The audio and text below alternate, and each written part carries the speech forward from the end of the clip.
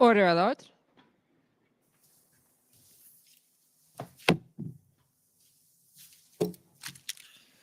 The Public Order Emergency Commission is now in session. La commission sur l'état d'urgence est maintenant ouverte.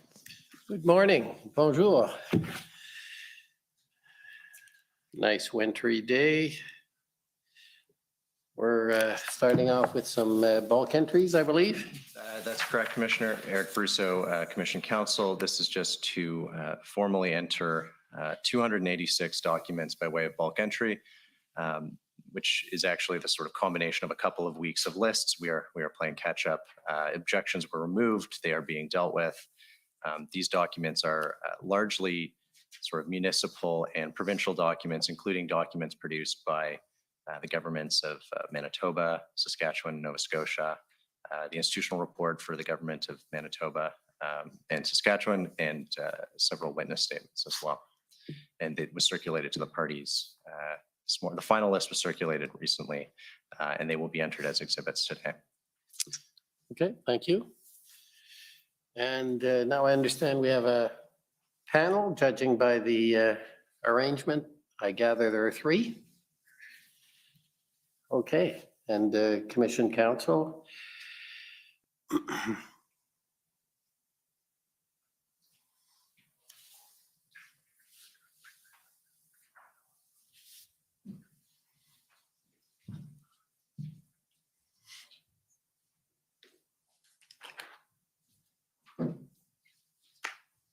Bonjour. Good morning, bonjour.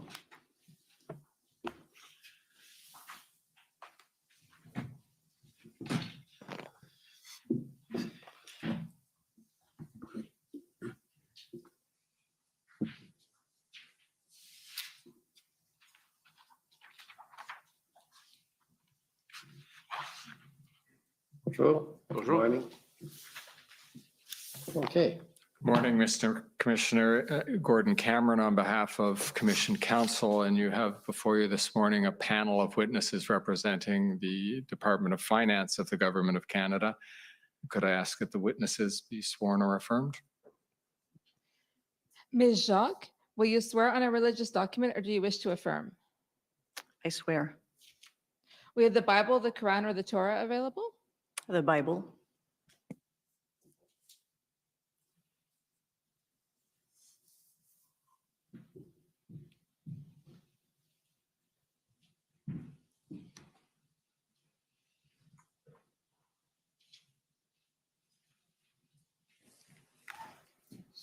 For the record, please state your full name and spell it out.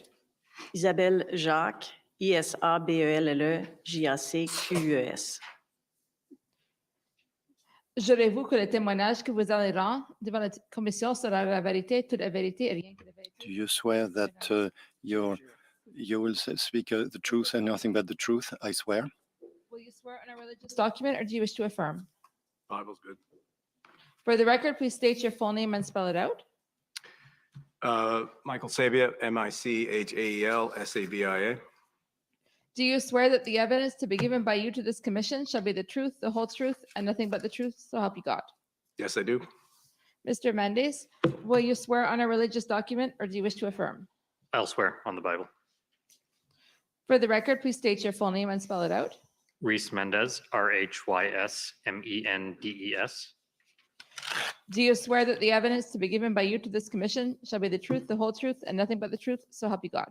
I do. Thank you.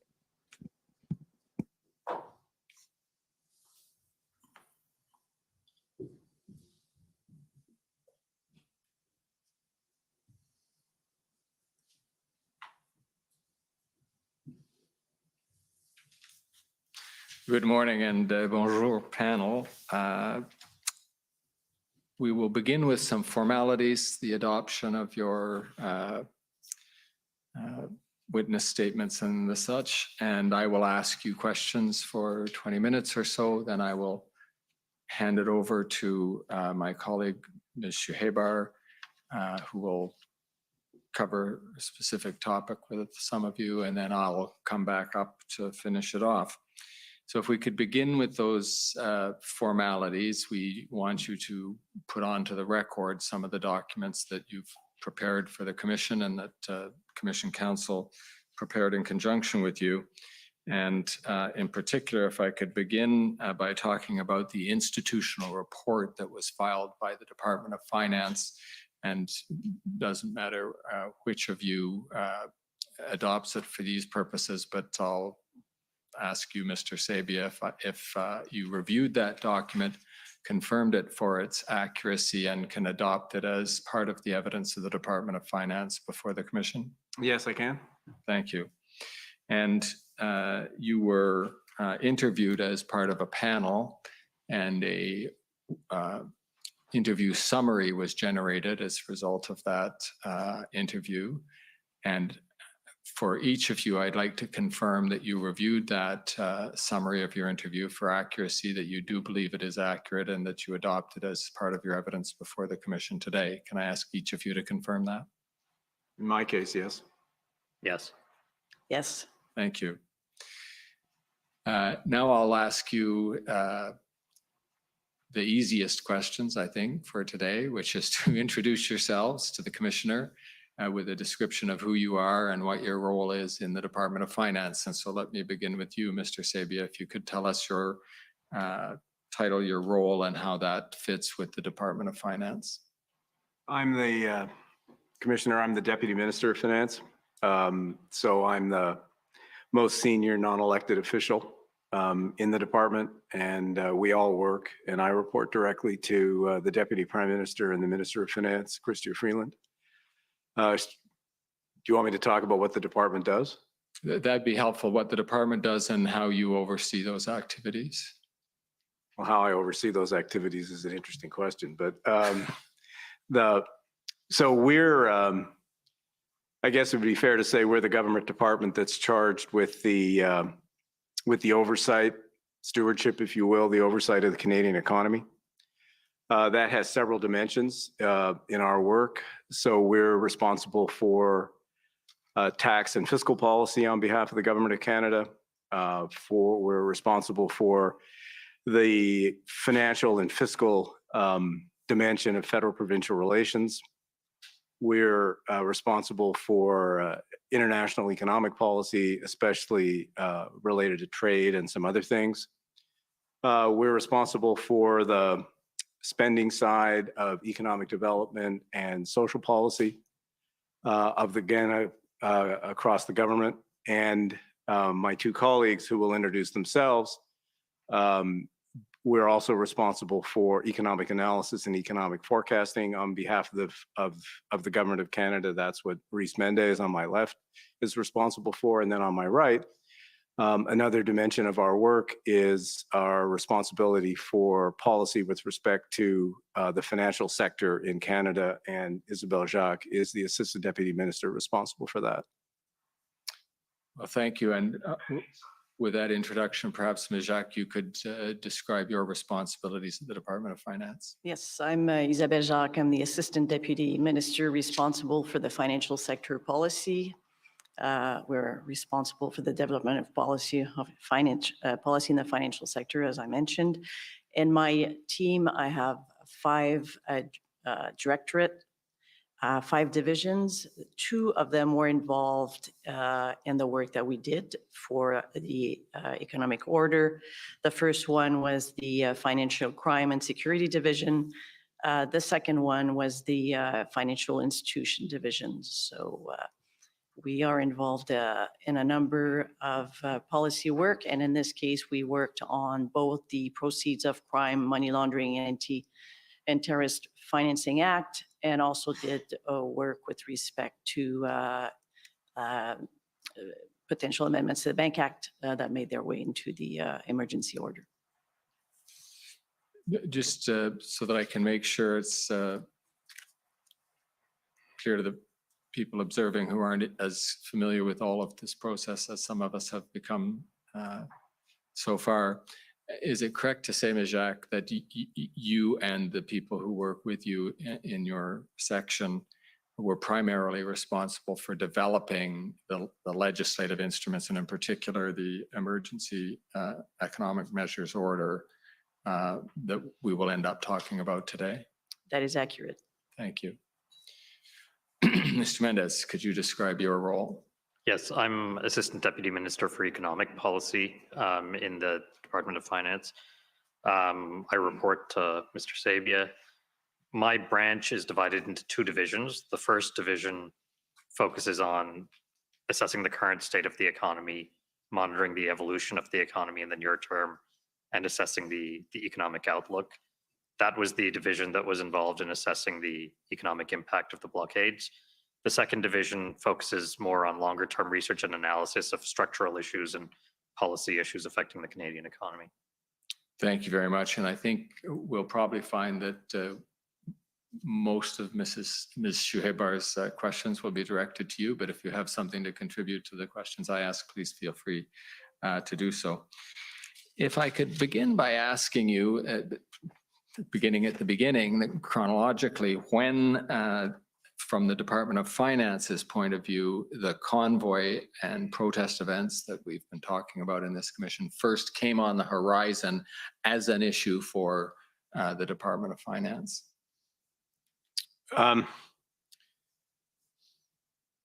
We, as a standard practice, review on a real-time basis events that we believe that are occurring that can have a meaningful impact on the Canadian economy. That's a core part of what Reese's group does.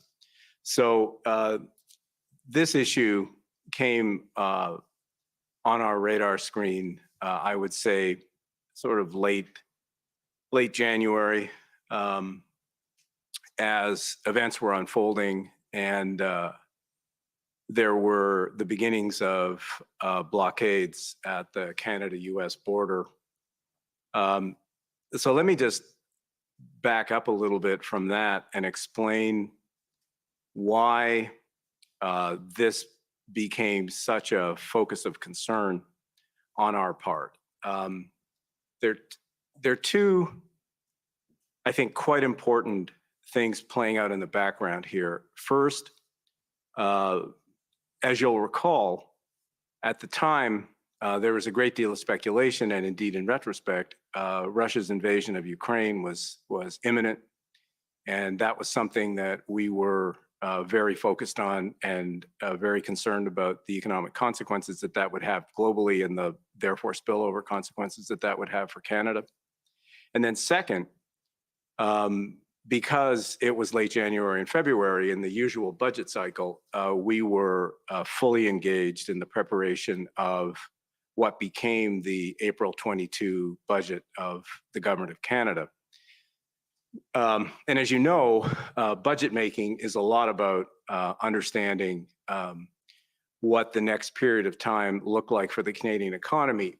And this is, I think, important in understanding the origins of our concerns.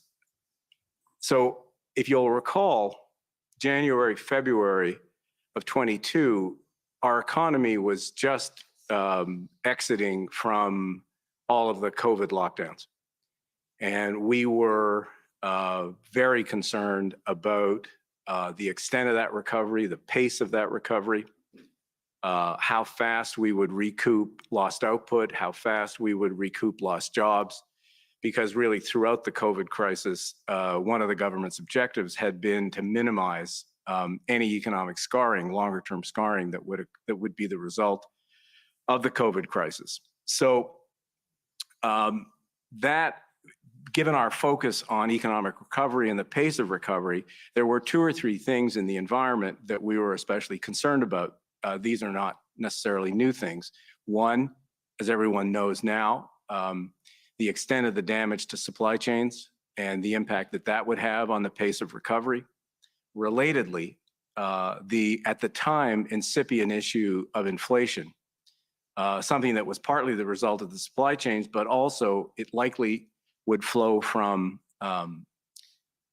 events in Ukraine because of the sanctions, et cetera, that would follow, and the impact on the energy markets, and how that would also flow through into inflation. So supply chain was an issue, inflation was an issue, and then third, so was the level of business investment, which is a chronic issue for Canada. So all of these things, and business investment as you know, Commissioner, business investment is very much something influenced by business confidence. So you take together all of these factors, and then these disruptions come along, and they obviously contribute to the extent of the concern that we have, because the Canadian economy, in our view at the time, was at a very, very fragile moment. So that was one set of concerns, and very significant concerns on our part and on the part of the government. Relatedly, particularly to the issue of business investment, playing again in the background of all of this activity was pretty big changes in what was going on in trading patterns in the world. Now, that sounds like an abstract idea, but it's actually not, because the Americans at the time, with Build Back Better, with the rejigging of their own supply chains, of the tendency within the United States to want to have more resilient supply chains, many of them anchored in the United States itself, that represented a very, very major challenge to Canada because of the degree of integration of our economy with the United States. 75% of our exports go into that market.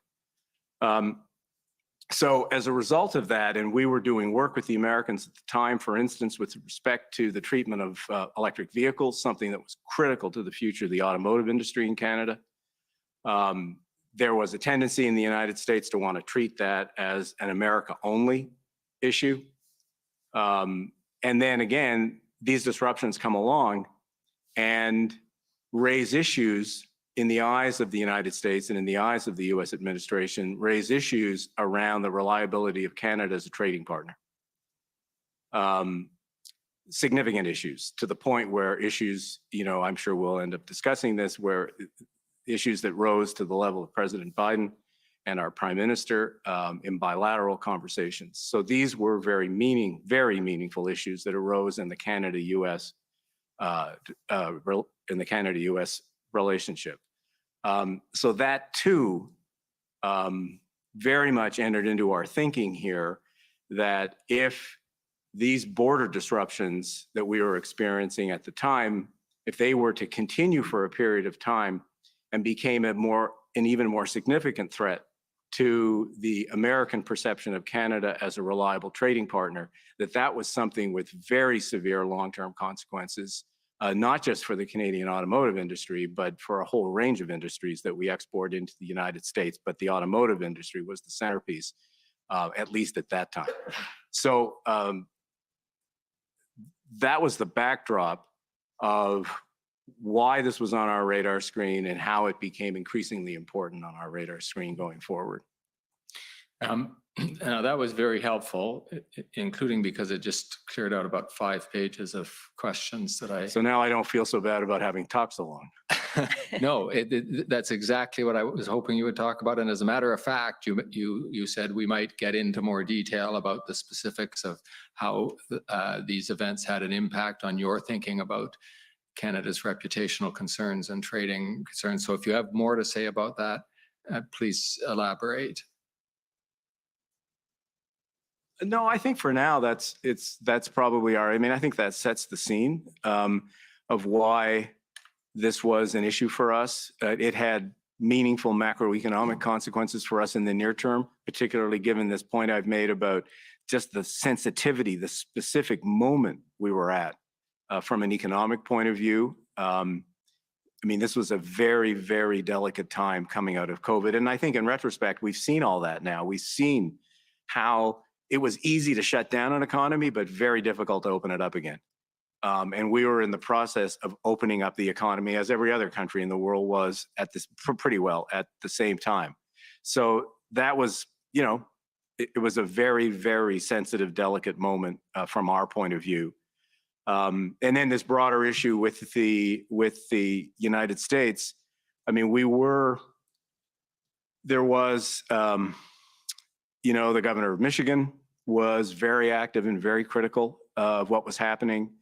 There were multiple comments in the public media from members of Congress from Michigan and other states.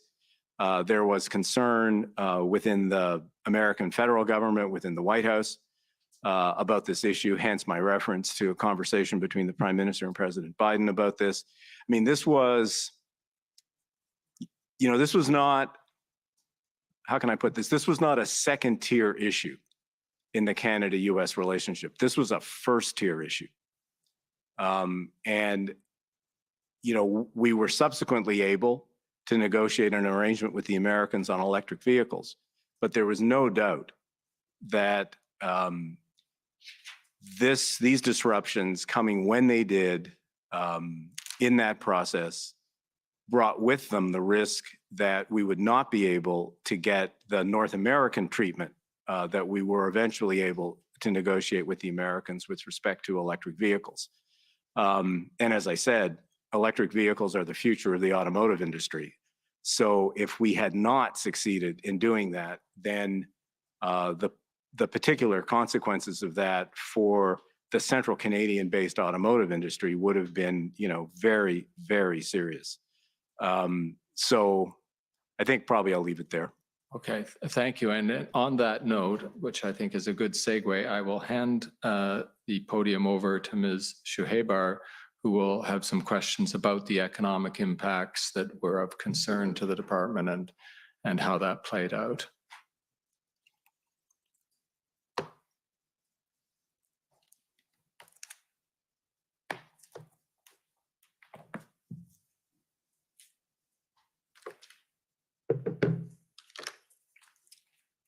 Good morning. Good to see you again. For the record, I'm Dalia Shahibar. I would like to say it's nice to see you and to be here again, but that would be playing fast and loose with the truth. Well, here we are. Here we are. Here we are. So I will be asking some questions about Finance's work on assessing the economic impact of the blockade. And I think you've set the stage very well with sort of the less quantifiable impacts. And now we're going to be looking at more of the quantifiable ones. And I'll be directing these primarily to Mr. Mendez, but I of course welcome other panel members' views. So Mr. Mendez, I understand that your division produced 2 formal economic analyses on February 10th and 22nd. Is that right? Yes, I mean, the second one was an updated version of the first. Okay. But yes, And were these shared with Minister Freeland? I shared them with Mr. Sabia. I have to ask him beyond that. Mr. Sabia? Yes. Yes. And do you know if she shared them with the incident response group or with her cabinet colleagues? Now I need some guidance, cabinet confidences and stuff. Yeah, it's fine. Inputs into cabinet are fine. Discussions Yes, she at did. cabinet are not. Yes, she did. Thank you. So I'll be getting to these analyses momentarily, but first, can you describe the kind of information that Finance was receiving from Transport Canada and other departments? Yeah, so I would say the principal source of information that we were receiving was from Transport Canada. There was information on the amount and type of trade that was disrupted or potentially disrupted. And there was also Transport Canada's analysis on the impacts of the trade disruptions on economic activity. So I'd like to pull that up actually. So that's PBCAN 50840. This is the February 11th backgrounder I think you were referring to from Transport Canada. And this was shared with Finance, right? It was, yes. If we go to page 3, please. It sets out 3 macroeconomic scenarios on the impact of the closure of the bridge. And I appreciate that you didn't produce this, but can you walk us through those scenarios? Well, as you said, I didn't produce the specific scenarios, and we relied specifically in our quantitative work on the first scenario. Okay. The first scenario really focuses on a shutdown in the automotive sector. That the shutdown in the automotive sector, that is, the logic of that, I believe, is really the just-in-time nature of inventory management in the automotive sector.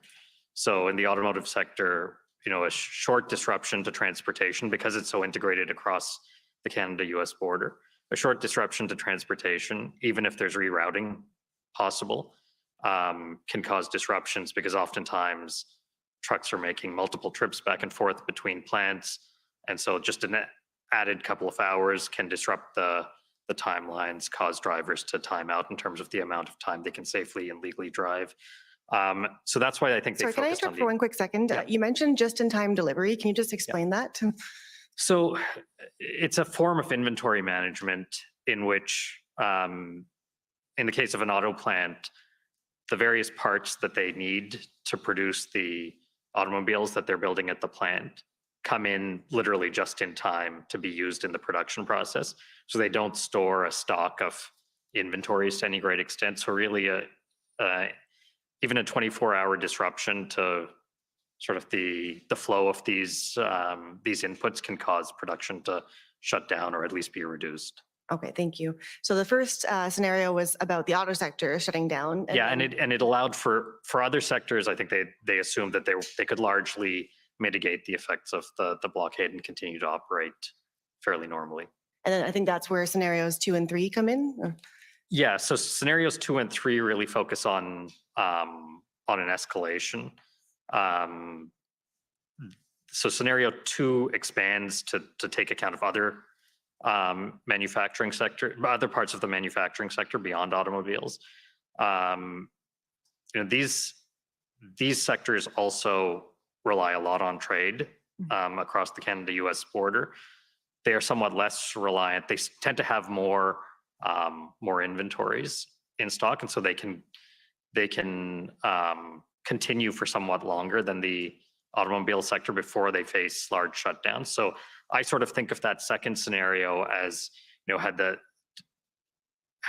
blockades continued, you could start to move into that second scenario. And then the third scenario is a case where really it becomes very difficult to reroute, difficult or impossible to reroute around the blockades.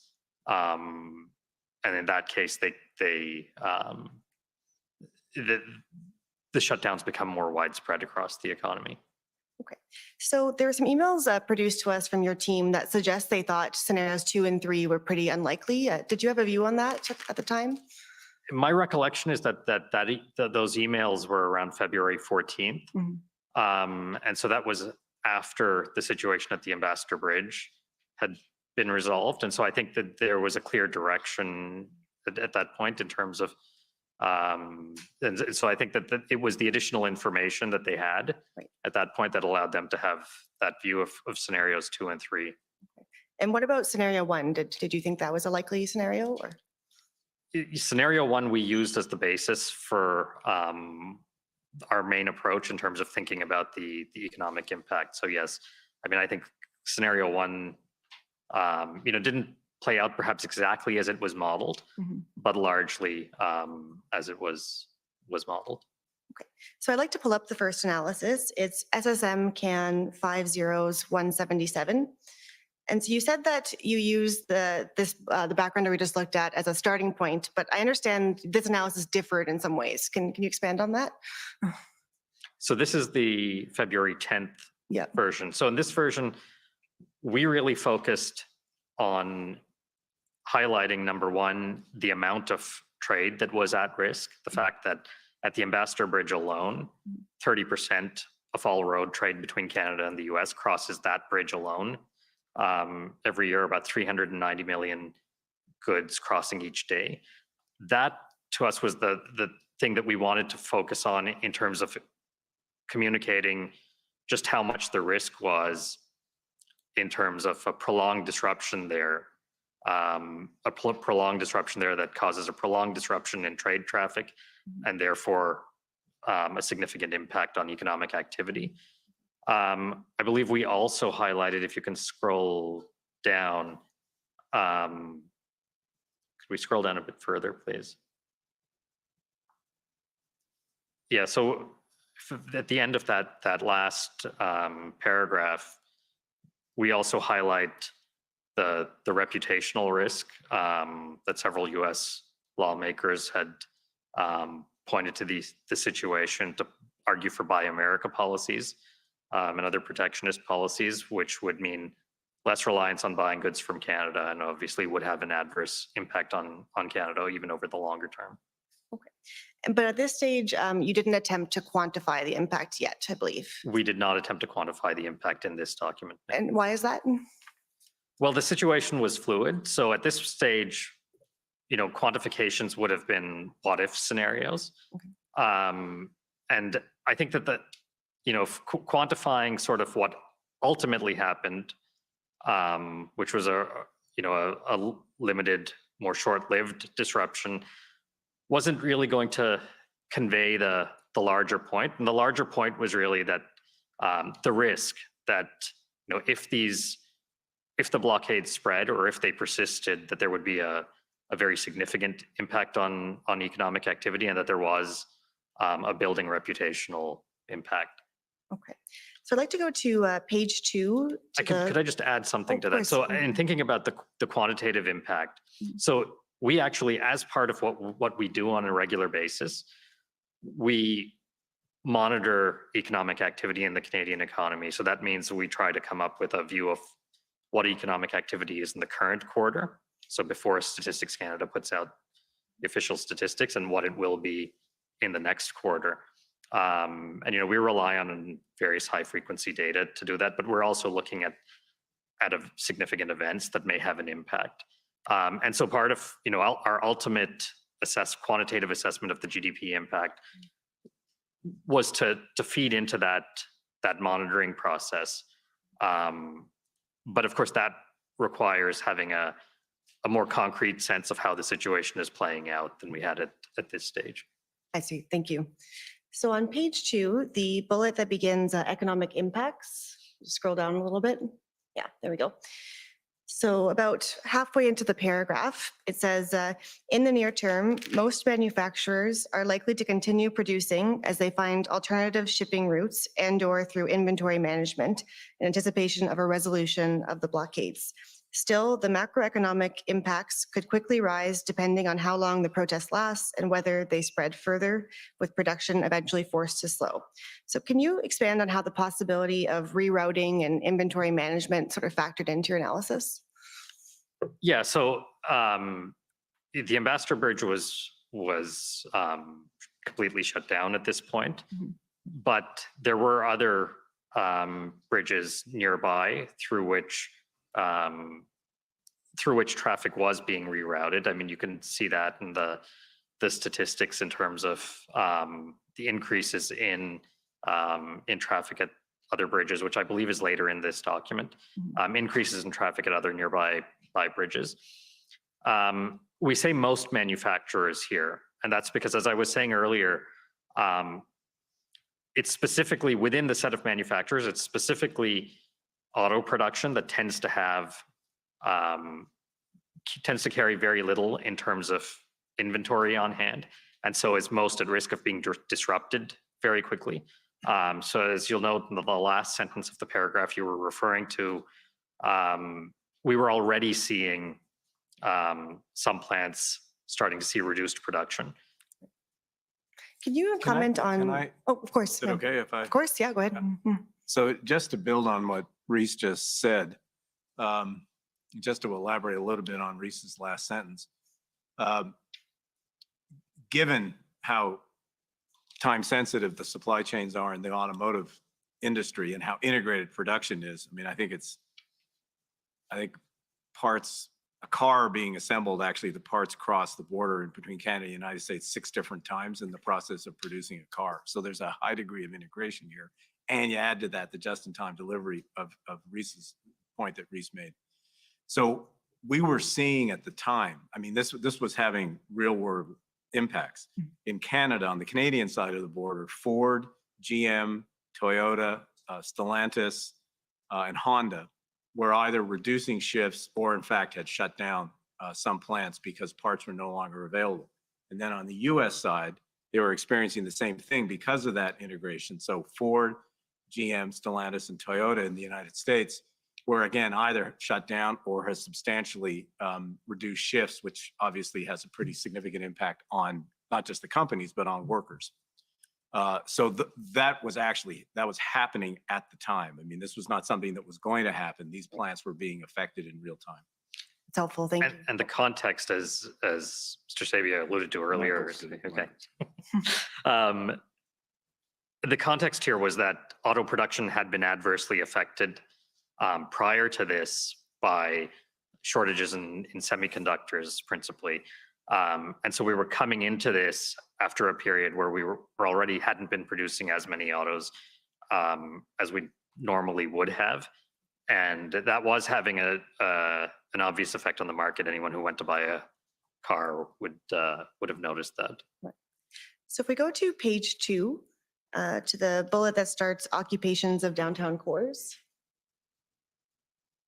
Or maybe the next page, I guess. Yes, there we go. So the occupations in certain cities, notably downtown Ottawa, are having important economic and social impacts on local residents and businesses. If the disruptions remain contained and end soon, it is unlikely to have a significant impact on the wider economy, given the relatively small size of the impacted areas and likely diversion of activity to other parts of the cities. So, Can you just yeah, slow down apologies. for the interpreters, please? Thanks. Absolutely, sorry. So is it fair to say that during this period, finance was primarily focused on the border blockades rather than the protests in cities or the economic impacts of those? In terms of the economic impacts, yes, we believe the border blockades pose the greater risk. 'Cause I guess they would affect the whole economy, whereas cities were more localized. Yeah, so the impacts of the border blockade, because the affected sectors have linkages to the greater linkages to the rest of the economy, did have the potential to have much broader effects. Okay, so the next bullet, implications for monitoring. It's a big one, but let's just start it. So up to now, the blockades had mainly delayed trade activities of goods valued at around $500 million per day and increased shipping costs. This represents the value of goods being delayed and does not translate into direct permanent loss. If the disruptions were to end now, most losses could be recouped, leaving little impact on economic activity in the first quarter of 2022. So just pausing there, can you expand on the idea that the delays would not translate into direct permanent loss? Yeah, so there's a distinction here between short delays and a short disruption and a longer disruption. And the reason is, so if you imagine an auto plant, for instance, if they lose a short period of production, it may be feasible to make that up to a significant extent in subsequent weeks. But there's a limit to how much production can be made up because there's only 24 hours in a day. People can only work so much. You can only work the plant for 24 hours a day at most. And even that there are limits because there's downtime needed for maintenance, et cetera.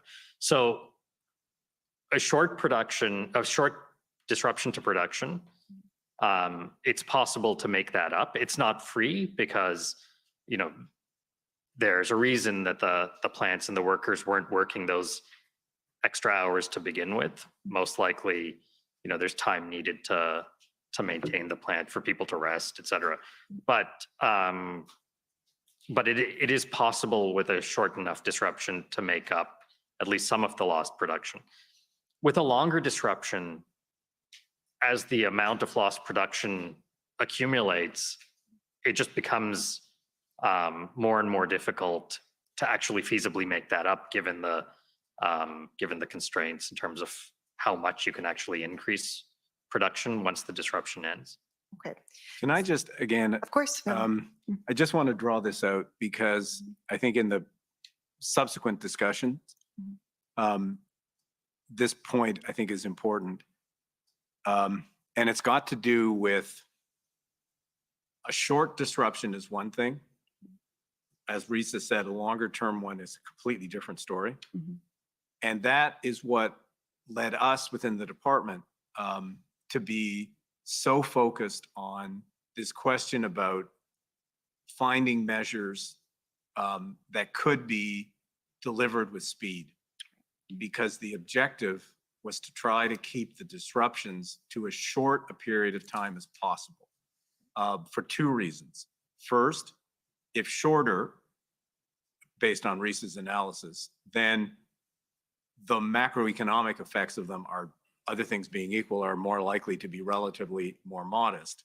But second, and really importantly, if they were to continue, then on this other point that I made earlier about the impact on the Canada-US trading relationship and the longer term consequences of the Americans reassessing Canada's reliability as a trading partner, that if we could keep things short, the damage to that overall relationship is something that we would probably be able to manage our way through. If, on the other hand, the disruptions continued for a period of time, then a core concern we had was that could have, at a time when the Americans were reassessing their trading relationships with the world and certainly with us, that could have a very significant and durable negative impact on Canada's economic prospects. So this issue about trying to move quickly to keep the disruptions to a relatively finite and short period of time, this is something that was just right at the core of all of our thinking within the department. That's very helpful. And I think my colleague will be exploring a bit more about what measures you took and why, but that's very good context. So we're going to be getting into some technical points now. And so I think it would be helpful to clarify some concepts for those of us who are not economists, including myself. So am I right that at a basic level, GDP is the value of goods and services produced by a country in a given period of time? Yes. Yes. And it's often considered in different quarters of the year? Yes. Okay. And so can you explain the difference between the level of GDP and the growth of GDP? Yeah. So the level of GDP is essentially what you just described, the flow value of the goods and services produced in an economy during a period of time. The growth rate is the change in that level between two different periods. Okay, thank you. I'd like to pull up SSM CAN 403771. I should say the growth rate is the change in the level between two different periods expressed as a percentage. Okay, thank you. And we'll see that this is an email from February 10th from Julie Turcotte, who I believe is the Director General of Economic Analysis and Forecasting. Yeah. And so at the top here, she says, FYI, Bloomberg is suggesting a 0.1 pp, which is percentage points, I think, direct drag on annualized GDP growth for each week of major slowdowns seems large to me, and an extra 0.2 to 0.3 percentage points in direct effects. Of course, too cute to be really backed by analysis and most likely overstated to make up for nice media attention. So when they say a 0.1 percentage points direct drag on annualized GDP growth, can you explain that in simple terms for us? Yeah, so it's basically reducing the rate of growth by 0.1 percentage point in this case is what they're saying. And what I don't know exactly what they mean by drag, because my recollection is that the Bloomberg article in question doesn't specifically lay out the methodology in detail, but I would suspect it means the impact on the sectors that are directly affected by the trade disruptions. And maybe that's a contrast to the 0.2 to 0.3 in indirect effects. Yeah, and so again, I don't know what that means. That language, often indirect, is often used to refer to the impact of a disruption in one sector as it spreads through the economy onto other sectors. So it seems like Ms. Turcotte is a little bit skeptical about these conclusions. Like, did you have a view at the time? Or? I don't recall having a specific view at the time on the Bloomberg estimates. I'll say part of what you're seeing here is just in the normal course of assessing all of the incoming information, we do try to play a bit of a challenge function, and I think in trying to take a skeptical view of things in order to assess the validity of a given number, and over time, as more information comes in, that can change. I think the the 0.1, where that ended up being, in the same vicinity as the sorts of numbers we came up with.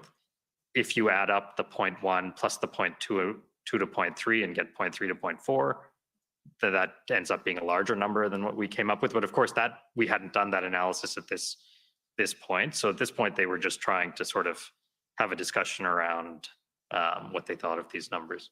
Fair enough. So I'd like to pull up SSM Can 6095.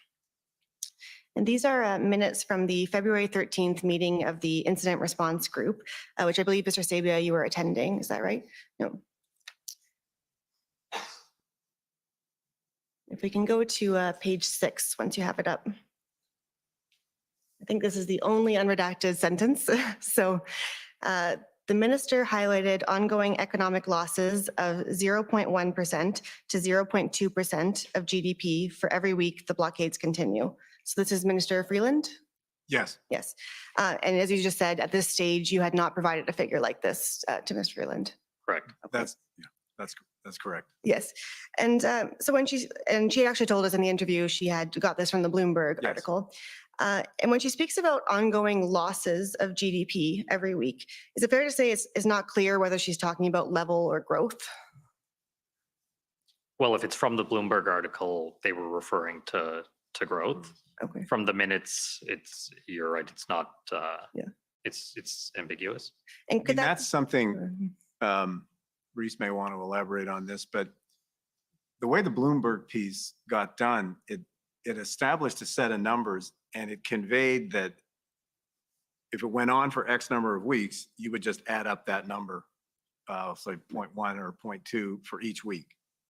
And I think that's what the minister, given that this is based on Bloomberg, that's what the minister is commenting on here.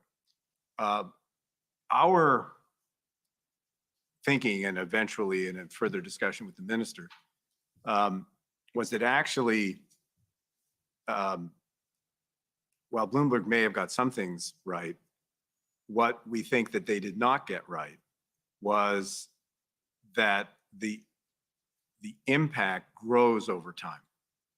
So for every unit of time, you get more impact than just if you're able to contain the disruptions to whatever, a week, 2 weeks, whatever, but a very short period of time.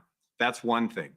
But as it goes on and the indirect effects spill over into other sectors, you get more disruption of supply chains, then that number will tend to grow over time as you go through it week by week. So again, coming back to this point I made earlier, sort of time is everything here. Right. If you can contain it, it's one thing. If you can't and it gets bigger and bigger, then you're facing a bigger and bigger economic problem.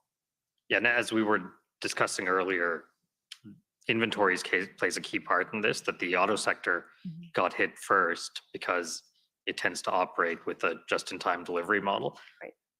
Other manufacturing sectors would have been hit subsequently as they started to draw down their inventories. Sectors like food and beverage that rely on perishable inputs that cross the border would have started to be more affected also. So I think that the economic impact would spread the longer it lasted. And so the number wouldn't be the same for each week, it would grow. Okay, that's helpful. Can we pull up SSM Can 401980?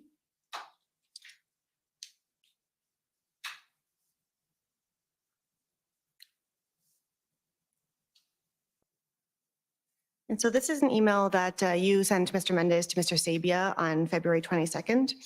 And so if you scroll down a little bit, yeah, Michael, as requested, here is our best current estimate of the impact of the blockades. With the current information, we estimate that the border blockades would reduce the level of GDP in 2022 Q1 by 0.03 to 0.05%.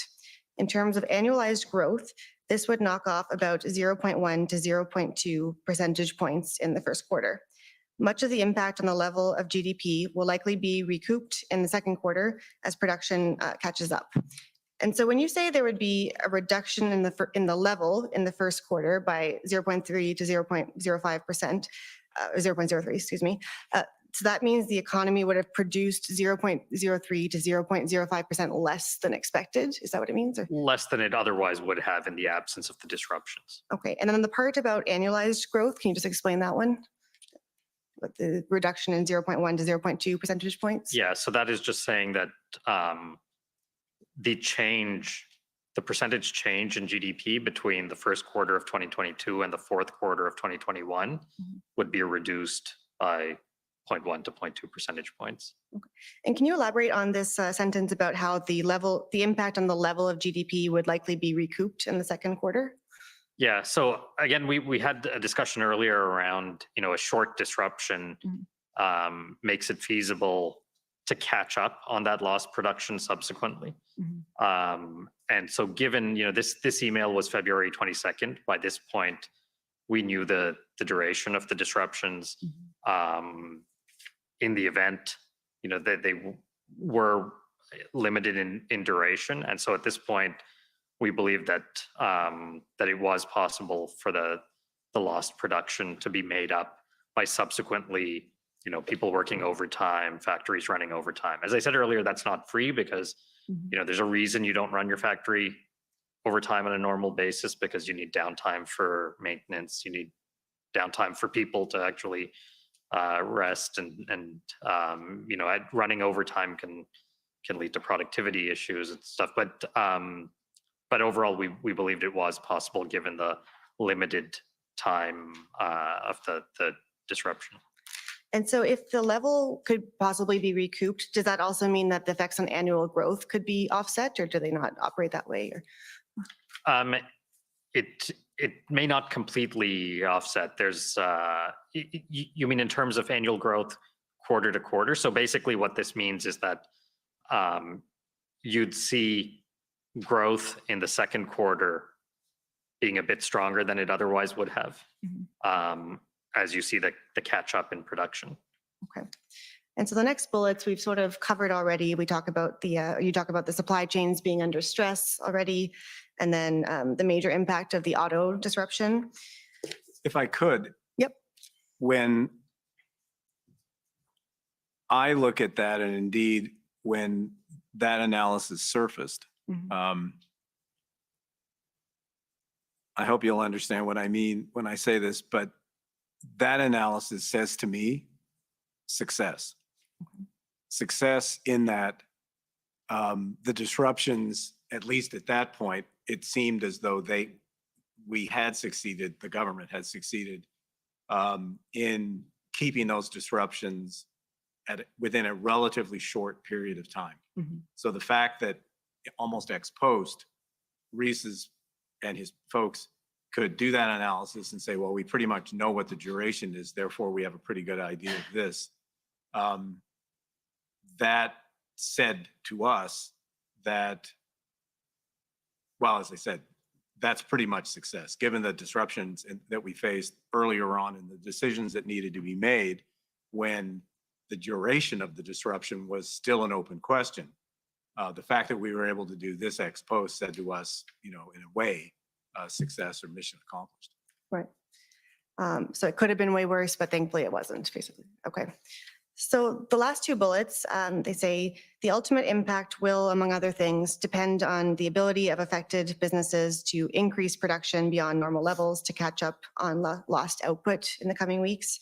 And these economic impacts could quickly escalate in the event that blockades were to re-emerge and if other crossings had become unavailable. So I think we've sort of covered these points, but anything you want to add about those? Or it looks good, but yeah, I think we've covered the first point in terms of the length of the disruption is really what drives the ability of businesses to catch up in part.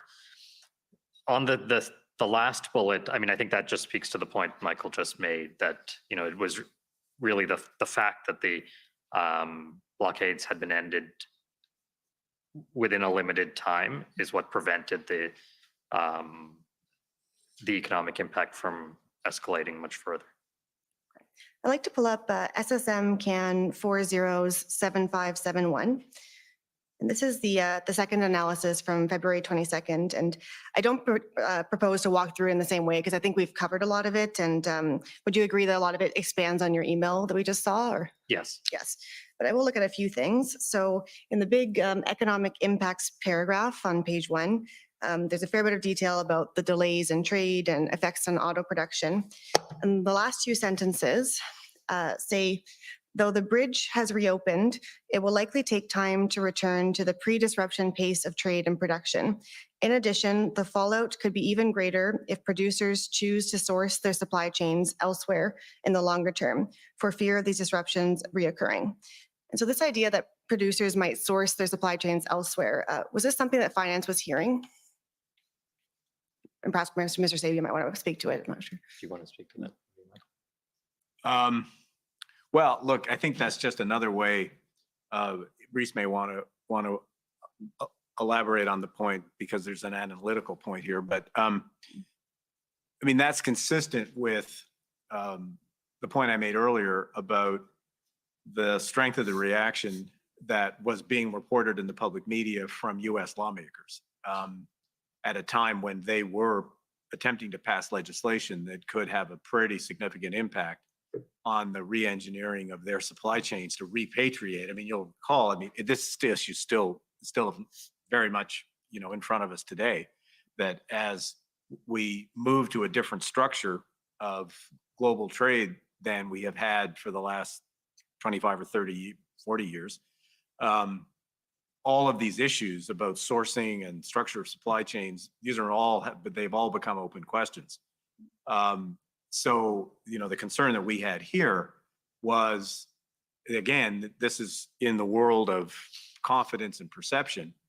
If American companies or the American government began to think that they could not count on us as a reliable source of supply, then they probably would shift production.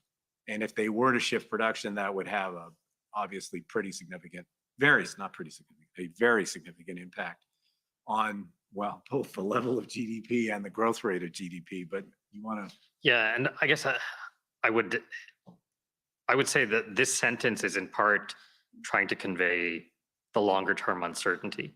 Right. That the limited duration, the fact that the blockades were ended within a limited duration, I think helped to avert some of the near term risks. Michael talked about the negotiations with the US over electric vehicles, and so that is clear that there was a helpful that it was helpful in the near term. What we don't know is 5 years from now, when an automaker has to decide where to put their new plant, will this be a consideration? Hopefully the fact that the disruptions were relatively short-lived mitigates that issue, but that sentence was just a reminder that there is that longer term uncertainty. Okay. If we go to page 5, please, to the second table. It's called Economic Impact of Border Blockades. And so the first column says value of goods per day prevented of free flow, $511 million per day at the peak. And the second column says estimated economic cost per day between 28 million and 56 million per day at the peak. Can you explain the 2 columns and how they interact? Yeah. So the first column is the sum of trade at the Ambassador Bridge and at the points of entry at Emerson and Coots that were blockaded. The second column is our estimate of the economic impact, so the impact on GDP per day during the week where we think the impacts peaked. So that was, I guess, the week of February 6th or 7th, when the week during which the Ambassador Bridge was blocked. So that second column, the way we come up with that is we take as a starting point Transport Canada's scenario 1, which we discussed earlier, which estimated an impact from the Ambassador Bridge disruption at $45 million a day. We then We then make assumptions to get effects on, get estimates of the impact stemming from the disruptions at the points of entry at Coots and Emerson. And that gets us from the 45 to the $56 million a day. The 28 million reflects there was uncertainty about the overall impact. You saw in discussions earlier, in one of the emails I think you put up earlier, there was a discussion around how should we think about the $45 million disruption that Transport Canada had? Should we think of it as an upper bound? So the 28 reflects that uncertainty. So we wanted to be cautious in terms of the economic impacts that we estimated. And so it's simply half of the 56 million to reflect that there's a range of uncertainty about what the true impact is. I'd like to pull up SSM CAN 403807. And so this is a draft of the Section 58 explanation, so the formal explanation the government gave for the Emergencies Act. And I can pull up an email if you like, but do you recall it being sent to you, this draft, Mr. Mendes, on February 16th or so? I remember a draft being sent to me. I don't remember the precise date. Okay. If we go to page 6, please. The second full paragraph, it says, the economic impact to date is estimated at approximately 0.1% of Canada's GDP per week. However, the impact on important trade corridors and the risk to the reputation of Canada as a stable, predictable, and reliable location for investment may be jeopardized if disruptions continue.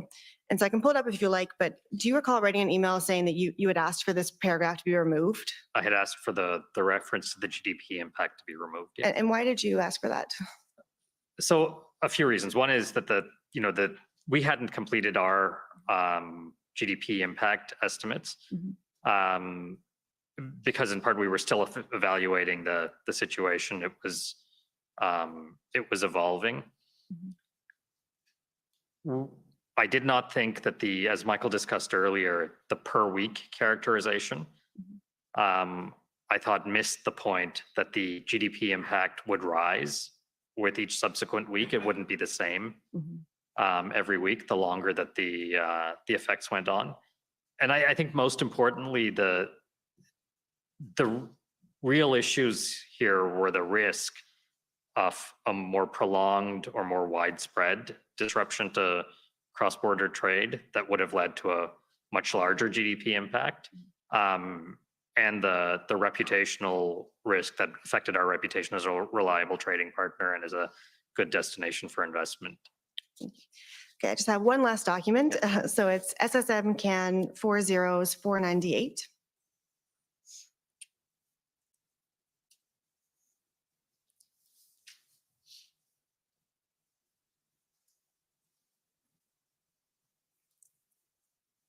And so this is a memo from April 6th that was prepared by the Privy Council Office for the Prime Minister. And we can see at the top, it's called Merchandise Trade in February 2022. If we go down to page 2, just the first bullet under PCO comment. February data confirmed that the border crossing blockades in February had limited impact on the flow of goods, as lower traffic at the impacted border crossings was partly offset by increased trade activity at other crossings. This suggests that border protests did not significantly disrupt the Canadian economic activity in February, in line with the advanced real GDP estimate, which anticipates a growth of 0.8%. Do you agree with the conclusion that there wasn't a significant impact on the economy? So I think the last estimate we did of this was the 0.1 to 0.2% impact on the first quarter over quarter growth. And so we haven't revisited that. That said, I think that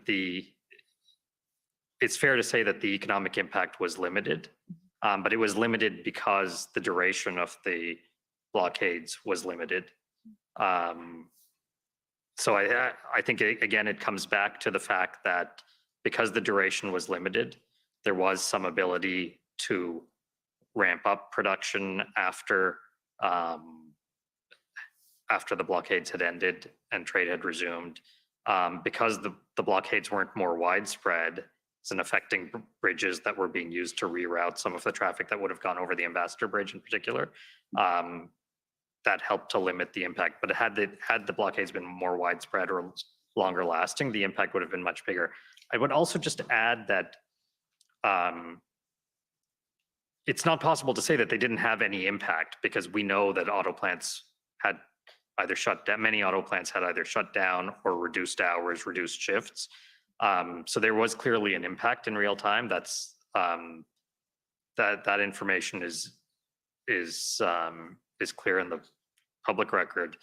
Right. When we look at the data, so data collected, for instance, by Wards, which is a company that collects data on the automotive industry, among other things. If you compare their forecast for what February production would have been when they made the forecast at the beginning of February versus what it actually turned out to be, it ended up being close to 10% below what their initial forecast is. And I think it's reasonable to assume that at least part of that was due to the blockades, given that we know that there were shutdowns and reduced hours at many plants. Okay. Just as my last question, I understand that finance didn't do sort of an after-the-fact assessment, and can you explain why of the impact of GDP? Yeah, so I mean, we often do assessments of events that are likely to have an economic impact in real time, because as I was mentioning earlier, we are trying to monitor the evolution of the economy. We try to come up with an estimate for GDP in the current quarter and the next on an ongoing basis. So we're often doing real-time assessments, whether it's a flood or other weather event or something like the blockades. We generally don't do ex post assessments of the impacts of events like this. The reason is it's very difficult to actually identify the impact ex post. So you think about all of the February data that we're looking at. So whether it's the trade data or GDP or labor force data, there were confounding factors affecting things. So, for instance, there was an Omicron wave in January of this year, which would have adversely affected economic activity, and therefore would have affected the growth rate of economic activity between January and February. Would have affected hours worked. And so there was also, for instance, there were auto production issues in January, unrelated to the blockades, but related to shortages of semiconductors and other inputs, which caused auto production in January to be adversely affected. So, there would be normally some ramp up in February to try to make up for that if the parts started to come in. That sort of confounds the ability to see the full effect of the blockades on auto production. So there are these various confounding factors that are always in play, because there are always multiple things going on in the economy that make it difficult to provide an ex post estimate of the impact with any degree of confidence. Basically, it's hard to isolate the impact of one single. Precisely. Okay. So those are all my questions. I'll turn it back to Mr. Cameron. Thank you. Thank you.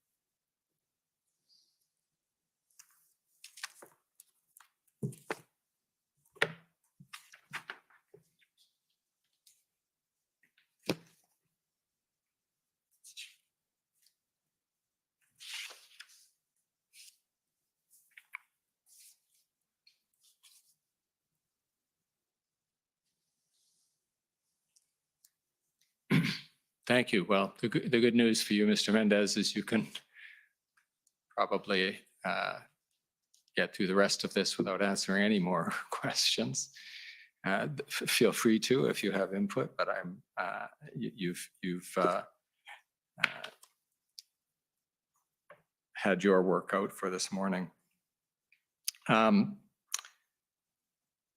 Where we'd like to go now is the approach that the department took as the convoy was becoming an issue and your department was being approached to consider possible options from the Department of Finance's point of view for dealing with the issues that the government was facing with respect to the convoy. And let me ask you to just begin by describing when this approach was made to you. How did the Department of Finance view the tools that it could add to the government's kit for dealing with this situation? Sure. Let me start, and then Isabel, you may want to add. So look, as the disruptions on the one hand continued to materialize and in some case intensify, and the disruptions in Ottawa continued on, there was a general sense across the government and an interest that was expressed to have every department trying to think about, are there ways in which we can develop ideas that would help bring to an end in a good way this very difficult situation. So there was a general interest and in developing ideas, which obviously included us. But beyond that, the sort of general interest, there were a couple of other things in our minds motivating our work to try to find things that could contribute to a solution. On the one hand, I won't belabor this again, because with the previous conversation and Reese's comments, I think the extent of our concern with respect to the economic issues is pretty straightforward, pretty clear. And this intense focus we had on, are there things that can help end this quickly? Because as Reese and I have tried to explain, duration is everything here in terms of its disruptive impact on the Canadian economy. So quite aside, or in addition to the general interest in, due to various departments, can they develop ideas that can be helpful here? We wanted to, given our responsibilities for the Canadian economy, we wanted to find ways, and that was a significant motivator. The other one was, we are also, given our responsibilities for the financial sector, we also take seriously our responsibility to ensure the integrity of Canada's financial system. And Canada's financial system being used for these kinds of purposes is not consistent, in our view, with maintaining the integrity of the financial system. So it was both our concern, our response to a general request for ideas, but within the department, it was, what can we do to shorten the duration of these disruptions, given their economic consequences? And then finally, this concern that we take very seriously about the integrity of Canada's financial system, and that we safeguard that integrity all of the time. So those three factors led us to start some work on what can we do, given the legislation that we're responsible for. So we began thinking about, are there ways in which we could use the Bank Act or other pieces of legislation? It really centered pretty heavily on the Bank Act. Also, the money laundering and terrorist, the long form. PCMLF. Yes. Yeah, the acronym's too long. Yes, but proceeds of crime, money laundering, and terrorist financing. She's got it. That one. Those two pieces of legislation. So we started thinking about, okay, well, is there something constructive that could be done through FinTrack, which is the agency responsible for proceeds of crime, money laundering, and terrorist financing or terrorist activity?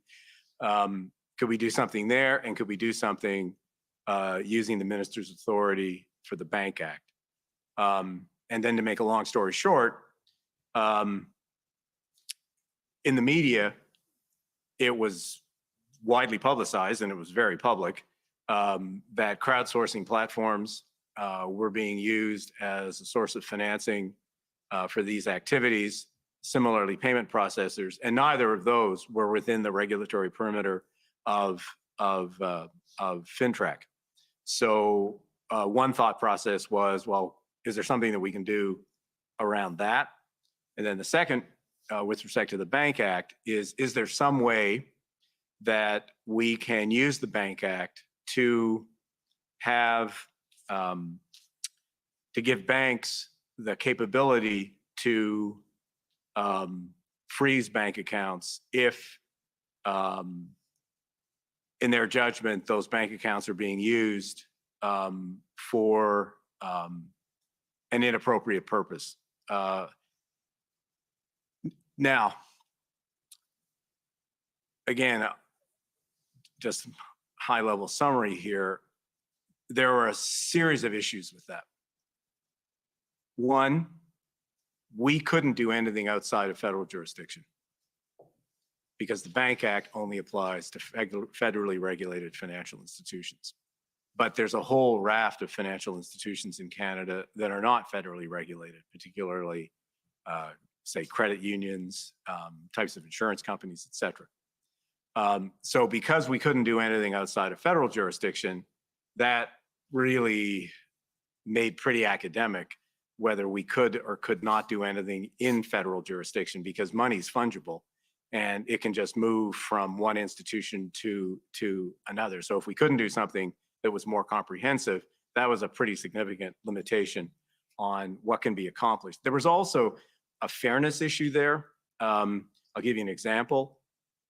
In Quebec, the Banque Nationale, that's a federally regulated institution, but Desjardins is not. And Desjardins, anyone who's lived in Quebec knows that Desjardins and Banque Nationale compete pretty intensively between the two organizations. So to treat one way and the other another way, that seemed to us to be, that's just one example, but that seemed to us to be a pretty big problem. So, so that was one piece. The second piece, come back to something earlier that I said, was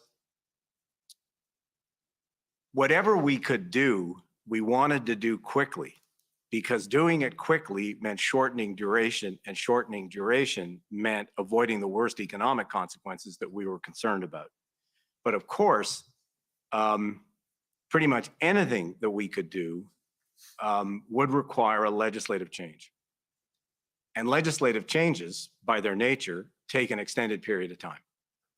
So if our thinking process was, how do we manage duration here of the disruptions?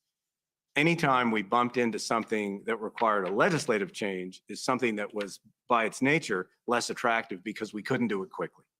And by not being able to do it quickly, it didn't really deliver what we needed, which was relatively speedy action to shorten the duration of these disruptions. Okay, well, we are going to for the reasons you just mentioned, we'll leapfrog your initial interest in seeing if there was something you could do under either the proceeds of crime legislation or the Bank Act. But the memo that you did for your minister on that point happens to capture some thoughts that I want to use as we move ahead into the legislation that was actually used. So if I could ask the clerk to call up SSM CAN 403764. And this is a memorandum from you, Mr. Sabia, to the Deputy Prime Minister and Minister of Finance, Minister Freeland. And because you seem to have some law against dating documents in the federal government, I've had to figure out that this is a February 9th memo. Does that sound about right? Yeah, that's about right. Okay. February 8 or 9, yes. Right. That's about right. If it makes you feel any better, it drives me crazy too.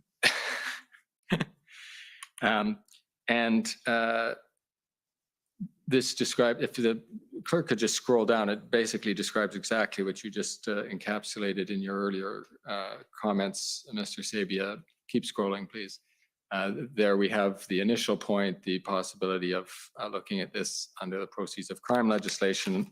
And then there's a page of that. And if you get up to the top of page 3, where there are some redactions, you see, now these are options under the Bank Act, as you'll remember from the time at which this particular memorandum was developed, but they ended up being brought forward into the legislation. And by the way, Jacques, please feel free to chime in if this is your territory. But in terms of what we'll call freezing accounts, I think there's a more cumbersome way of describing it, refusing to have dealings with or transactions with the customer, et cetera, but I think you'll understand what I mean when I talk about freezing accounts. Yes. The two options here, if I can describe them compactly, the first one is that the government creates some sort of authority which simply directs banks to freeze accounts without the bank having any discretion in the matter. Is that right? That is correct. And then the second option is one in which the bank the person is identified, but the bank then exercises its discretion as to whether or not that person is engaging in activity that should result in their bank accounts being frozen. Is that fair? That's fair. They had to review their business relationship to see whether any of the funds were used in a manner that was concerning. Right.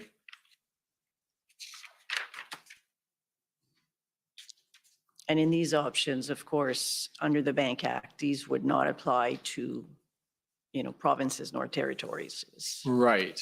And so as Deputy Minister Sabia said, the option that had more attraction to you because it was much faster, you didn't need legislation, and because it was national and could cover both categories of institutions. And I think just to complete that point, Mr. Sabia, you would add the ability to capture insurance, the insurance industry, if you were able to have a regime that covered the whole country. Correct. Yes. But at the time, certainly when we're looking at these options, the situation was evolving. So we started from a situation when we're monitoring these activities where there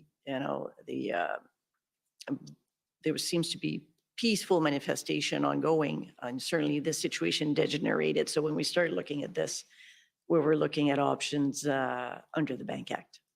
Right.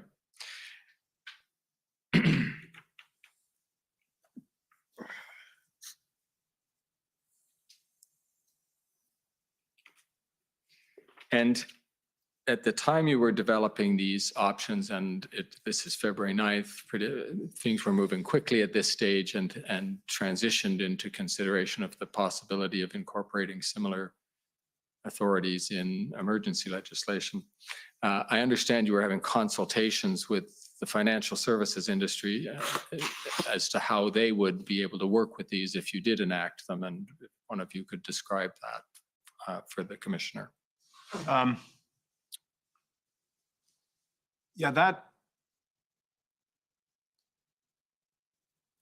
that started, I don't recall the exact dates, but sometime in the week of this memo, I think a little bit earlier, I had as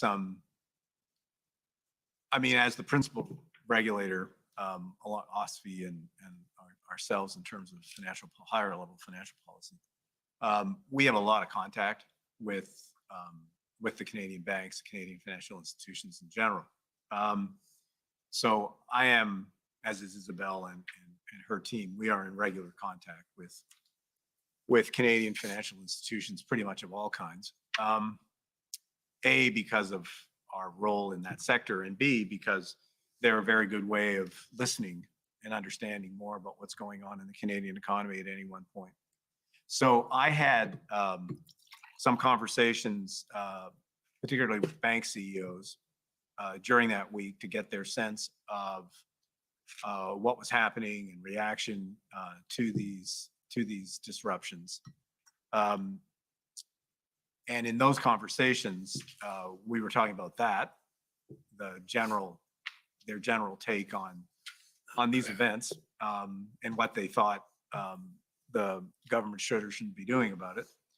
And then Second, general conversations around what could be done. In those early days, I did not raise the specifics of these options, which would have been inappropriate at the time. We were not at that point, and we had not had conversation with our minister about it. So these specifics in those early conversations were not really on the table. Then a little bit later, I think toward the end of that week, I have to check these dates, but toward the end of that week,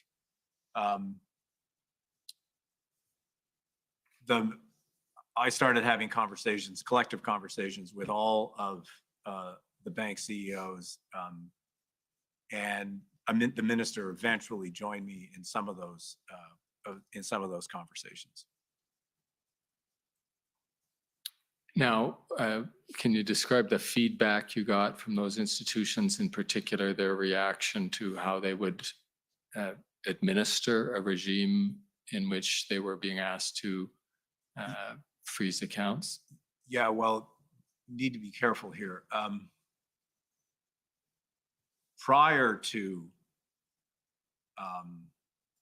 the possibility or likelihood that the government would invoke the Emergencies Act, I mean, that was a very important dividing line here. So prior to that, in the week that we're talking about here, my conversations there would have been much more general, much more focused on, what are they hearing from companies? What are they hearing from investors?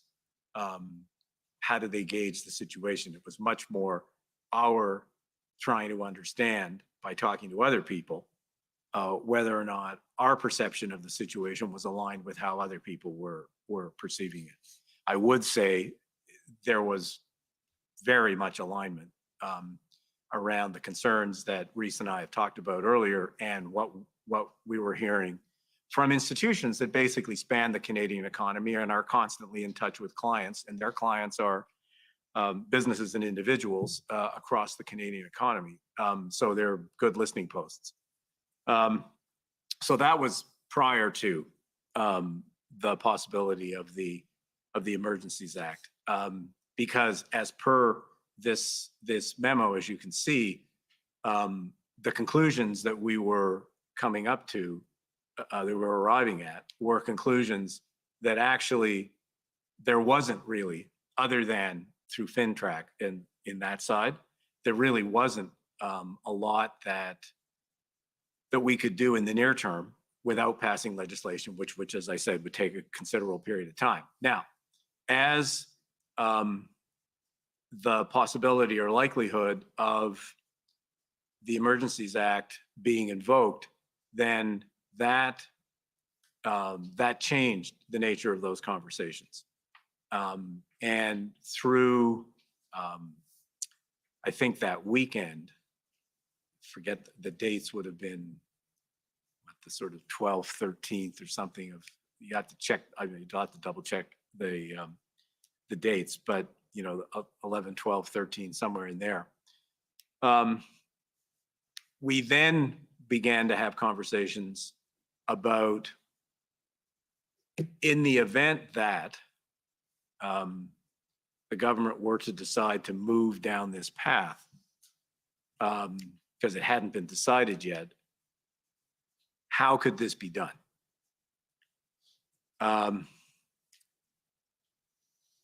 And I would say that the reaction that we got to those initial conversations was pretty much, consistent with what I had heard in the earlier conversations, which is, to shorten what were long conversations, that, this is a serious issue and a threat to Canada's economy. What can we do to help? So there was an openness on the part of the bank CEOs to working with us to try to find solutions that would bring a peaceful end to what was a difficult circumstance. So in those conversations, we did talk about, how could this work? What would you do? What would be feasible for you? Because we wanted to learn as much as we could about the actual operation of this from the people who actually operate in the day-to-day financial system of the country. So that was the nature of those conversations. And then as the weekend and time progressed and it became more apparent of the possibility that the government would move in this direction, then Minister Freeland joined me for one or two of those calls, where at that point we were saying, okay, well, if we're going to go down this path, you know, our expectation would be for you to be able to do A, B, and C. Are those feasible things? And how would you do that? And in A, B, and C, we'll just talk about A and B. And the first is you're saying to the banks, we can either give you a list of people whose bank accounts need to be frozen, and then you freeze them. That's option one. Or you, the manager of the bank, can watch the news and read the paper and look at your customers and try to figure which ones of them are engaged in illegal activities and what you should do about their accounts. The way I've described it, Mr. Sabia, I think you're probably going to foresee what the reaction was of the financial industry as to which of those two options they would have found easier to administer. Yeah, I think the less, I think, statement of the obvious, the less discretion that they had, or in other words, the less onus you were putting on the financial institutions, you know, from their perspective, the easier for them. Right. And again, for one of you, perhaps now we're over to Ms. Jacques again. As I read the emergency economic measures order, it ended up being a hybrid of those two options, 1 and 2. Can you describe that for us? Yes, it was. So basically, under the Emergencies Act, certainly financial institution had an obligation to review on an ongoing basis their relationship with their clients to ensure that they were not using the property to further the illegal activities that were ongoing. And certainly in doing so, if they found out that they did have any of this property, they would have to suspend the services they provide, namely to freeze those accounts. Right. So in trying to come to the knowledge and conclusion as to whether you had a business relationship of such nature, they could do two things. The first, they could on their own, on an ongoing basis, using their algorithm or processes that they have, identify suspicious transactions. Or, as we allowed in the, as we specified in the legislation, obtain information from enforcement officers, could be from federal or provincial. So we provided for information to be shared by the federal or provincial or territorial governments with the financial institution to help.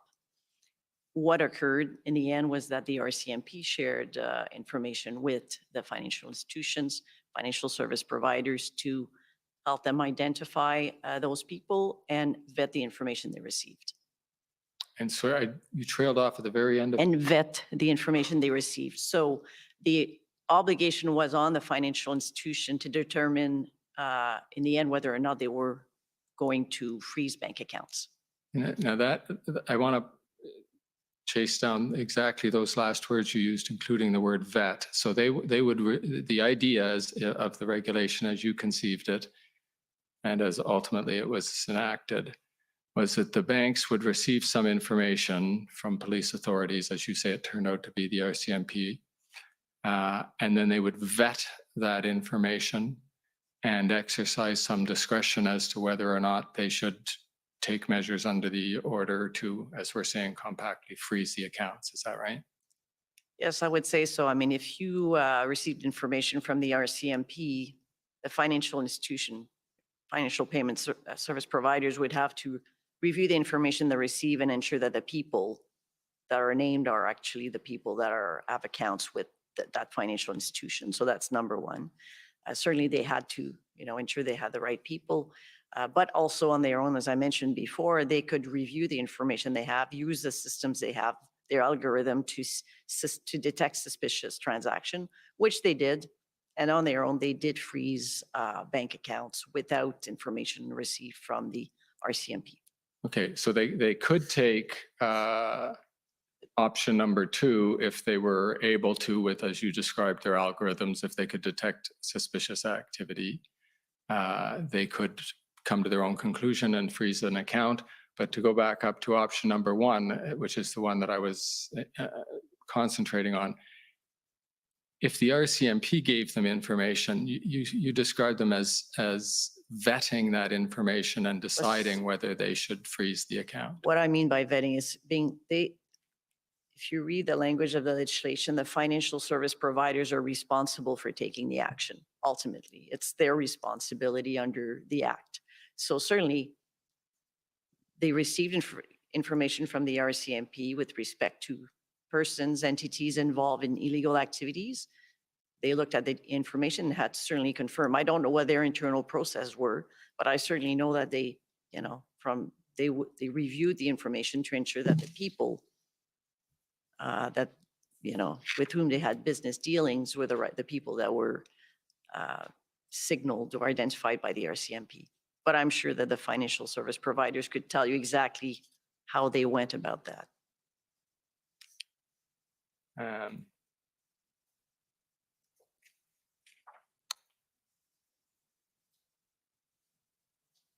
If we could call up, Mr. Clerk, PB Can 50781.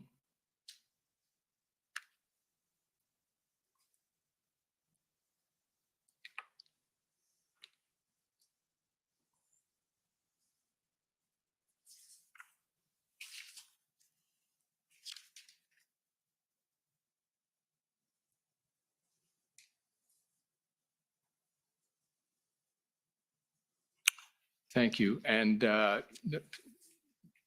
don't know if any of you would recognize this. Denis Baudouin is officer with the RCMP, and he filed this affidavit in the context of some of the litigation that's going on in connection with the invocation of the Act. And if you could scroll down. Sorry, they filed this with respect to?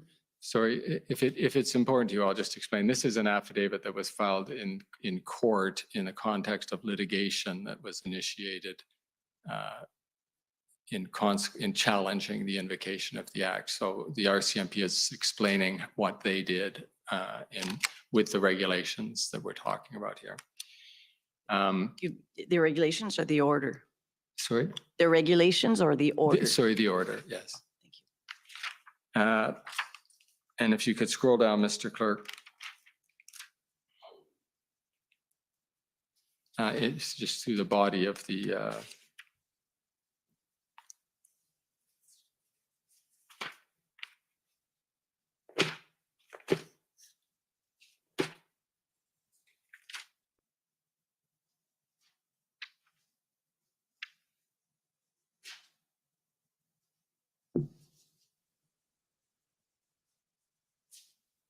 paragraphs 8 and 9 of this affidavit.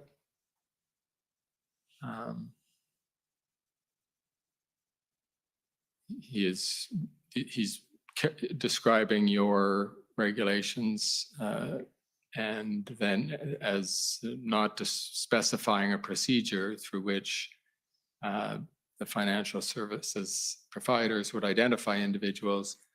And then in paragraph 9, can you scroll down a bit further? Thank you. He says, in practice, the police provided financial service providers with information about particular individuals or entities which the financial service providers could use in conjunction with other information at their disposal to make their own determinations about whether they needed to take any steps to comply with the order. Do you see that? Yes, and that's what I mean by vetting. Thank you.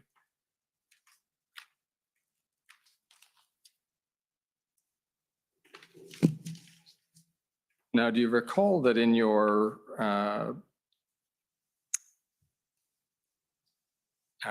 your own institutional report.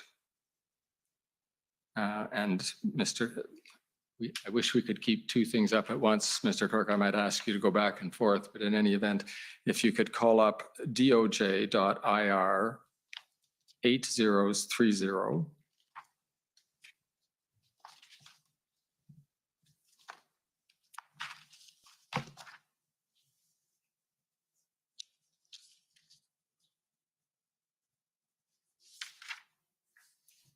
And go to page 11 of that document.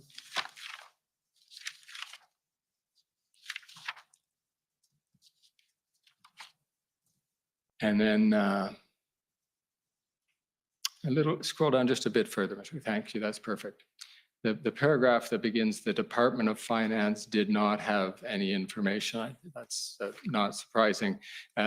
If you look at the second sentence, the Department of Finance played no role in the process through which financial institutions identified the accounts that they froze. The RCMP has stated that at no time did it provide a list of donors to financial institutions. The department understands that the RCMP provided a list that included identities of individuals who were influencers in the illegal protest in Ottawa and owners and/or drivers of vehicles who did not want to leave the site. At no time was that list provided to the department. Now, what we have here then is the Department of Finance, and this is your regulation, Ms. Jacques, so you probably had something to do with the drafting of this part of your institutional report. Is that correct? Yes, it was our emergencies measure order. Yes. Yes. We did not take part in drafting the regulations. Fair enough. Did the regulation did the emergency economic measures order in effect get drafted by you and your department? It was the policy was developed by the Department of Finance, by my branch, and the drafting was done by the Department of Justice. Yes. Fair enough. Okay. And the point here is that you take no responsibility for, that is, the Department of Finance takes no responsibility for which accounts got frozen. That is, you just drafted the regime that allowed that freezing of accounts to take place. Is that right? Well, you have to go back in time. Certainly, when we were working and that there was a decision we found out that there's a possibility that the Emergency Act would be enacted. We started looking at policies and options as to how we could implement and take action fairly rapidly. So we did obviously develop the policy that would enable for a number of federal, provincial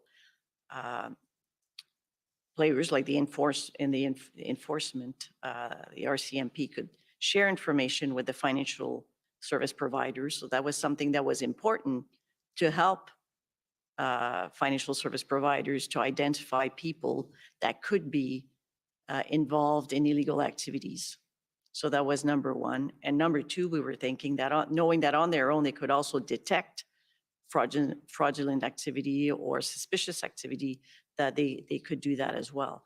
But as far as sharing the information, the Department of Finance does not receive information from the RCMP. That was solely between the RCMP and the financial service providers. And it was up to the financial service providers to make the determination as to whether or not to freeze bank accounts based on the information they had. So it could be their own information or a mixture of information received using their own, risk-based analysis to make a determination as to whether they would freeze. Okay. Now, Mr. Clerk, as I said, we are going to hop back, if we could, to 781, same section. So the RCMP gets I'm going to call it a hot potato, but gets tossed this hot potato of these regs to freeze bank accounts. And it's about to toss the potato over to the banks. And with the caveat that officer, or I believe it's Superintendent Baudouin makes, that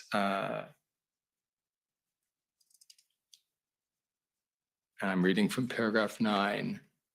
Thank you. The financial services providers with information about particular individuals, which the service providers could use in conjunction with other information at their disposal, etc. Now, you might have heard or seen in the CBA's institutional report in this proceeding that as far as they were concerned, and I think they gave this feedback directly to the Department of Finance as well, when they got that list from the RCMP, they considered it to be effectively binding on them to seize the account, that they did not in fact have any discretion. Do you remember hearing that from them? Well, what I certainly heard is that they heavily relied on it, but that they did, some analysis to ensure that the people that were on the list were banking in their institutions, and that knowing that they were involved in illegal activities and that they had accounts, they made a decision to freeze. But it's certainly based on heavily, know that they relied on the information provided by the RCMP that is accurate. Right.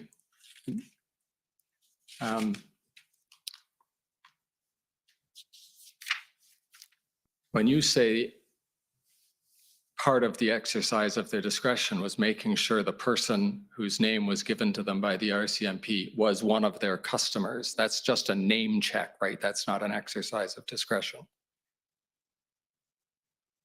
Well, in the end, the decision, maybe not you call it exercise of discretion, the decision was lied in accordance with the emergency order, lied with the financial institution to make the final decision. That is so they do a name check, and that's the extent of their final decision. I do not know. You would have to talk to the financial service providers to see what procedure they put in place once they receive. We were not party to that. So I know that the RCMP did provide information. I do not know the nature and the extent of the information. And how did the bank go about freezing the accounts after that? What analysis did they do and how they went ahead? I'm not privy to the details of that operational, those operational steps. Okay, fair enough. Mr. Clerk, could you just scroll further down in this document? And we're going to go a few pages down till we get to Exhibit A. Right there. So this is an exhibit to the affidavit of Superintendent Baudouin. And if we go down, we see, do you recognize that form, Jacques? No, I do not. I've never seen that form.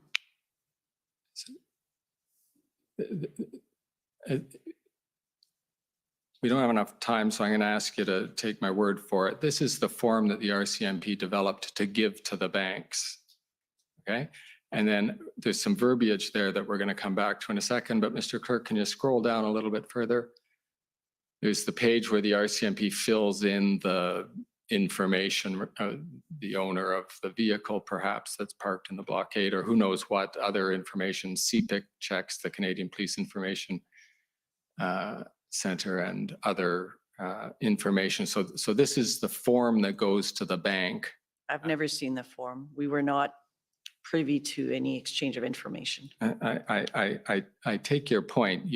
As you put it earlier, we were not a party to that process. So I will accept that qualification. Now, Mr. Clerk, could you go back up to that paragraph that's the thing the bank sees when they get this form with a name on it that they've got to decide as one of their customers, and look at the paragraph that begins the information. The information, which I'll ask you to go along with me. It's the information that I just scrolled you down to about the information on the person who might be the bank's customer. The information being disclosed is relevant to individuals or entities that are engaged directly or indirectly in an activity prohibited by sections 2 to 5 of the above noted emergency measures regulations. And the paragraph above that, the second sentence, I am engaged in the collection and disclosure of information to entities, that's the banks, right, Najak? To entities that have a duty to determine as defined in section 3 of the Emergency Economic Measures Order. So can you follow the thrust of this document, that this is what the RCMP gave to the bank to do what has been called both by your description in your information, your institutional report, and by the RCMP in Superintendent Baudouin's affidavit, the exercise of their discretion whether or not to freeze this bank account.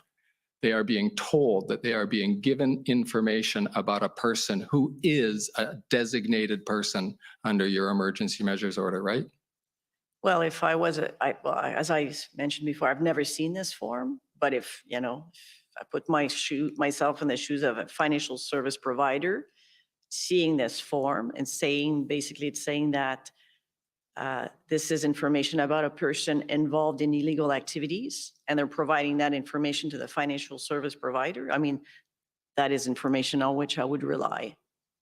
And as it says here, it says that the entities have a duty to determine as defined in section 3. So I'd have to refresh my memory and look to section 3, but I presume that, you know, once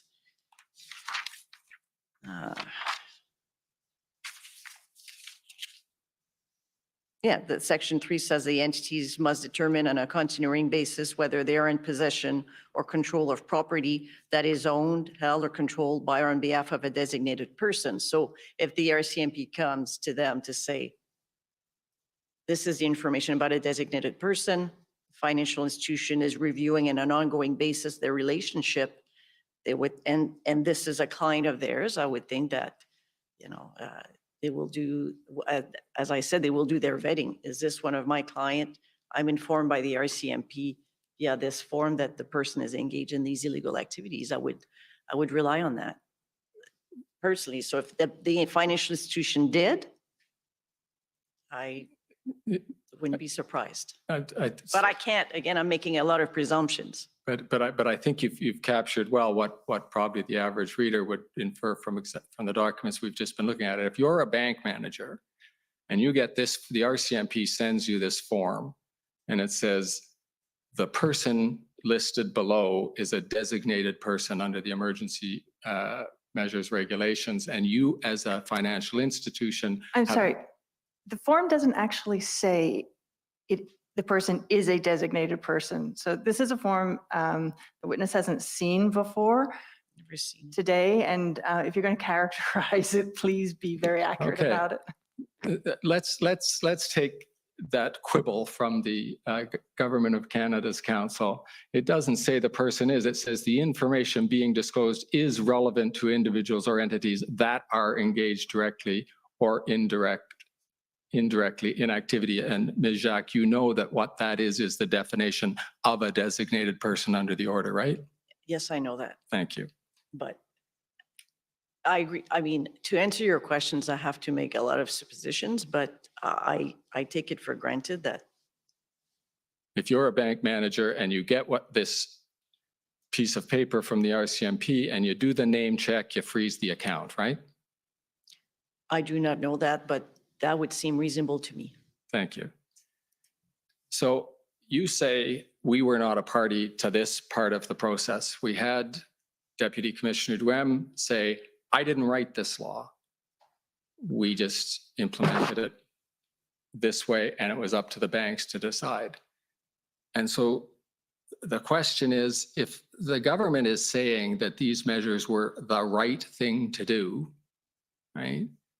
And the Department of Finance says we had no part in the enforcement of this, and the people who had enforcement in this says we didn't write this law, who takes responsibility for the fact that these accounts were frozen, that people couldn't pay their rent, that people couldn't buy their groceries? Who takes responsibility for that? We certainly designed the measures And with respect to the implementation, we once, had discussions with various departments you have to understand that this moved very, very quickly. We went from a situation where we're looking at potential policy options under the Bank Act to very rapidly looking at the possibility of implementing the Emergencies, the Emergencies Act and developing these orders. In developing those orders, we tried to be as practical and targeted as possible. And that's why we wanted to ensure that information could be shared with various enforcement forces, including the RCMP. We had discussions with the RCMP and with the financial institution to ensure that we basically implemented or helped to the extent possible, provide the information with respect to the Emergencies Act and these orders. These are not the type of orders. I mean, it was the first time, I think, in 35 years, or if ever, that the Emergencies Act was ever used. We're working on very tight timelines, and the implementation was quite rapid. We're also working with evolving facts. We didn't know what we were looking at. The situation was evolving. There were various information circulating. And when you're trying, anybody that has tried to develop policies, even in normal circumstances, and to ensure that these policies are properly reflected into law and to apply that law, I mean, even that is not a simple factor. So I think to the extent that we developed the emergency, the order, and that we had a successful implementation of that order, in my view, was quite a feat, because we focused on the people that were, the focus was on the people that were involved in illegal activities and that were, funding those illegal activities. We also told people ahead of time that if they continue to fund illegal activities or be involved in those illegal activities, that the bank accounts could be frozen. People had notice ahead of time. And if a decision was made to stay on the premises, to continue to stay involved in those activities, these people knew what could happen.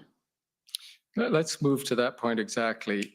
In your institutional report, and we can call it up if you want, but you described one of the purposes of the Emergency Economic Measures Order as to dissuade ongoing participation in the protests. Do you remember that?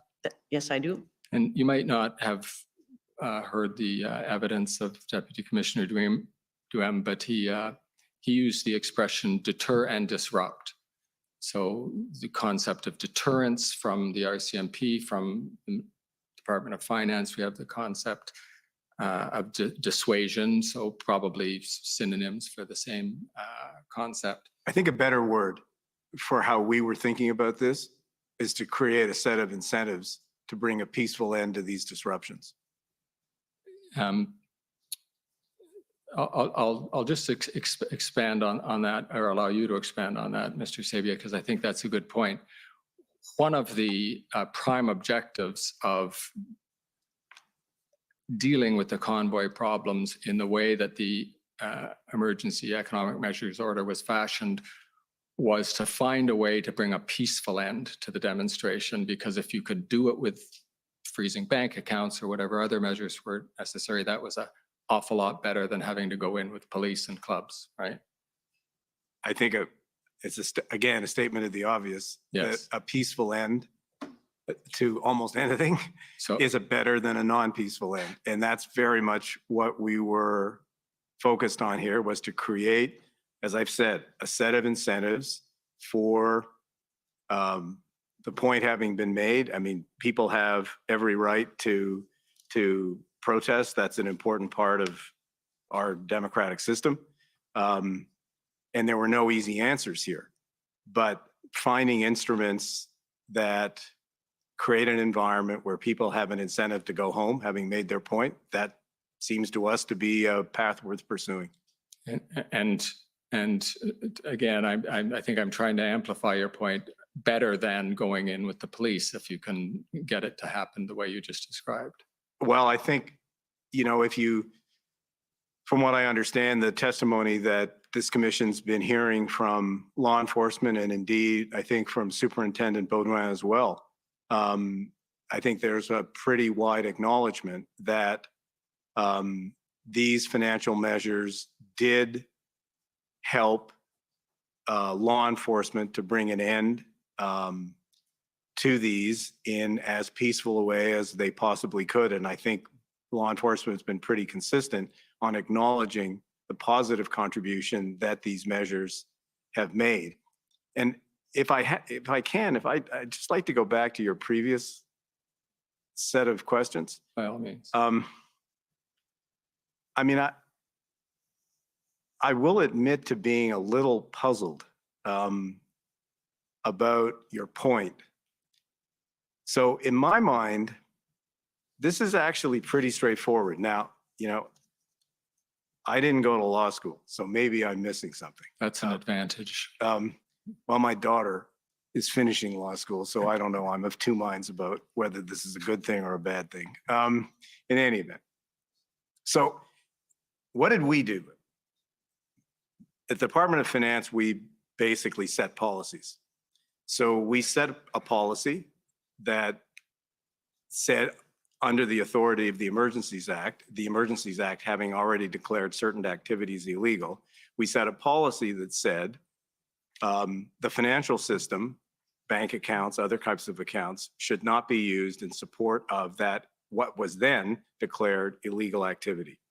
Point one. Point two, the way the system worked, which seemed to us to be pretty logical, which is the RCMP working with other areas of law enforcement, the people on the ground who had the information, were then providing that information to a set of financial institutions who had their own processes, which they use every day for other types of fraud and other things, as Isabel has mentioned. And they put those two things together. So that seemed to me to be a pretty good outcome, in that the people who had the microscopic information or the micro information of who was doing what was feeding that into financial institutions, and financial institutions were using that as a positive input into the decision making that they were going to have to do. And then empirically, I mean, I think of the 280 accounts that ended up being frozen, I want to check my numbers, but something like 256 or 257 of them came from the RCMP. So obviously there's a pretty high correlation there. Doesn't mean that the banks didn't do some additional things, because obviously there's a difference between 257 and 280. But yes, your point being that the RCMP's work based on in the field understanding of who was doing what had a significant bearing on what the banks did. So that seems to me to be pretty reasonable in terms of implementing a policy, pretty reasonable set of ways of going about doing it. It's a logical sequence. It's a logical sequence. What I'm trying to find is who says we were the ones who seized the bank accounts or froze the bank accounts. You know, the banks say we were told to do it. The RCMP says we didn't tell anybody to do it. You say we weren't involved in this. But we set a No. policy. Yeah, We set a policy, Yeah. and we are accountable for that policy. And thank you. That is exactly what I wanted to make sure we got to before we finish with the panel. Now, on a related point, I was moving on to the issue of the idea of the use of these account freezing or otherwise preventing people from dealing with their savings as a deterrent, as opposed to a tool to stop the criminal activity or the illegal activity, because it's, you'll appreciate, you're nodding, Ms. Jacques, there are two different concepts. One is you cut off the flow of money to stop the illegal activity, and the other is you deprive the person of access to their funds as a deterrent, so they go home and hopefully go home without the police having to engage in public order activity. Those are the two different concepts. Yes, as a deterrent on your Right. second point, yes. And one thing I should clarify, when I say we, I mean, the Department of Finance, we're not, I mean, we as in the government. And thank you. That's how I'd understood it, but I appreciate the refinement. As I say, the first concept I think is intuitive to the observer. That is, stop the money from going to the people who are committing the activity. But did you appreciate that you were moving to a different level? I mean, in the first, when you go to the deterrent mode, because you're starting to affect more than the protester, and you know that, right? In the first scenario, you're saying to the protester, we are going to cut off the money you're using to buy gas for your truck or whatever. And in the second mode, you're saying, we are going to cut off your family's money that they use to buy grocery and pay their rent. So you'd better get out of this protest, right? You're nodding. Well, I'm nodding. I mean, I'm just understand what you're saying. So the question And the is, question is, did you appreciate the significance? Are there other examples where the Department of Finance has used its authority, or the government has used the authority on the instruction or advice of the Department of Finance to have that type of effect, where you're not just trying to stop illegal activity by cutting off the funds that flow to it, but you're trying to deter the illegal activity by getting at the family and the other people who need that money? well, that's not accurate. We were not definitely, the intent was not to get at the family or to have any, of those impact. That was not the focus. The focus was to be able to act quickly. And it had two prong, like we're thinking, we wanted to stop the flow of funds to fund those illegal activities. And we wanted it to act as a deterrent. So for those people on the Hill or in other border crossings involved in illegal activities, we wanted to dissuade them from continuing their participation. As we said rapidly, what was important is that one of the key feature was we wanted to act quickly, as we said before. So as quickly as we could freeze, though, the accounts could be frozen, they could be unfrozen as well. And the person that made a decision to stay involved in those criminal activities or illegal activities, it was their decision to stay there. Certainly, are we conscious of the fact that we do not want, of course, we did have questions and we had discussions with the CBA with respect to, court order, like for child support, for example. We certainly said, as you saw in the emergencies order, there is a section that basically indemnifies people from, implementing and doing their best to use their judgment to implement the order and the measures that are there. Certainly, we said the goal was not to punish or prevent, payments of child support. That was not the goal. The goal was to ensure that people that were involved would make a decision to leave. Those funds would have been unfrozen if they had, made that decision very quickly. Right. And I don't know if you followed the evidence before the commission, but apropos the point of the deterrence, that there have been police witnesses who've said they saw your measures work because they heard of people getting calls back from North Battleford or whatever, Exactly. Come home, the account's frozen and I can't buy groceries, right? That the police saw that as your measures working because they were affecting people who had nothing to do with the protest other than that they were family members. So, and I put it to you that you must have realized that would be one of the effects of freezing the accounts in the way that they were. When we developed the policy, we were focusing on those people involved in illegal activities. And certainly in our daily discussions with the CBA, and, we had discussion with the RCMP, certainly these issues came to life. That was not the focus of the policy development. We understand that was, maybe some people were impacted, but we had discussions in the application to say our focus was certainly on these people involved in the activity. Thank you very much. And Mr. Commissioner, I've used up my time, so I'll pass the podium over to those who want to cross-examine and perhaps pursue some of these issues further. Okay, thank you. I guess we'll take the morning break at this point to give everyone a chance to stretch a bit. So we'll come back in 15 minutes and start with the cross-examinations. The commission is in recess for 15 minutes. La commission est levée pour 15 minutes.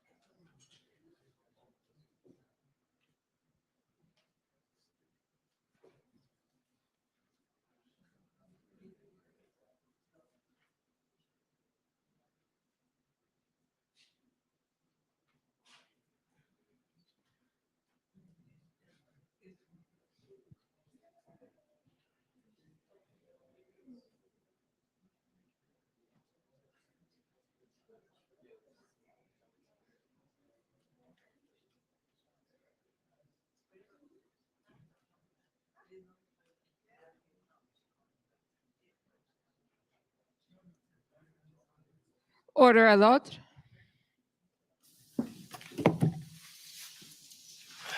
The commission has reconvened. La commission reprend.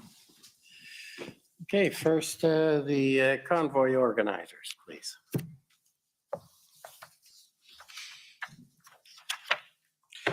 Good morning. My name is Brendan Miller, and I am counsel for Freedom Corp, which is the entity that represents the protesters that were in Ottawa in January and February of 2022. I have a few questions for the three of you, and hopefully we can get through this in the 20 minutes that I have. So first, I want to talk to you about money laundering and terrorist financing. You've kind of mentioned that previously, and of course, that's dealt with via the FinTrack legislation, correct? That is correct. And you can agree with me that the protesters in Ottawa were not terrorists, correct? I have no information to that effect. You have no information to the effect that they were terrorists, right? That is correct. That's not information that I'd be privy to. And you have no information that the protesters in Ottawa were laundering money. Isn't that right? The Department of Finance did not receive any information to that effect. Right. It's not information that we would typically Right. receive. But Deputy Minister, you can agree that during the IRG meetings, you were present. Yes. Right. And at no time during those meetings were you ever informed that any of the protesters in Ottawa were terrorists or were money laundering. Is that Sorry, correct? just to interject for a moment, and as far as the questions asking what ministers may have discussed amongst themselves in those meetings, that would be covered by cabinet. I'll competence. rephrase. Between the dates of February 10 and February 14th, 2022, at no time were you informed that there was terrorists within the protesters in Ottawa, correct? All I can say in reaction to your question is that the responsible agencies were watchful on that point, and it was not an Sir? area where Sir? we had any expertise. Sir, I understand that, but I'm not asking that. I just want a yes or no. You were never informed that these individuals in Ottawa, between the dates of February 10th and February 14th, were terrorists, correct? We had no information one way or the other on that issue. Right. So the answer is no. I said we had no information one way or the other on that. So you have no information one way or the other. Let's make it clear. You were not informed. You were given no information that these individuals in Ottawa protesting were terrorists. Yes or no? Well, I'm not going to give you a yes or no answer because my answer is that we didn't have information on that one way or the other. It's just not an issue that we were involved in, cognizant of, et cetera. But was it not I understand from the records that FinTrack and the Ministry of Finance, based on a report in the media on January 25th, with respect to the crowdfunding, all right? That is what brought this to their attention, and FinTrack and the Department of Finance started to look at these individuals in Ottawa with respect to financing. Can you agree with that? Well, no, I can't because I don't have enough information to enable me to. At the time, we are not, and it's quite appropriate, we are not privy to information that FinTrack has. That information, FinTrack, as you know, is an agency that is all about intelligence gathering, detection, et cetera. It's not about enforcement. Okay, so And so that information, just hang on one sec. That information goes directly, in the case of suspicious transactions or concerns about money laundering or whatever, that information goes directly from the leadership of FinTrack to law enforcement authorities. It never comes our way. right, and I take it that between February 10th and February 14th, no law enforcement official informed you that there was money laundering going on with respect to the protest in Ottawa, did they? I was not informed of anything with respect to money laundering one way or the other. So, and I think, it's fair to say then that the FinTrack legislation and the legislation dealing with terrorist financing and money laundering simply had no application to the protesters, did it?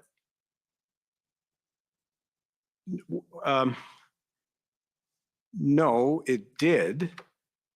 Maybe I'm misunderstanding your question, but it did in that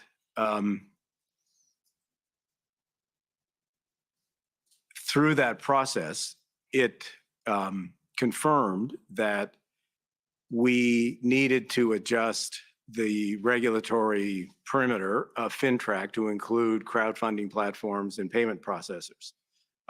So we did do that on a temporary basis under the authority of the Emergencies Act. And we applied it only to, in that act, only to crowdfunding and payment processors Okay, who had information right, and I understand with that. these illicit activities. So And then we made it longer term. Before that protest and before the invocation of the Emergencies Act, there was no authority to do that, right? That's why you needed you're saying that's why you needed this. Is that fair? That crowdfunding platforms and payment processors were not subject to review by FinTrack. Yes, Right. that's accurate. But even if they were not the crowdfunding, et cetera, if there was terrorist financing and there was money laundering, then you could apply FinTrack and the criminal code to crowdfunding, right? Without the Emergencies Act. I can't answer that question because I'm not expert enough in FinTrack's legislation. Okay. So I want to talk to you a bit about some crowdfunding. With respect to crowdfunding, you can agree it's done by way of people donating to a fund online, right? Yes. And people donate to that fund typically to support a cause. Yes, that's one, yes. And So- can you agree with me that some causes set up in crowdfunding are set up for a political cause? I'm sure that's probably true. And can you agree that a protest of a government policy or legislation is a political cause? Well, I'm not going to answer your question in my capacity as the Deputy Minister of Finance. I guess I'm going to answer your question in my capacity as a citizen. And I guess my answer as a citizen is, yeah, that sounds like it makes sense to me. Right. And can you admit that the GoFundMe and the Give, Send, Go for crowdfunding set up by Ms. Litch and the protesters in Ottawa were a crowd fund set up to support a political cause? Well, I guess, as you know well, GoFundMe ended up in effect refusing to continue to provide its platform for these funding activities. And we'll get into that. So GoFundMe obviously came to some conclusions about what was underway here that caused them to be uncomfortable enough that they wanted to Right. restrict this from their platform. Right, I understand that. But can you agree that when the GoFundMe was set up in January 14th, prior to the protest, prior to them arriving here, that this GoFundMe, this crowd fund was set up to support a political cause? Well, it was set up to support the fundraising activities of the people who were protesting both in Ottawa and I guess across the country. Right, and you agree that the protests are a political cause? Well, they're about a political issue. Yeah. Right. And so let me just put this to you. This is in one of the reports already, that's overview reports that has been put in evidence. And I'm just going to read it to you and then ask you a question about it. The original GoFundMe on January 14th, as amended later and put into the overview report, states this as the reason to donate. To our fellow Canadians, the time for political overreach is over. Our current government is Yes, sir. Our current government is implementing rules and mandates that are destroying the foundation of our businesses, industries, and livelihoods. Canadians have been integral to the fabric of humanity in many ways that have shaped the planet. We are a peaceful country that has helped protect nations across the globe from tyrannical governments who oppress their people, while now it has happened to us. We are taking our fight to the doorstep of the federal government and demanding that they cease all mandates against its people. Small businesses are being destroyed, homes are being destroyed, and people are being mistreated and denied fundamental necessities to survive. It's our duty as Canadians to put an end to this mandate. It is imperative that this happens, because if we don't, our country will no longer be the country we have come to love. We are doing this for our future generations and to regain our lives back. We are asking for donations to help with the cost of fuel, food, and lodging to help ease the pressure of this arduous task. But it's a small price to pay for our freedoms. We thank you all for donations and know that you are helping reshape this once beautiful country back to the way it was. So can you agree that premise that I've just read to you for seeking donations? I know, speaking as a citizen, you can agree that that's asking for donations to support a political cause, right? I think it's asking for donations to support somebody's particular view about a public issue. Right, and that's a political cause. Well, I'm not going to judge whether it is or not. It's a public policy issue that people have a right, perfect right, to agree with or disagree with. And I guess this group of people were out using a crowdfunding platform as a source of raising money for it. Obviously, it ended up being pretty problematic because GoFundMe walked away. And we're going to get into that. So you agree that many people donated to both the GoFundMe and the Give, Send, Go, right? I don't know what the numbers are, how many people donated. And you know that those donations, based on what I've just said to you, were made on the premise of that statement, that the money donated was to be used to support the protest, right? I can't speculate as to why people made those donations or not. I don't have any access to that information. As the Deputy Minister of Finance, I'm sure you know that before the protesters even got to Ottawa, that as of January 25th, the GoFundMe had already raised more than $4.5 million. You know that, right? I do not, I did not know that at the time, no. All right. And I take it you are aware and had some discussion that donations to political causes are a form of freedom of expression as protected under Section 2B of the Canadian Charter of Rights and Freedoms. Were you aware of that?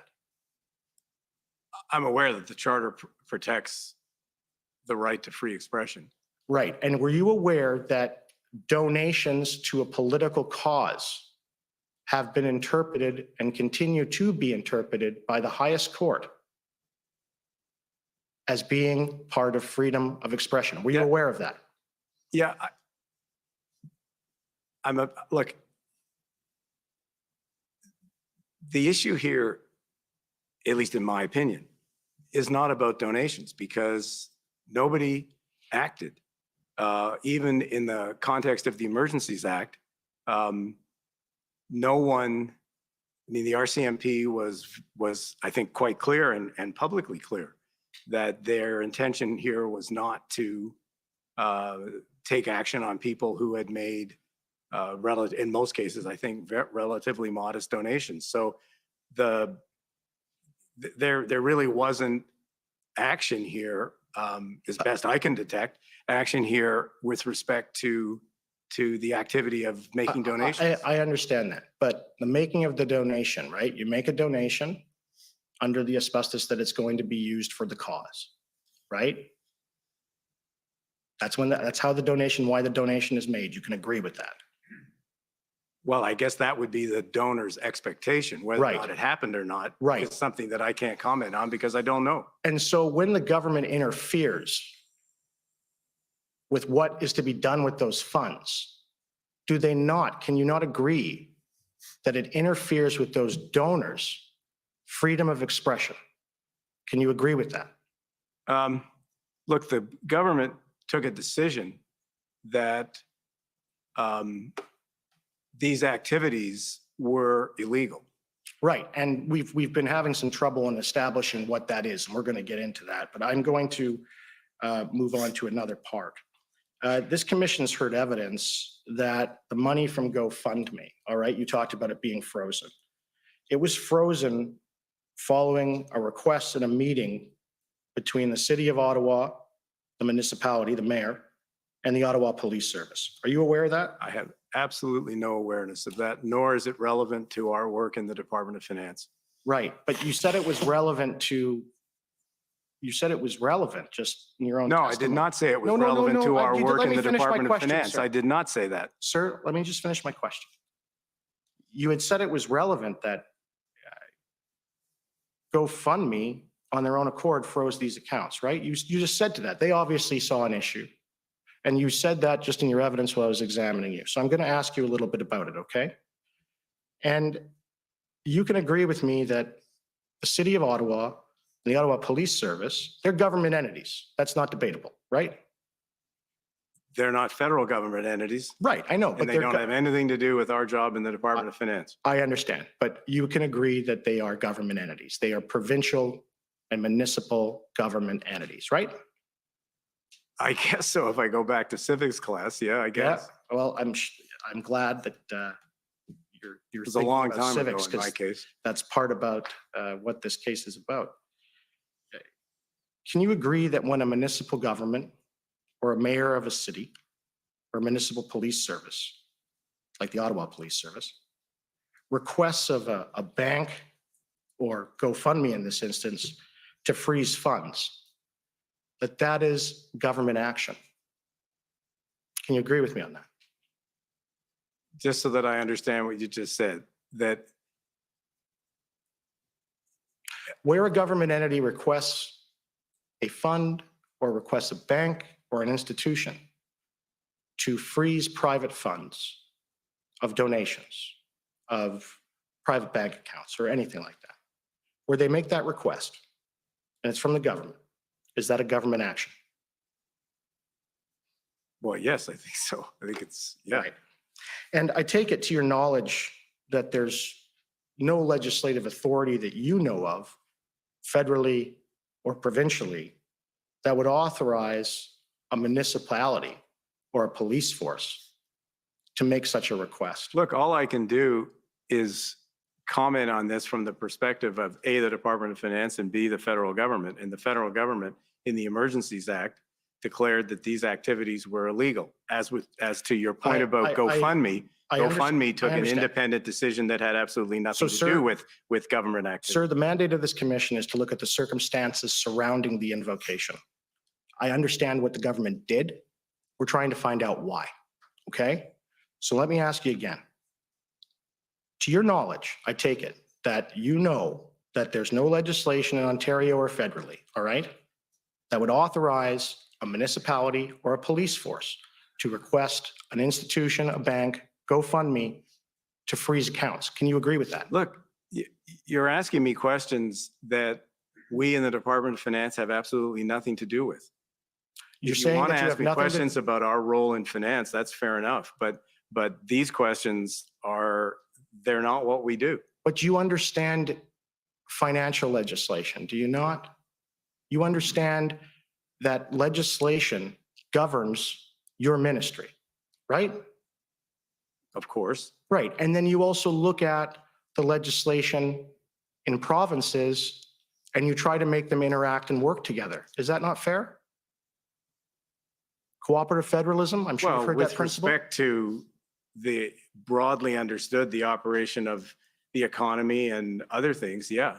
Right. But And- we're not a public safety institution. We're not an institution that is responsible for law enforcement in any way. There are lots of other agencies of the government of Canada that are responsible for those things and are responsible for the interactions that you're So, drawing attention to, but it's not the Department of Finance. so if that's the case, then why do they even ask you to come to the IRG? Why? I think the answer to that's pretty straightforward.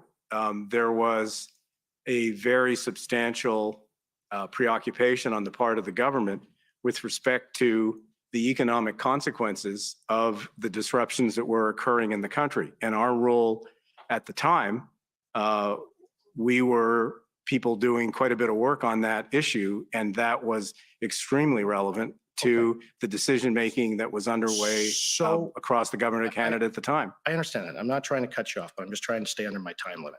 So here's the thing. On February 10th, the IRG minutes that we do have that are unredacted, the Prime Minister advises we have two tracks. He went into it with two tracks. The first was to use general legislative authority, and the second track was to use the Emergencies Act, all right? And I take it, and there was tasks, we have that evidence. Tasks were given to your ministry, tasks were given to other ministries. I can tell you with respect to the options that were being put forward outside of the Emergencies Act, we don't know what those were because the government's claimed solicitor-client privilege in Section 39 cabinet confidence. So I have no idea. But I take it that there had been inquiries with your ministry between February 10th and February 14th about what legislation could be used in order to deal with the crowdfunding. Look, I right? don't know whether you were in the room this morning or not, but I thought we had a pretty thorough discussion of that with the commission's I understand, counsel. but, and sir, I understand you're asking me questions, but if we're both asking No, I questions. didn't ask you a question. I get it. just- I understand. But if we're both asking questions, none of us will have answers. So let me just ask the questions and we'll go on. All right. So I want to talk to you now about the legislative change versus regulations and orders in council really quickly. And can you agree? You're going to have to make it quick because you're already over your time. Thank you, sir. 2 points. The legislative change versus regulations. You said you couldn't deal with this by way of regular legislation through Parliament. Why? No, what we said, I think what both Isabel and I said earlier was in the circumstance where our concern was limiting the duration of these disruptions as much as possible, that the legislative process was something that took a considerable amount of time and therefore was not really a very effective instrument for dealing with a situation where time was a significant determinant of the extent of its impact on the national economy. Okay, but you can agree that the legislative process with Parliament as a whole is far more democratic than a meeting in cabinet that's essentially in camera and privileged. There's no debate from opposing parties. These things are then just passed by the executive, right? Like it doesn't represent input from the rest of Parliament, correct? Look, I think the government took a decision as the duly elected government of the country to invoke the Emergencies Act, which is itself a piece of legislation that was through Parliament, and the government took a decision to use that in this circumstance and has been, I believe, scrupulous in how it was used, kept the duration of the Emergencies Act to an absolute minimum. I mean, it was what, 7-8 days maximum Okay. for the whole thing. So I think the government has proceeded in a manner completely consistent with the laws of Canada. I understand, but you can agree that in invoking the Emergencies Act, Parliament via that legislation lays out criteria that have to be met to invoke it, Yes, right? but the Emergencies Act had to be,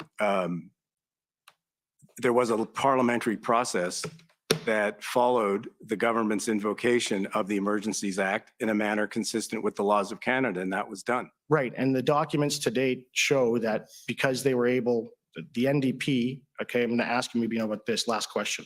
The NDP, before the debate even took place, had already agreed to support the motion, okay? That's in evidence. The question is this, so they support the motion. It goes to the Senate. They get indication that the Senate is not going to vote in their favor, so they pull it. In my submission to you, that's the parliamentary process, right? Because if there was no grounds to invoke it and the Senate was going to revoke it, that's a good process, isn't it? I'm not going to comment on that. It's Didn't think you would. Thank you. Okay, next, I'd like to call on the CCLA, please.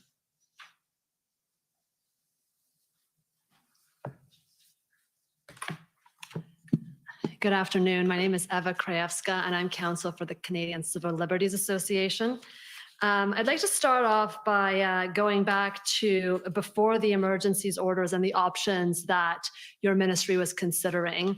And if I could ask the registrar to pull up ssm.can.403761. This is a memo that was attached to an email, Mr. Sevilla, that you sent to Deputy Prime Minister Freeland on February 8th at 1700 hours -5. I think that's right, -5. And do you recognize this memo, sir? yes, I think so. So these are in this memo, you lay out 3 options to the minister or the deputy prime minister. The first is the use of the Bank Act. The second option is redacted on the basis of cabinet confidence. I've asked my friend at the DOJ if she would reconsider that, and I appreciate that will take some time. And then the third option is moral suasion, and this is not something that you discussed with Commission Counsel this morning. And I just want you to take a look at that second paragraph where I think it was the minister's expectations to ask bank CEOs to remain vigilant in their review of business relationships to ensure that they're not being used to support illegal activities. And is that one of the considerations that was given to Minister Freeland into how she should deal with this situation? No, what this is just a summary of possible approaches that could be used. These are not and shouldn't be construed as recommendations to the minister in any way. And the description that you see in the second paragraph is really about, well, if one were to go down the path of moral suasion, here's the kind of thing that it would involve. Okay, and when you talk about support illegal activities, you would have to define what that means in these circumstances, correct? Yes. And I think you stated earlier today that the emergencies, the declaration of emergencies and the orders underneath it defined what those illegal activities would be.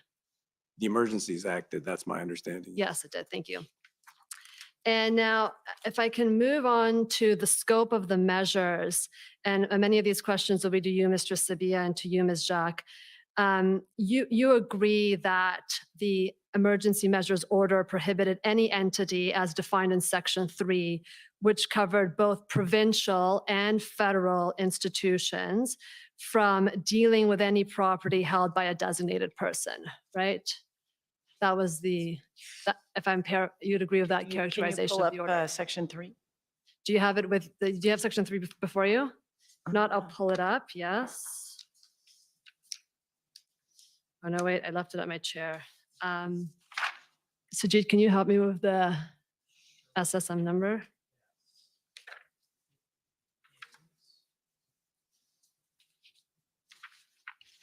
If you could please pull up SSM.CAN.401911_REL.0001. So this is the emergencies measures order, which is the financial order. And Section 3 is the one that covers the institutions that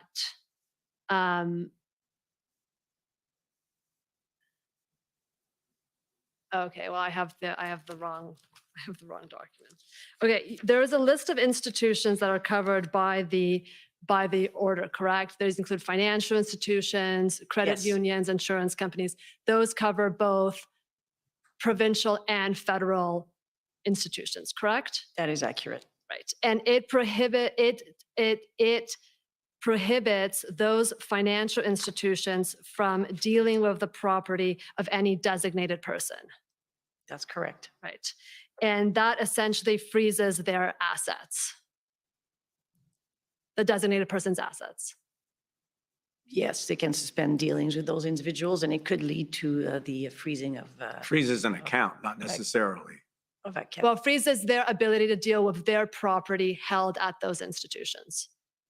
Yes, I see you're Bank nodding. accounts. Sorry, we need an audible. Yep, Thank you. Yep. And it applied, you saw that it applied to joint accounts, to registered savings accounts, and to investment accounts. That is true.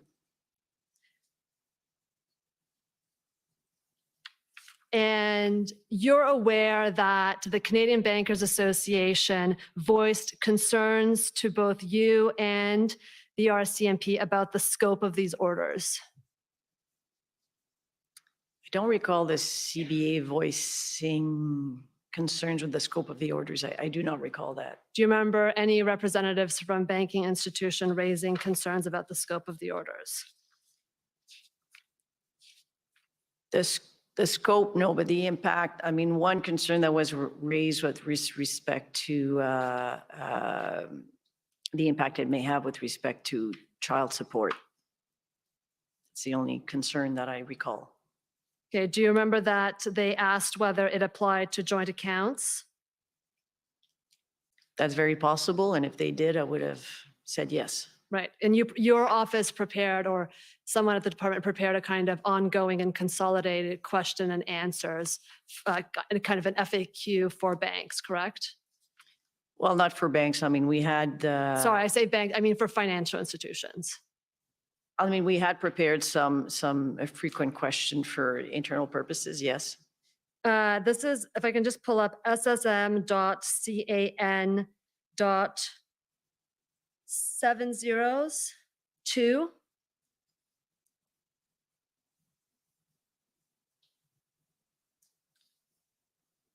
And I think this is the consolidated FAQ. And there were questions about, correct, thank you. And page number 6.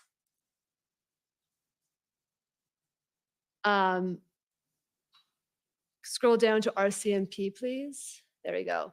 When we say accounts, what exactly is being referred to? So those are the types of accounts that this would apply to, correct? Yes. And if we go to page 7, there were questions about whether small donations were being investigated. Yes. And your response, or the RCMP response, was that they weren't, correct? They were not being investigated. Yes, that was not the focus of their investigation. But you'd agree that on the face of the order, small donations were captured on the face of the order. And Mr. Sabia, I think you even provided that advice to Minister Freeland at some point. I don't recall. I honestly don't recall that, but I mean, I think that's true. Yes, they were I think that's captured. true that they were captured, but nothing. Okay, I'll just put it for reference for the record that. And on those small donations, just to specify, yes, they were captured, but it's important to note that certainly the order was not retroactive. So any donations that would have been given prior to the Emergencies Act being enacted were not captured. And as we said previously, it's important that you look at the context as to when we came about to draft the order, we didn't know how the situation would evolve, but in the application of the order, certainly the focus was not on those donations.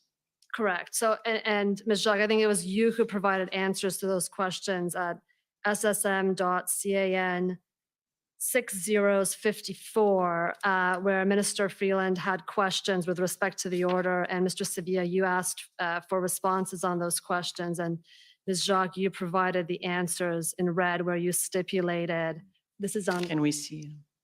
I know. I'm just going to talk while they pull it up. Otherwise, I run out of time. So It'd be good to read it. you will, I would for sure give you a chance to see it. The question was, and what about people who were never at the protest but made donations? And your response was, as stipulated in the order, it is possible that a person who indirectly funded the illegal protest for the benefit of a person involved in the protest had their account frozen.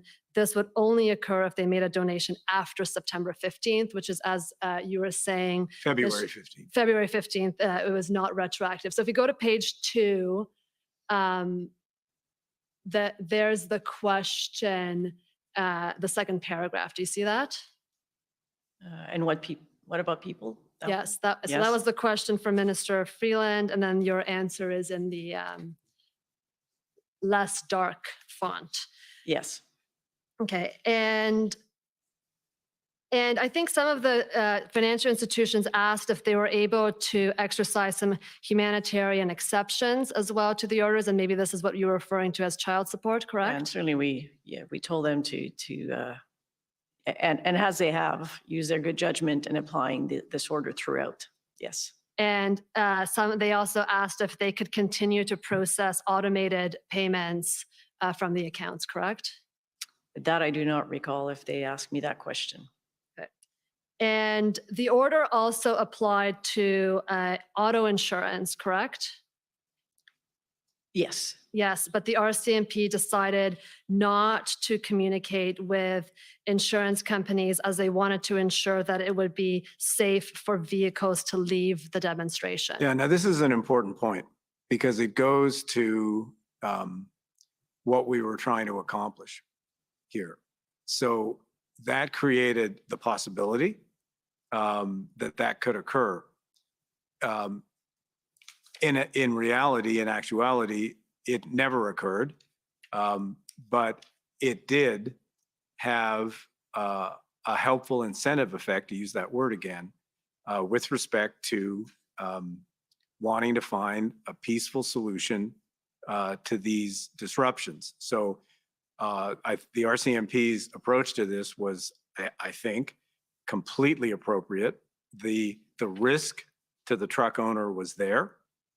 But action was not taken because if the action had actually been taken, it could have, in certain circumstances, impeded the movement of the truck, which nobody wanted. But it did create an issue of uncertainty that a truck driver would have to assess and therefore hopefully encourage the truck driver to leave peacefully, which was the objective all along. So Mr. Sabia, I just want to, with respect to that answer, I think to me, the order did more. The order would have allowed the RCMP to ask for that person's insurance to be canceled. And what the RCMP did is that it did not exercise their discretion under the order to do that. But the order on its face, and the insurance company could have proactively canceled that truck driver's insurance, and then it would not have been safe for that But truck it's driver. instructive that never happened.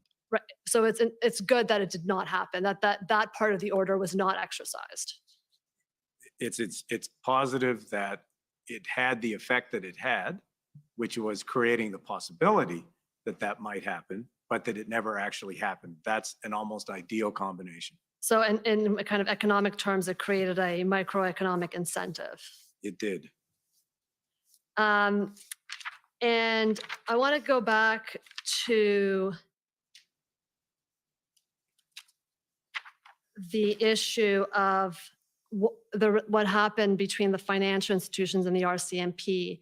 It was not just that the RCMP provided information to financial institutions, but under the order, the financial institutions were obligated to provide reporting to either the RCMP or CSIS with respect to the freezing of accounts, correct?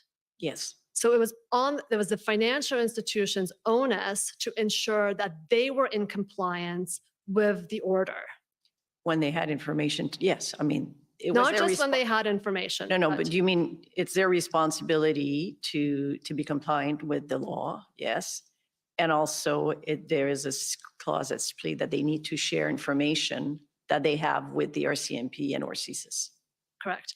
And so, Ms. Jacques, when you mentioned earlier an indemnity that was provided, that indemnity was only provided to financial institutions if they complied with the order. It did not provide an indemnity to financial institutions not to comply with the order or not to report to the RCMP, correct? That is accurate. Right. So the financial institutions, if, as you say, they decided to exercise their discretion for humanitarian or other purposes, they were taking the legal risk for doing so. It was their decision to make and do the assessment and consult internally, and receive the proper advice on their decision. Because they would receive a list of names or vehicles from the RCMP, and then they would have to report back to the RCMP of all the lists of accounts that they froze. And so the RCMP could compare both lists later and decide whether the financial institution complied with its legal obligations.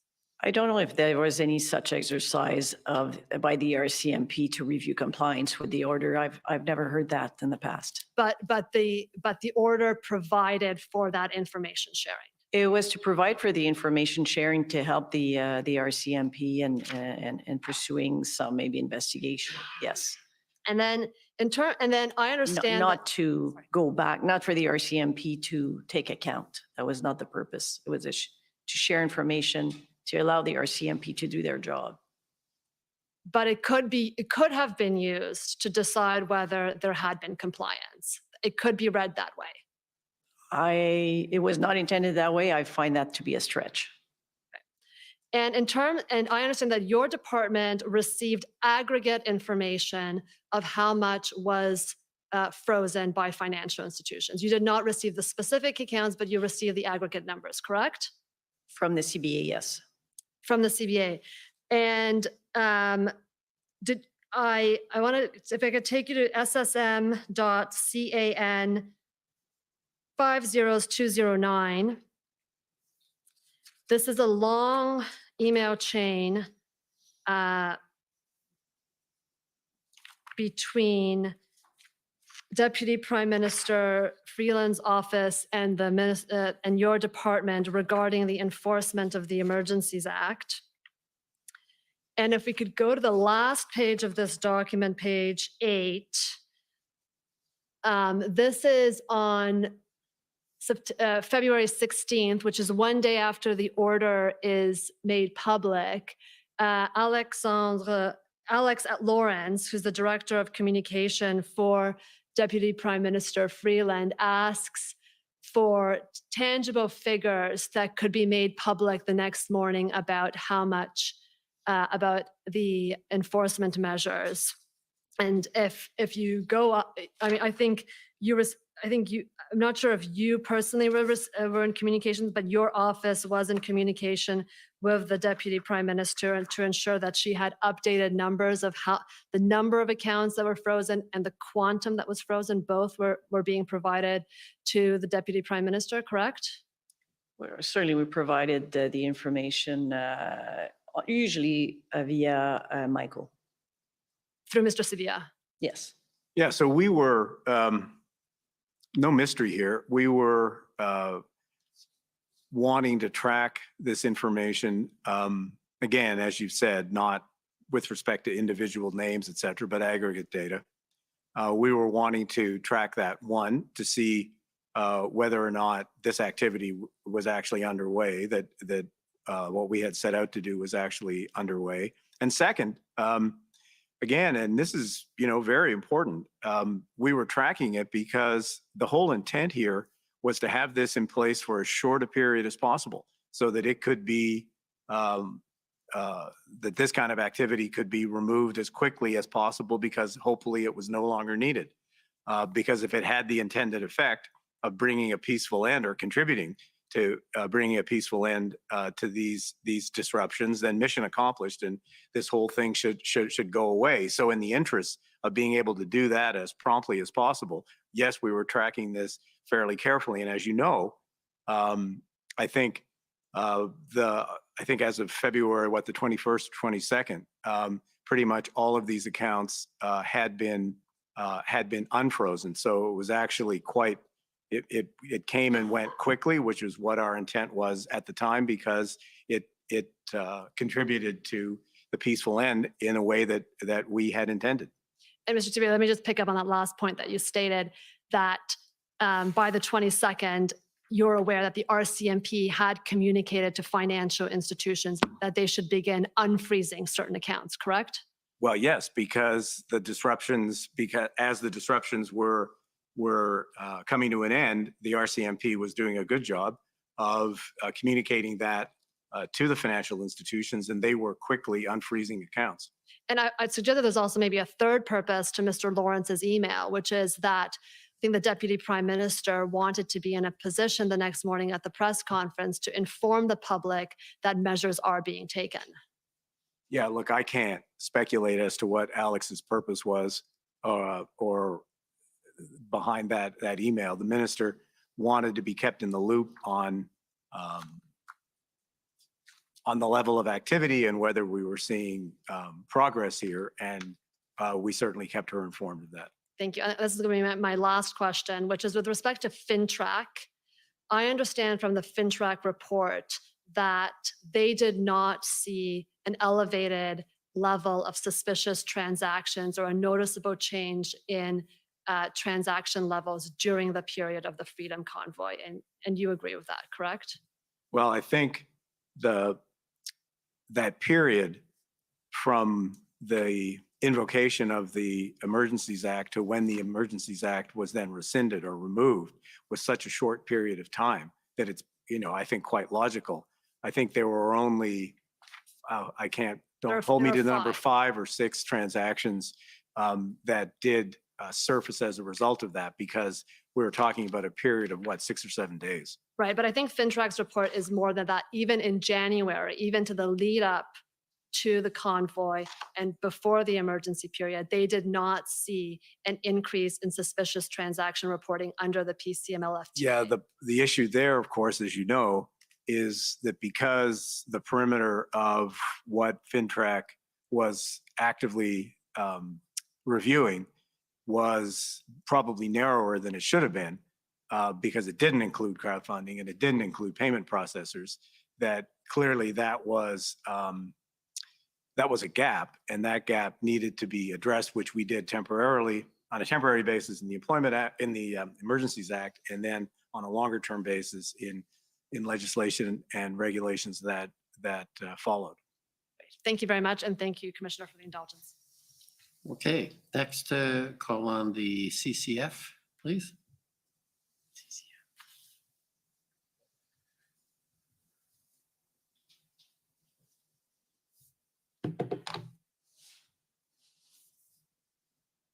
Morning. Hi. Hi, my name is, actually, good afternoon. My name is Sujit Chaudhary, and I'm counsel for the CCF, for the record.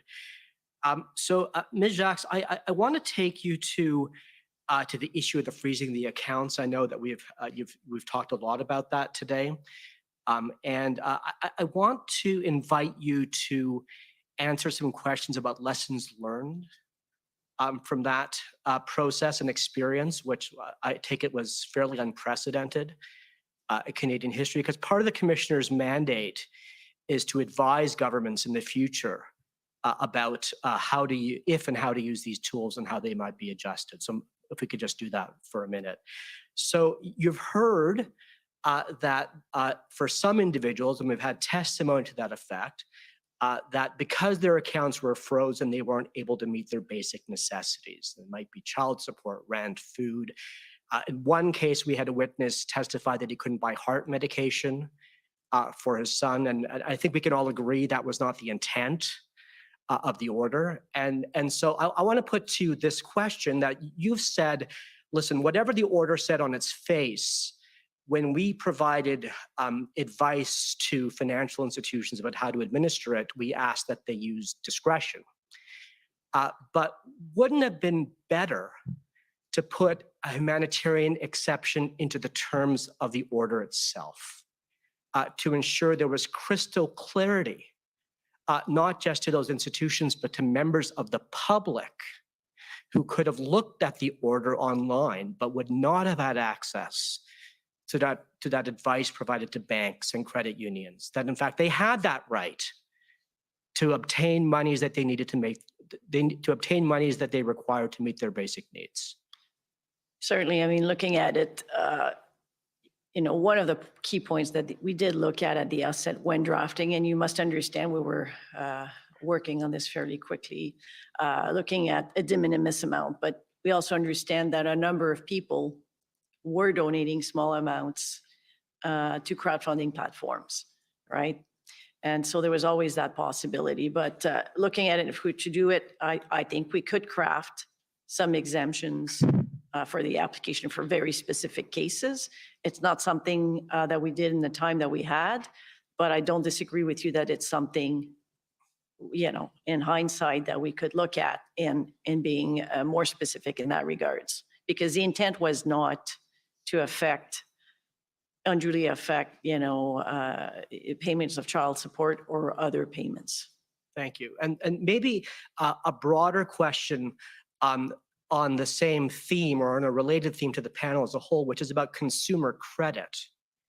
And so I think the panel would agree that credit histories and credit scores, although kind of privately administered, are an important form of social and economic capital that citizens have. They require those scores to get credit cards, to get mortgages, to get loans, and so forth. And there's been evidence that you might not have heard, but I'll ask you to take my word for it, that some individuals who had their accounts seized and subsequently those accounts were released to them, nonetheless have had lingering effects on their credit history because of missed payments. And that might not be an effect. And so to your point, Mr. Sabia, that the act was only used for a limited time period, that might be true, but the lingering effects of a decline in someone's credit history or credit score could take place or be experienced over many months or many years. And should there not have been some thought and some aspect to the order that would have taken into account the long-term effects on individuals' credit histories and credit scores by the temporary freezing of their accounts, even if only for a short time? But you're talking about people here that were involved in unlawful activities. Well, ma'am, that's not true. I mean, I think you've just said yourself that it was donors. To our knowledge, no donors were affected by this, the order. There were no accounts frozen, to the best of our knowledge, based on the information that we've received. There were no accounts from donors that were frozen. And the long-term effects on credit histories, that's not something that concerns you at all? I think that's an issue for I think that's an issue for the financial institutions and how the financial institutions administer these things. I don't think that's something that that is in the ambit of the government of Canada. I think that's something that, as you know, in how the credit system works, that's something that the credit system should be able to deal with on its own. Yeah, and so, Mr. Sabia, I'd put to you that although it's correct that it's a privately administered system, nonetheless, in this case, decisions of the government of Canada had a direct effect on how that system operated, not just in the short term, but for many months and potentially for long after. Well, I guess I would dispute that. I think the government of Canada made some decisions with respect to the cessation of financial services, the freezing of accounts, to individuals who were involved in illegal activities. And all that those individuals had to do was to leave. And let's back up a little bit. The government announced its intention to proclaim or to invoke the Emergencies Act on the 14th. It was very clear as of that date, and the Minister of Finance was very clear as of that date, that people involved in these disruptions ran the risk of having their accounts frozen. That was very clear. So there was a period of notice there, and it was very clear that all that had to happen was for those people to leave, and as if they did, their accounts would never have been frozen, or that they would be immediately unfrozen if they did leave. So I think people had reasonable notice, and it was a very simple solution. All you had to do was leave. Sure, and Mr. Sabia, I just put you one final point on this theme, which is that the way you're describing the consequence on a credit score, it seems to me that you would agree with me that that's yet another economic incentive that individuals might weigh. Yeah, well, that was never in our minds. That was never part of the intent of what we were trying to do, because honestly, I think that the credit system itself ought to be agile enough that those kinds of outcomes not happen. Sure, and I'd tell you, I'd say to Mr. Sabia, suggest to you that if that had been an intended consequence, that would be a form of extra legal sanction that went beyond But it wasn't. the penalties in the orders. But it wasn't any part of our intent ever. Could I take you to the issue of crowdfunding and the regulation of crowdfunding? And so I know that one of the many issues on your agenda during the period leading up to the invocation of the Emergencies Act was the question of the available legal tools to curtail the flow of funds towards protesters participating in the various blockades. And I recognize you're not lawyers, and I'm sorry to have to ask you these legal questions. Isabel's a lawyer. Oh, Ms. Jacques, well, it might be that you're going to answer some of these questions, but I put them to the whole panel. Probably shouldn't. And so what I'd like to do, if I may, if I could call Mr. Clerk to call up the following witness statement or interview summary for this panel, and it's WTS many zeros 59, page 7.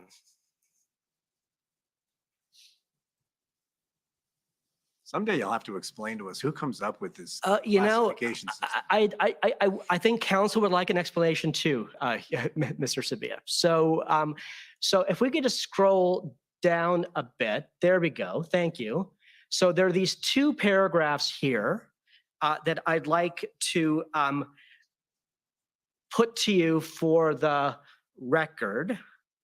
And so the first paragraph is the one that begins, finance also looked to options under what, let's call it the money laundering and terrorism finance statute. And would you agree that it says there that Deputy Minister Sabia and Assistant Deputy Minister Jacques stated that it quickly became clear that there was a gap in the Money Laundering and Terrorism Finance Act. It did not apply to crowdfunding services. It applied only to certain payment service providers, and this was significant and so forth. You agree, and you agree you said that in the interview. And then if I could take it to the next paragraph again for the record, would you agree that that you then added, Deputy, that an overriding issue with the options considered by finance was timing, and any legislative amendments would take a long time to pass, whereas action was needed quickly? Yes. You said that, okay. And so, And I said that this morning. sure, Or this afternoon. you did. I think you said it both this morning and this afternoon. So you don't quite say it this way, but let me just put this to you. Are you saying there that the only way that you saw or that you were advised to get the money laundering and terrorism finance legislation to apply to crowdfunding absent using the Emergencies Act was a legislative amendment, and that just was not viable at the time? Well, look, the gap here, that crowdfunding and payment processes were not in the ambit of FinTrack. This was something that people in finance that had been aware of for some time. This was not a revelation. The issue here, so you got to separate two things. On the one hand, this gap needed to be corrected, just because with the rise in importance of crowdfunding, et cetera, this was an obvious oversight. And it was the department's intention to recommend to the government that this be fixed, and it would have been in the traditional way that you would go about adjusting something like this. So that was in a, let's call it a steady state world. So in this circumstance, obviously we were not in a steady state world. And our intention here was to move as quickly as we could to try to correct this gap. And given the decision of the government to move in the direction of the Emergencies Act, that created an opportunity to address the specific case. But please note that in what we did here, we only applied it to crowdfunding platforms and payment processors who were in some control of assets or capital or financing that may be associated with these, quote, illegal activities as declared by the Emergencies Act. So it was quite limited. And it was only in place for, a period of 6 or 7 days. We then, this issue having been resolved, returned to the more status quo kind of approach, and we did correct this in the April budget. I think we did it in the So we via regulations. Yeah. Okay. So can I just pick up though on something you said? So you kind of drew a distinction between, let's call it government as usual or normal, and the urgent situation that was thrust upon you in early February. And so in the government as normal approach, which you say here is that there would need to be a legislative amendment. But that's not the moment that Canada was in at that time, you say. There was no time for a legislative amendment to amend. Well, a legislative amendment or even a regulatory change, because they too take. So you've anticipated my next question. So look, I want to take you to the following document. It's CCF many zeros 42.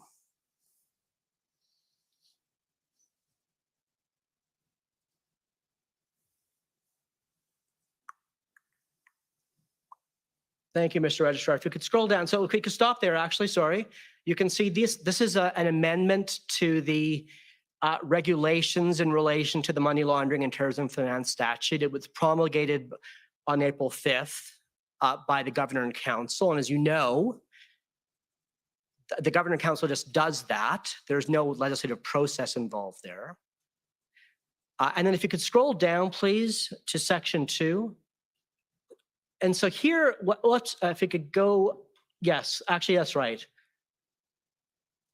the regulations are amended by adding the following before section 30. It says, for the paragraphs of subparagraphs 5HV and H.1V of the Act, crowdfunding platform services are a prescribed service. So I'd put to you that what this regulation did was to extend FINTRAC's authority and the application of FINTRAC to fund crowdfunding services. Would you agree? Yes.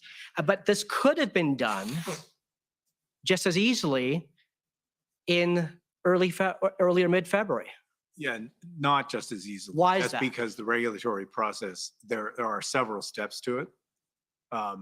It is quicker, you are correct, than in typical circumstances than the legislative process, but there are a number of steps. Sure.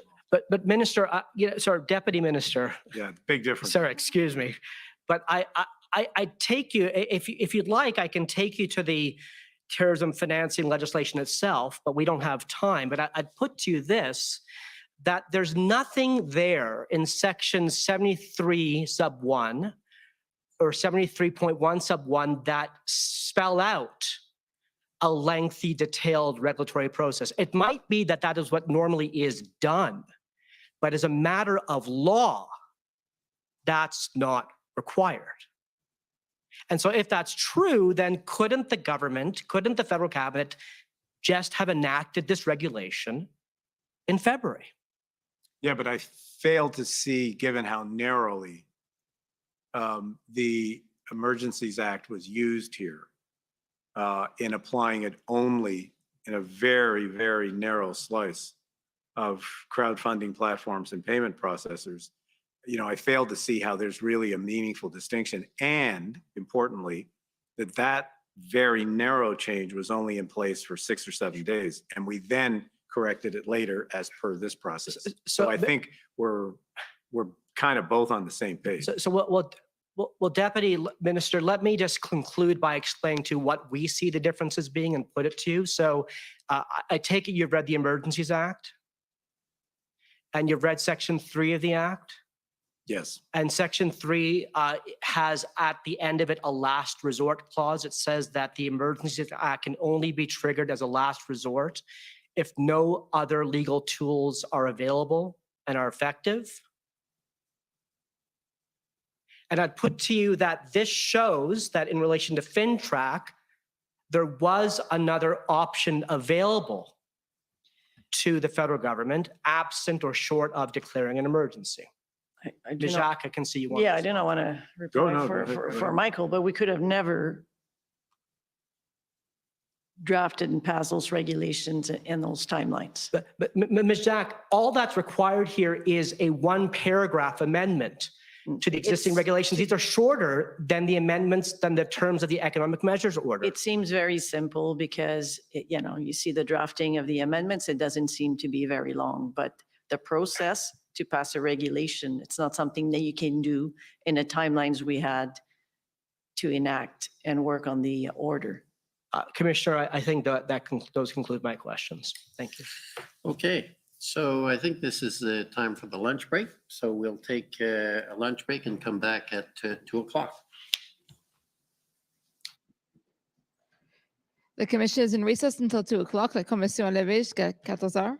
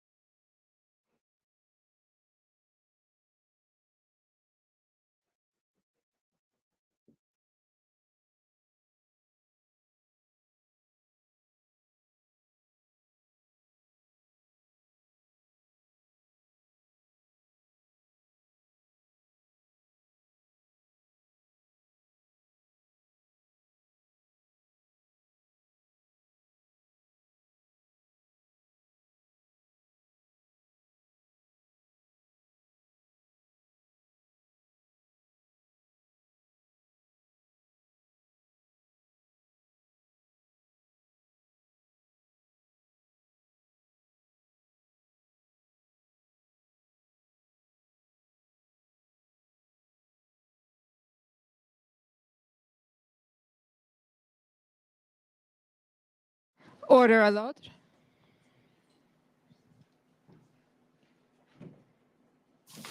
The commission is reconvened. La commission reprend.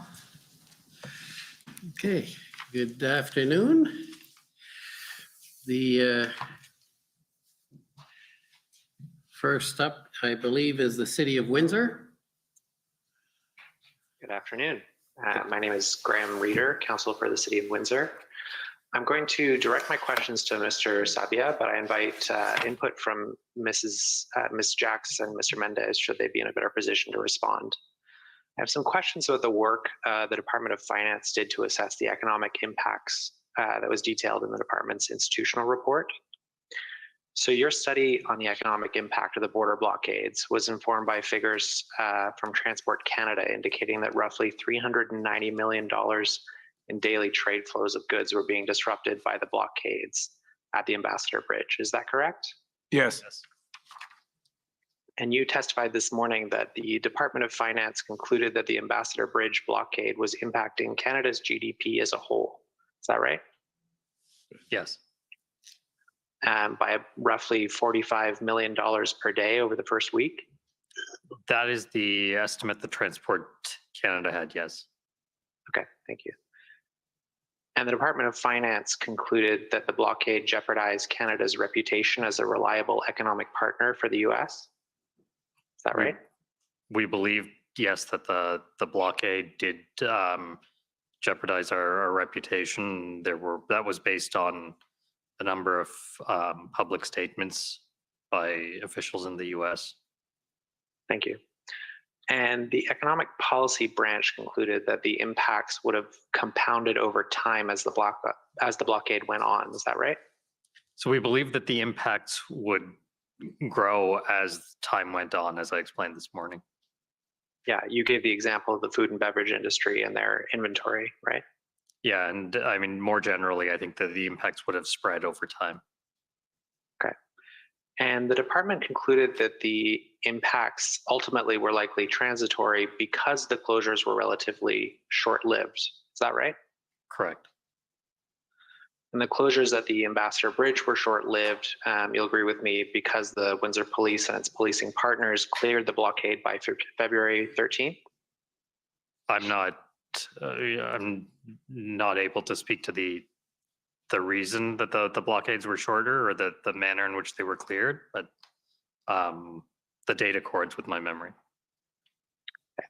Would you agree with me that reopening the Ambassador Bridge was key to avoiding long-term entrenched economic damage to the automotive sector, Canada's GDP, and to Canada's reputation as a reliable trading partner? I think a more prolonged disruption at the Ambassador Bridge would have done greater damage to our reputation as a good place to invest, our reputation as a reliable trading partner. And so clearing the Ambassador Bridge helped avoid that? Yes. And are you aware that after the bridge was reopened on February 13th, police maintained a strong presence in the area? They erected concrete barriers along the length of Municipal Road, the Huron Church Road, between the Ambassador Bridge and Highway 401? I have some passing awareness of that. Okay, thank you. This temporary hardening of the access road to the bridge was implemented to prevent another blockade to the bridge. Does that accord with your understanding? I believe that accords with my understanding of what I've read about that, but I don't have any specific information on that. Understood. And this would be to avoid, this hardening would be to avoid compounded economic impacts and the risk to Canada's reputation as a reliable trading partner? Well, as we said in one of our documents, a renewed blockade would have contributed to escalating economic impacts. I can't speak to whether or not the measures you're describing were necessary or not. Understood. So Mayor Dilkins of the Mayor of Windsor testified at this commission that these efforts to protect the bridge had a significant impact on the residents, businesses, and students living, working, and studying around Huron Church Road and the bridge. Have you completed any analysis of the impact of the blockade on local businesses and the Windsor economy? No, we haven't. Understood. But you would expect that there would be local impacts that are distinct from the impacts on Canada's GDP, Canada's trading reputation, the auto industry, et cetera? I haven't given that a full enough consideration to give you a good answer, but I would, I don't disagree with the notion that there would be some impact. Understood. Thank you. It goes without saying that there are significant costs associated with police and municipal actions to clear the blockade and temporarily harden the route to the bridge to prevent further blockades. Those things usually cost money. Right, thank you. The Ontario Ministry of Transportation sourced many of the concrete barriers used in the police operations, almost $1 million worth. The Commission has heard evidence that there was some confusion internally at MTO as to who would be responsible to pay for these barriers.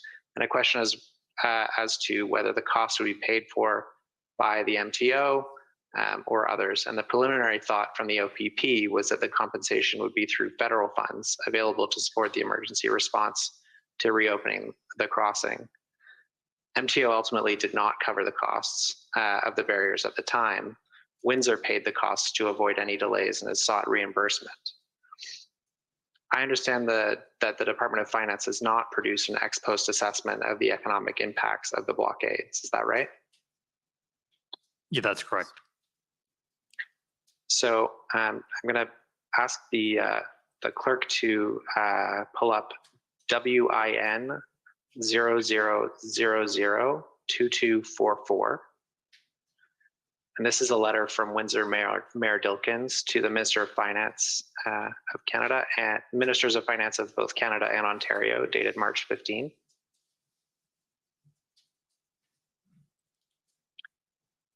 Did any of you see the letter at the time it was sent?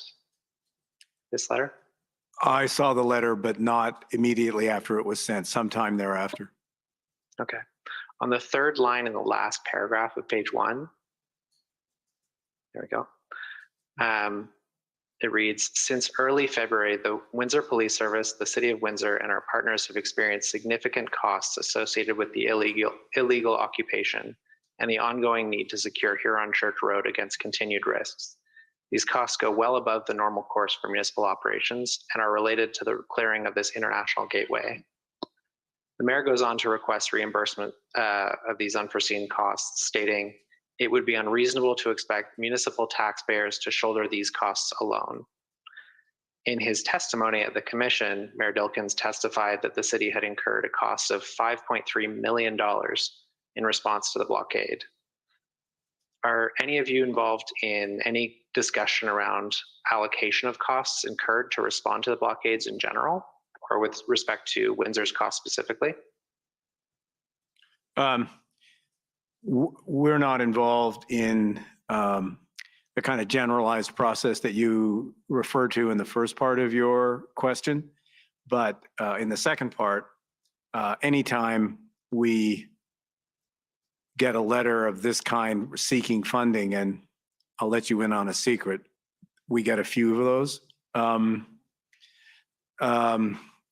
We have, obviously those letters, if they come from, the mayor of a city of importance of Windsor or lots of other people, we treat those letters seriously, and there is an internal process around this kind of request, and there will be discussion with the Minister of Finance about it, as that's standard for how we treat this kind of thing. Understood. And knowing that I'm at the end of my time, I just have a few more short questions. Would you agree with Mayor Dilkins that Windsor municipal taxpayers should not be expected to shoulder the cost of securing this key international gateway alone? I think now you're negotiating. Understood. Thank you. In any event, do you agree that the issue of which level of government and response for costs of a multi-jurisdictional response is something that should be planned in advance? Oh, I'm not sure about planned in advance, because the world is a changeable and unpredictable place. So I'm not sure that this is always possible to do in advance. But if you're asking me to preempt probably your next question, whether, trying to find some reasonable outcome here involving the city, the province, and ourselves, whether we're open to having some kind of discussion about that. I mean, I think the answer to that is we're always open to having those kinds of discussions, and we'll see where it takes us. Thank you. But this isn't the place to work out a deal. Of course, of course. My last question was just asking whether or not some kind of advanced planning would help avoid potential delays in allocating costs. It would be if we had advance notice of disruptions of this magnitude. Of course. Which Thank you very much. typically we don't get advance notice. Thank you very much. Those are my questions. Okay, next call on the government of Saskatchewan. Good afternoon. Mike Morris, Counsel for the Government of Saskatchewan. My questions will primarily be about the Emergency Economic Measures Order, which I'll just call the order, and I gather you'll understand what I'm referring to. Fair enough? Yes. Mr. Sabia, the order came into effect on February 15th, correct? Yes. And as of February 13th, the Department of Finance was consulting with the CEOs of the major banks about the types of measures that it might be included in the order, correct? Not specifically in the way you put it. We were exploring their continuing reading of the economic situation and how that was unfolding, and B, what possible solutions could look like or possible actions that could be taken to try, once again, I repeat myself, to bring this difficult situation to a peaceable end. And that had many forms, and there were a variety of options. The Emergencies Act was nothing more than an option at that point. Yeah, but fair enough. You were discussing potentialities that might find their way into the order, correct? Sure, in the same way that we discuss potentialities that might find their way into all kinds of things all the time. And clearly the Department of Finance thought that the input of the bank CEOs was valuable then, correct? Yes, because for a certain category of actions that the government might or might not decide to embark on would require the cooperation of those institutions as those measures would be implemented. So a conversation with them seemed to us to make sense. But you'll agree there was no obligation to consult with them under the Emergencies Act, was there? The Act did not prescribe a requirement that the government consult with bank CEOs before invoking the Act, did it? No. That's all I want you to say. Okay. And will you agree with me that on the 13th, Cabinet met February 13th to discuss the invocation of the Emergencies Act? Well, I think that meeting was broader than just a discussion of the implementation of the Emergencies Act. There were no decisions have been made at that point. That was, to the best of my recollection, a much broader conversation around conditions in the country at the time. There were reports that were inputs into that meeting from a variety of different agencies across the government of Canada, including National Security and others. Sure. So there were a whole understand variety that, of sir. things. But at that point, any input that finance had received from the bank CEOs could have been conveyed to Cabinet if it was appropriate, correct? Well, if you're asking me hypothetically, could that have happened? I guess yes, theoretically, that could have happened. Sure. And Cabinet didn't meet again until February 15th after the Emergencies Act was invoked. Is that correct? Well, you need to separate things. The incident response group. I just want to know full Cabinet. Well, full Cabinet, I have to be reminded of the dates here, but full Cabinet, I believe, met on the Sunday evening. Correct. But I don't have a perfect recall as to the timing of that, but I believe there was a full Cabinet meeting on the Sunday evening. Okay, I'm going to go to Ms. Jacques now. Ms. Jacques, in terms of working up the order, did you have the content that you wanted included in it determined as of February 13th from a policy perspective? I mean, we had been working in the previous week on a couple of options. One, on, as we said, with respect to amending the Bank Act, and the other when we heard later, much later in the week, that it was possible that the Emergencies Act would be invoked. We started working on a potential order. Okay. What I'd like to know is whether the department consulted with any provincial governments about what it was proposing to include in the order before the order was enacted on February 15th. I certainly did not, nor any member of my teams, consult with the provincial government. Okay. What about with credit unions? We did not consult. What about with insurers? Well, it depends what you consider consultation. I had some informal conversations, but in the previous weeks with some of the leadership of some of Canadian insurance companies. Okay, I actually want to move on because we're running a little slow here. So I'm going to ask the registrar to pull up a document CCU.IR.701, and this is the institutional report of the Canadian Credit Unit Association. And I'd like us to go to page 3 of the report, please.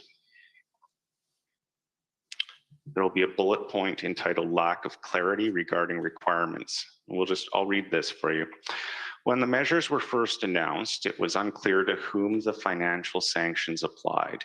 Eventually, it became clear that the sanctions were aimed at a very small list of individuals and entities. However, in the early days, Go a there was little some slower, degree. please. Can you just go a little slower? I'm sorry. Yes, sir. I'm mindful of my time. There was some degree of panic among some Canadians that their accounts may be frozen due to such things as small donations to the Freedom Convoy. Can you agree with the statements I've read from the Credit Union Association's institutional report? Well, I became aware at one point in time that there was some misinformation with respect to small donation. People thought that donation that had been made prior to the Emergencies Act being enacted would be the subject of potential freeze.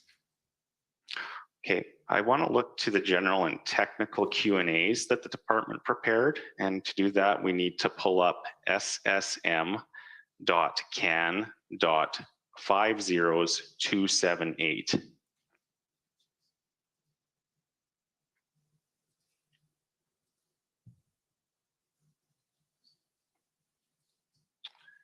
And I want to go to page 5, if we could, of the PDF. And in particular, question 13. Now, this has to do with insurance. And I understand this document would have been prepared by finance for answering questions that might be posed to it. Is that fair? I have not seen it. Yeah, let me see.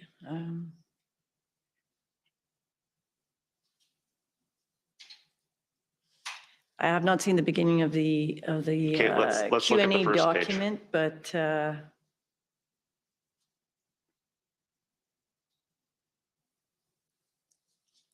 at the bottom, does it say that it was prepared by Canada? Of the document, we can't see it on the screen. It's one yes. of your documents All right, produced by Canada. Thank you. Okay, thank you. So if we can go back to question 13, aren't you exposing others to risk if you suspend protesters' vehicle insurance? And I'm interested in the answer, which is the last sentence. We expect insurance companies to ensure that third parties can continue to benefit from an insurance payout. And I'm interested because I see it this way. Number one, the order directs insurers that they have to cancel insurance policies for vehicles. But number two, the government appears to be saying it still expects third parties to be paid out by the insurers. If the insurance is canceled, how can the insurer possibly do that? Now, I understand your question. I do not know when this was prepared. And I don't know if there were, suspect that it may have been discussion. I know there were discussion with various insurance associations. So I do not know if it's as a result of those discussions that this answer was provided. But look, I would say, as I read this now, I think this is poorly drafted. Agreed. And Ms. Jacques, as a lawyer, will you agree with me that insurance is a form of personal property? Well, insurance is. Sorry, can I just, Ms. Jacques is here. She happens to be a lawyer. She's not here to provide her legal arguments. Just with her own personal knowledge, you know, I agree. She's not an expert witness, certainly, but in law, do you understand that insurance can be characterized as personal property? Sorry, same objection. Okay, I'll move on. Were the RCMP consulted about the insurance measures in the order before the order was enacted? No, they were not consulted. Were they? But they were consulted about- afterwards. Afterwards, yes. Afterwards, okay. And, you know, my understanding is they were not comfortable with the insurance provisions in the order. Is that your understanding as well, Ms. Jacques? What I understand is that they made a decision not to share any information with respect to people that own vehicle that were involved in illegal activities. And I would, you know, say that that was, in my view, the right decision. The purpose, when we drafted the policy and the law, I mean, as we have said many times, one of the intent was to encourage people to leave and stop the illegal activities in which they were engaged. Right. I just want to talk a little bit more about what the Credit Unions Association's institutional report states. It states that credit unions make up 44% of the market share in Saskatchewan. Can I Were you just aware of interrupt for a minute? Yes. You're going to have to make it short because you're out of time. Okay, thank you, sir.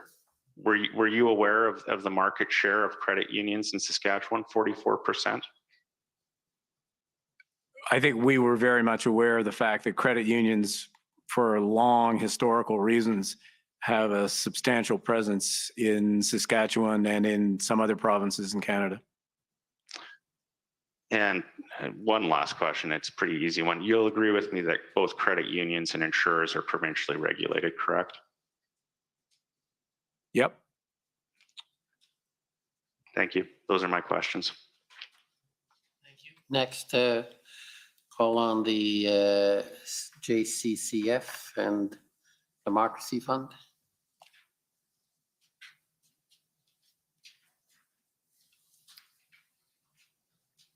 Good afternoon. Good afternoon. I'm Hatem Kir, Counsel for the Justice Center for Constitutional Freedoms. And given the subject of my questions will be for you, Ms. Jacques. So, first of all, at the risk of stating the obvious, this was unlike anything else your office had to deal with, right? These were not ordinary events. That is accurate. Right. And so essentially what your office was tasked with was a way, at first anyways, was to look for ways to use existing legislation or regulations to respond to the situation at hand, right? Yes, we wanted to see if we had any tools in place that could be useful. Right. And from a financial perspective, the need to respond arose in response to the massive amount of money that was coming in to support the convoy, right? But certainly that triggered our interest as, you know, as people were starting to donate via crowdfunding platforms, we were looking at that, but, you know, it was to support what was a peaceful event. Mm-hmm. Now, we heard from Ms. Leach that the amount of donations took her by surprise. I imagine that they probably took you and your office by surprise as well, right? Well, at the time when we found out, well, I suppose it was maybe surprising, but we were right in the middle of budget at the time. And when we just basically read news article that were incoming. Tell me if you agree, but I'd go so far as to say that the amount of people donating to the crowdfunding sites was shocking, right? Especially as it's just coming in from the news. Well, I couldn't tell you how many people donated because you can't tell the size of the donation. So, but I mean, the amount were substantial amounts, yes. Okay, and now essentially in trying to see what your office could do, you found that there was a gap in the legislation and that you didn't have the tools that you needed, right? Well, as we said, we knew that in the past from our work with international association organizations that, you know, crowdfunding platforms and some, most payment service providers were not captured by the legislation. Okay. And the legislation you're referring to is the Proceeds of Crime, Money Laundering and Terrorist Financing Act? That's right. Okay. And now the problem wasn't, so, okay, you said that it doesn't apply to crowdfunding sites, or it didn't, but it does apply to banks, right? Yes, it does. So once any money from the crowdfunding site got paid into a bank, it would then be under the purview of that legislation, right? If it was paid to the bank, yes. Yeah. And, but even then, the act still wasn't used to, in response to any funds received by the banks, right? Well, I mean, the Proceeds of Crime, Money Laundering and Terrorist Financing Act, I mean, applied at the time. So if information was being provided to FinTrack, I wouldn't have known about that. Okay, but. So it's possible that information was being shared. I do not know. But part of the reason that that act wasn't helpful, even for the funds being paid into the bank, was because this wasn't terrorist financing. Again, I can't say that. I do not know what information was shared. FinTrack would know if any information at the time had been shared with them. Okay, well, let's look at it from the perspective of what your office was working on. So the emergency economic measures prohibited a whole list of activity that basically amounts to providing funds to designated persons, right? That's accurate. And designated persons were people who were engaging in an assembly that was prohibited by the emergency regulations? Yes, unlawful act, yes. Activities, yes. Well, specifically under the emergency regulations to participating in a certain kind of public assembly, right? Yes. Okay, so, I mean, this is identifying a new category of conduct that this kind of approach is now being applied to, right? This wasn't conduct that was previously. I suppose we were not engaged in drafting the regulations. So we were engaged in what became the economic measures order, but not the regulations. But then the economic order works based off of people who are identified in the regulations. Of what is described as I think you were just saying, illegal activities. Let me see. You'd have to bring me we didn't work on those regulations. So which section were you referring to? Sorry. So section, section 1, I believe, of the emergency economic measures identifies a designated person, right? And that's someone who's committing something identified in sections 2 to 5 of the regulations? Correct, yes. Okay. So, I mean, the activity that's identified in sections 2 to 5 is not activity that was previously captured by the Proceeds of Crime, Money Laundering and Financing Terrorism Act. No, but I don't see the link, I must admit.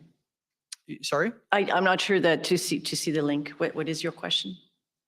Basically that the money freezing provisions of the economic order, to refer to it as that, is now being applied to a new category of people that wasn't previously captured by the Proceeds of Crime Act. Well, I mean, all that did was to extend so under the PCML TFA, the only requirement was nothing was changing in the act other than to extend to crowdfunding platform and payment service provider the obligation to register if they were in possession of property that were owned by those designated people.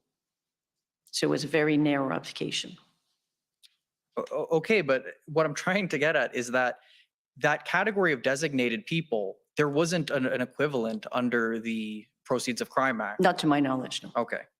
So then now, in terms of what your office was doing prior to the use of the Emergencies Act, I imagine it must have been rather frustrating then in terms of the lack of tools available to respond to the situation. Well, no, not frustrating. I mean, we're trying to help, all departments, we're trying to help to find solutions. Okay, and at that time, you guys didn't have the tools needed to stop the donations from coming in, right?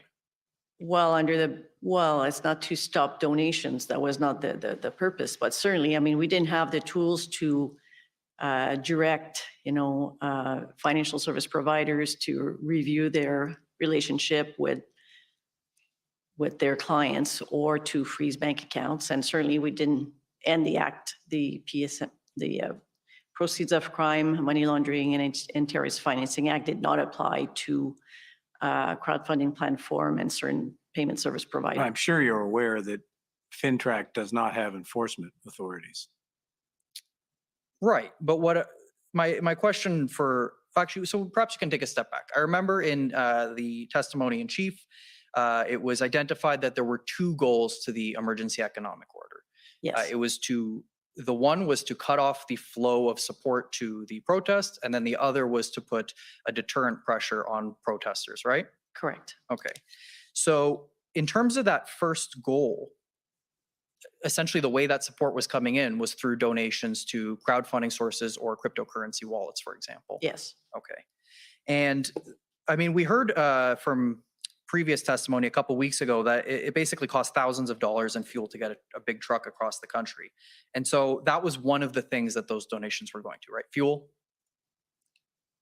That's what I heard in the news. Right. And food and lodgings? Again, I have no personal knowledge, but yes, I read that. Okay. And would you agree that essentially the people who are making these donations, they're doing that because that's their way of supporting the protest? I would imagine. Right. So these people couldn't go to Ottawa themselves, and this was their way of participating in something that they believed in. I suppose so, yes. So, I mean, at the end of the day, really what the goal here was a way to prevent Canadians from expressing their support in a protest against a policy they didn't believe in. I don't agree with that. I mean, people can make donations and kids still make donations. The only restriction that were imposed was to support illegal activities. Right, but yesterday, Mr. Ozovsky and today, Mr. Sabia both said that the activities were made illegal by the emergency measures. So up until that point, people were donating to support a protest. Yes, and the measures were never, the application of the Emergencies Act was always from the date prospectively, not retrospectively. Right, but the collective so that it only captures a donation that is going to then a declared illegal activity. Sure, but the collective, would you agree that the collective function of those two regulations and the regulations and the order was to take a protest, declare it illegal, and then prevent funds from coming in to support the protest?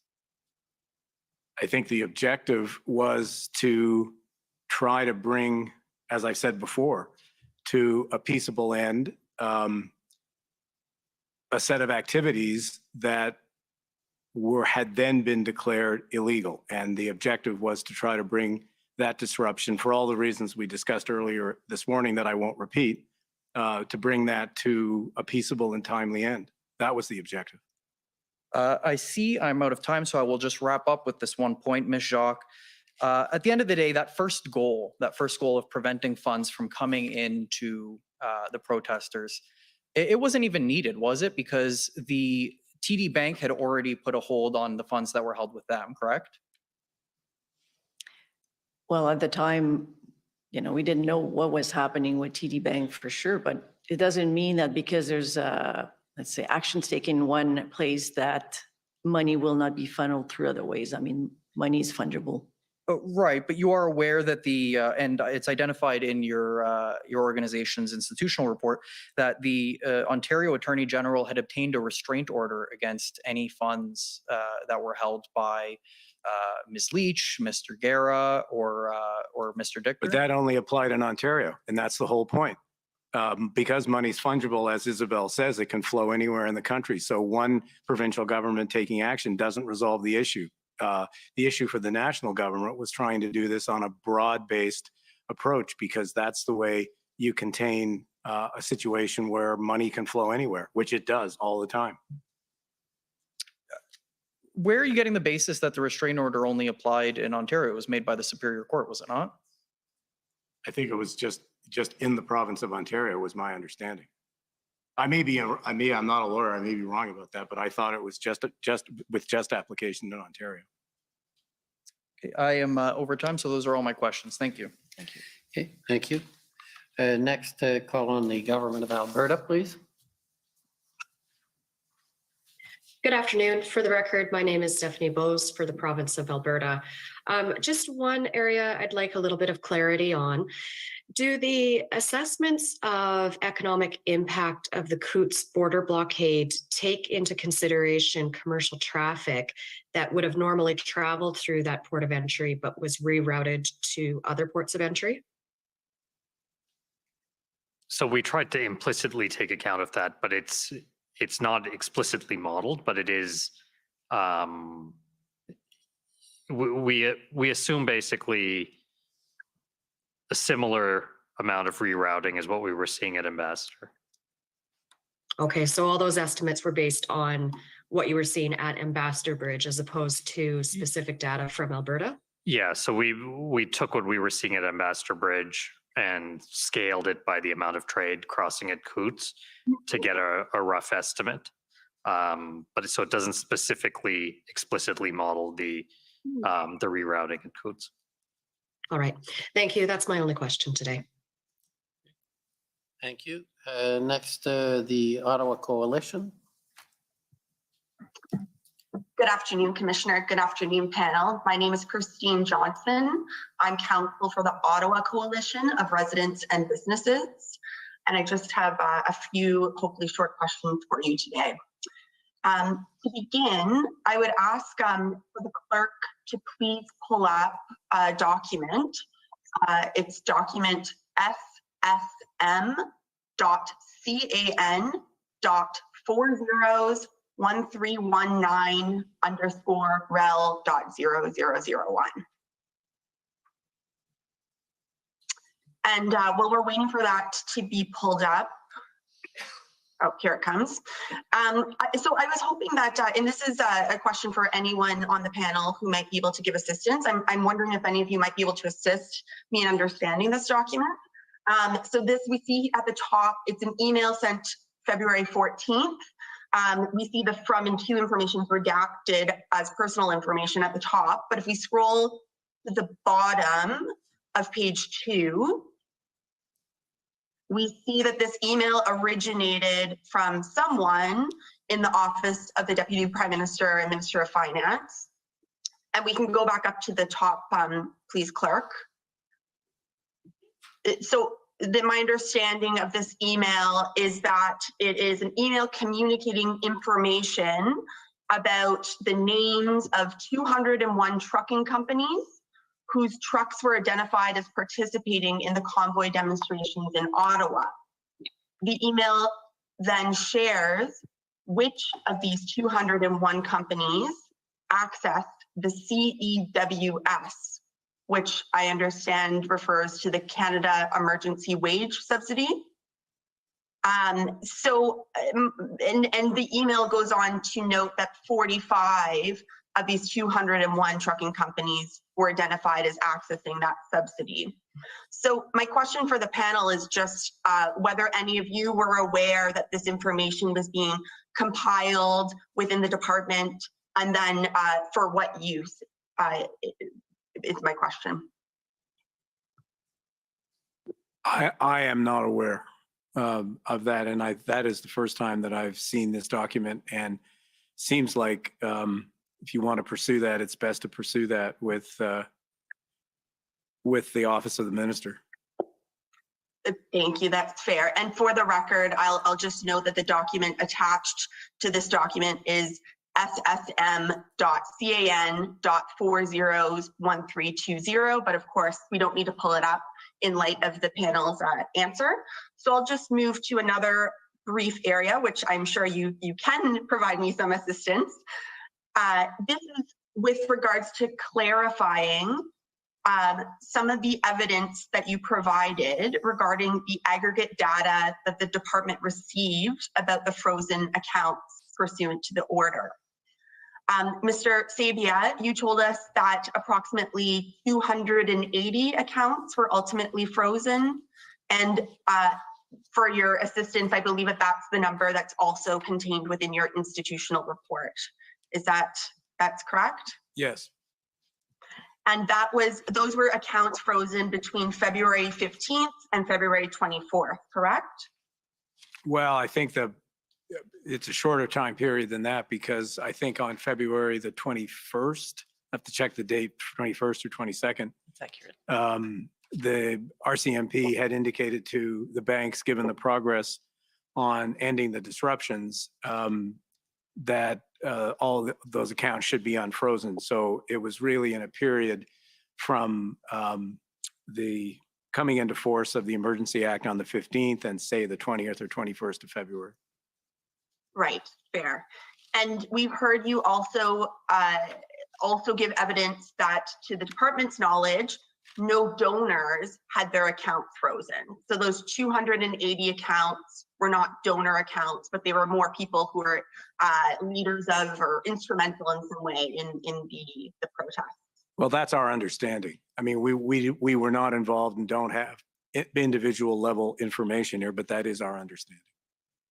And financial service providers told the department that those accounts, again, those 280 accounts, represented different financial products. For example, the savings accounts, checking accounts, credit cards, or lines of credit, correct? Yes.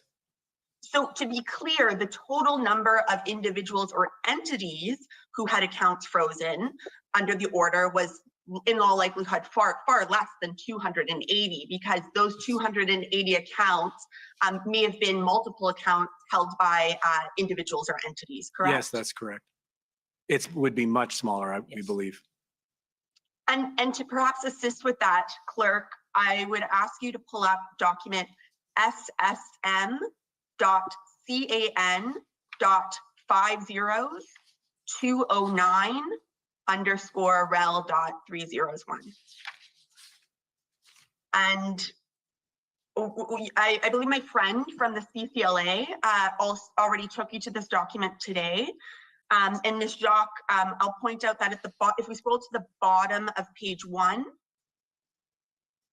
we see an email from you, Ms. Jacques, to Alex, and again, I believe this is Alex Lawrence. And you say on February 22nd, the RCMP has confirmed that they provided the banks with a list of 57 individuals, entities, representing a total of 240 financial accounts that are no longer involved in the blockades. And you go on to note that the banks have confirmed that they'll be unfreezing these accounts.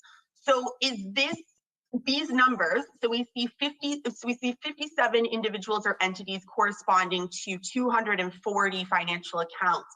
So is this the type of ratio that we're looking at when we're looking at the overall 280 accounts that were frozen? It was likely of this nature, this kind of Yes. ratio. That's accurate. Thank you. Those are all my questions. Okay, next I'd like to call on the Windsor Police Service. Thank you, Mr. Commissioner. My name is Tom McCrae. I act for the Windsor Police Service. Mr. Sabia, my notes of your evidence say that your evidence was that the ministry, this was a serious issue, and the Ministry of Finance was working towards a peaceful end to difficult circumstances. Is that a fair summary of your earlier evidence? Yes. Thank you. I also have notes that you said that a peaceful end is better than a non-peaceful end. And in that context, you acknowledge the right to protest. Is that fair? Yes. Did anyone at any time in the Ministry of Finance, to your knowledge, model the cost of a non-peaceful end to this No. protest? Okay, thank you. Those are my questions. Thank you. Next, call on the Government of Canada. Oops.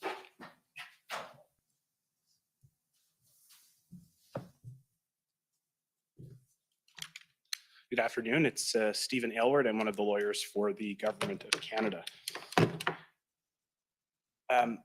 Sabia, earlier this morning, you mentioned a concern around the electric vehicle credits in the context of discussions with or issues with the United States. I just wonder, for those who may be unfamiliar with that issue, if you could just explain a bit more about what it was and why it was a concern for you. Sure. In the U.S. legislation since passed, they provide, there had always been a certain level of subsidy for electric vehicles. And that level of subsidy, one way or another, was matched because they were quite small on the U.S. side and on the Canadian side. The proposal was a dramatic increase in the level of government subsidy for electric vehicles that were assembled only in the United States.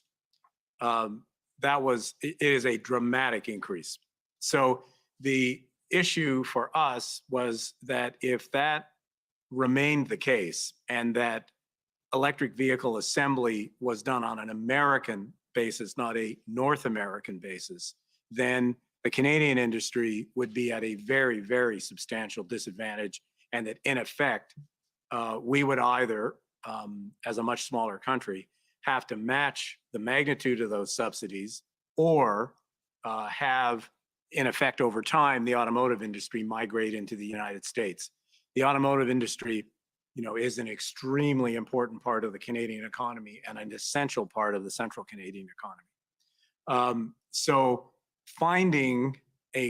working toward a North American approach to the assembly of electric vehicles was something that was very important to us and to those companies and especially to auto workers. So that's why the concern that was being expressed in the United States that Canada is no longer reliable raised such a serious issue for us, because if that was the political perception, then our chances of being able to convince Washington to adopt a North American approach to this, which of course required a level of confidence that auto parts and cars could move across the border pretty seamlessly. If we were not successful in doing that, then as I say, there would be a very severe economic consequences for, there are 500,000 workers in Canada, directly and indirectly, whose jobs depend on, it's a very, very important sector. Was that issue around the proposal to have the electric vehicle credits subsidies apply only in the United States, was that a live issue in the United States? Yes. At the time? Yes. Mr. Mendez, you mentioned that there had been issues with semiconductor supplies in the supply chain to the auto sector that had arisen prior to the blockades.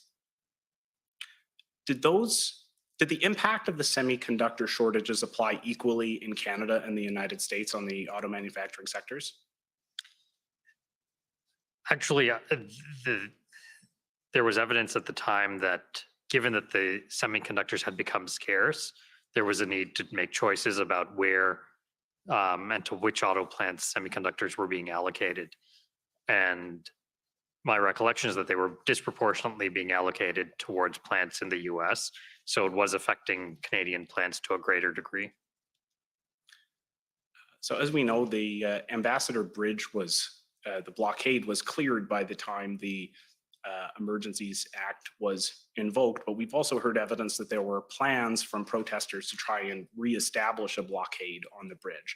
Just wondering for your perspective in terms of impacts, economic impacts or impacts with the US trading relationship, on what would have been the impact of a blockade re-emerging at the bridge.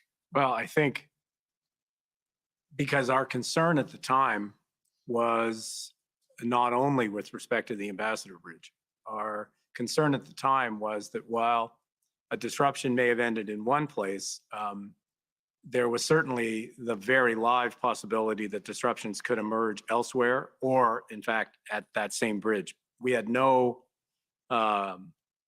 reason to believe that those disruptions had come to an end, period. At the time, prior to the time of the government's decision with respect to utilizing the Emergencies Act. And indeed, that was one of the significant factors, that there was no way of judging whether we could find ourselves in a situation of kind of rolling disruptions across various border points of entry.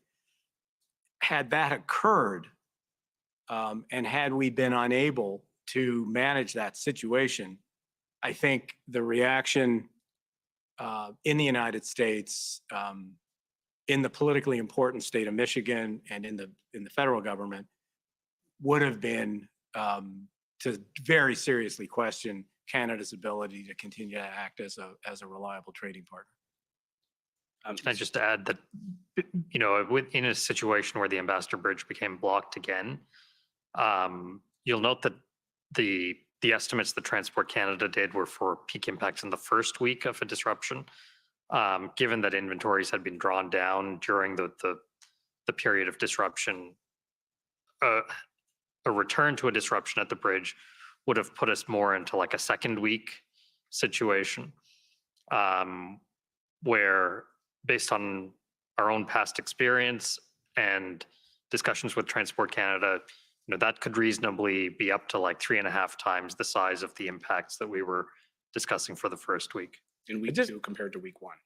Yeah, I'd just like to add something here. You know, we talk about 0.1, 0.2 and the impact on growth rates and this and that, and we talk about it in very antiseptic terms. But what we're really talking about here is, you know, we were already experiencing it, but we're really talking about what does it mean 0.1, 0.2? It's not just a number. It means layoffs. It means lower incomes for workers. It means communities less able to count on certain companies. I mean, there are real human consequences to these numbers. Whether it's an auto worker or whether it's someone in the food sector in Western Canada and their ability to pay mortgages, et cetera. I mean, we had a lot of conversation today about those who are involved in the disruptions themselves.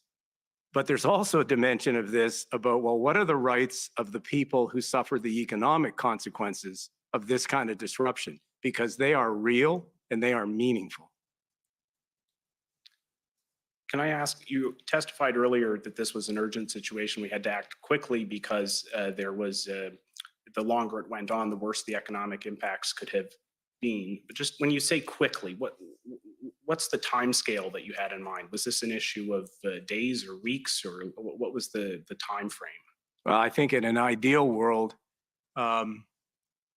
these disruptions had already gone on. They varied the length by where they were in the country, but these disruptions had already gone on for a reasonable period of time, so reasonably lengthy period of time. So our objective here was we were thinking about this in a period of several days or a week, perhaps a bit more than a week.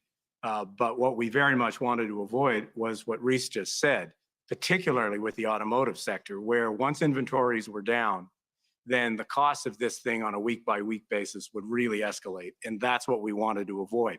As it happened, we were able to avoid it, and therefore the economic effects and the long-term scarring of all of this was quite limited. But that's because it was ended quickly. Changing gears here slightly, Ms. Jacques, you mentioned to my friend from I believe the government of Saskatchewan that the Department of Finance hadn't consulted with RCMP on the EEMO until after the measures were adopted. Did the Department of Finance consult with public safety on those measures before they were adopted? Yeah, we had discussion with public safety before the measures were enacted, yes. Now, my friend for Commission Counsel put it to you that the Department of Finance took no responsibility for whose accounts were frozen and the exercise of identifying whose accounts were to be frozen. Does the Department of Finance have any information about the individuals who were involved in the blockades, or did it have such information at the time? We did not. Did it have any way of obtaining that information? No, and it would have been inappropriate for us to, Why do you say that? because we should not have, in the interest of protecting people's privacy, we should not have access to that information. And so who would be the appropriate body through which such information It would should be flow? law enforcement. Pardon me? Law enforcement. And in fact, Commission Counsel showed you the evidence of Officer Baudouin, the disclosures that were, the form of disclosure that was made to financial institutions. If a financial institution was uncertain upon reviewing a disclosure it received from the RCMP about whether the person who was the subject of the disclosure was in fact involved in illegal activity, was there anything that would have prevented the financial institution from requesting that the RCMP provide further information? No. Actually, we're provided, we have measures so that to ensure that information could be exchanged between the RCMP and financial institutions. That's section 6 of the. That's, yes. And in terms of the, are you aware of any instances in which there was a case of mistaken identity in which a person had their bank account frozen despite not being someone who's involved in the protests? No.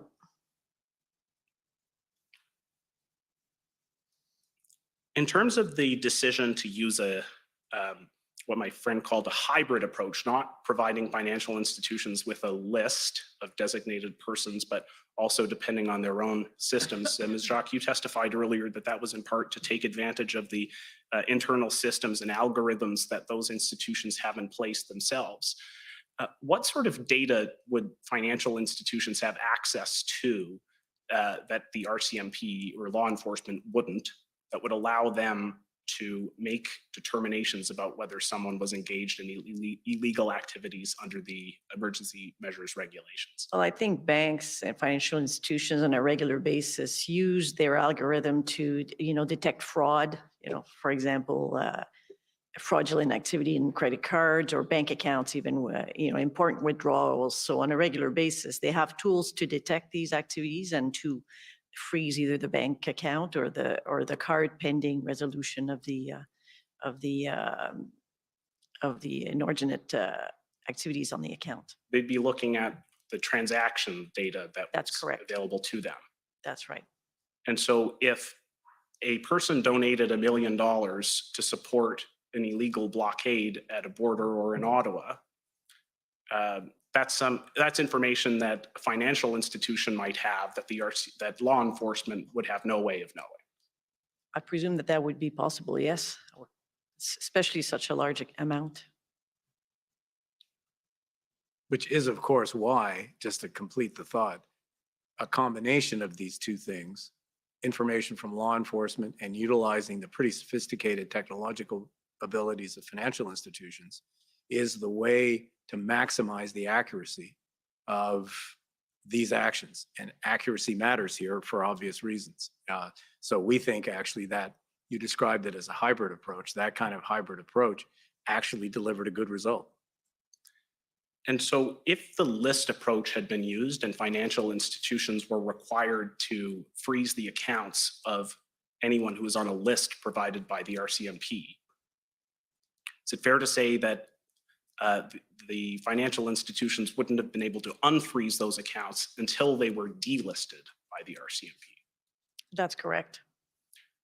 And so under these measures that you had in place, using the hybrid approach and the duty to determine on a continuous basis that you referenced earlier, financial institutions were actually able to unfreeze accounts without waiting for such a delisting. Is that right?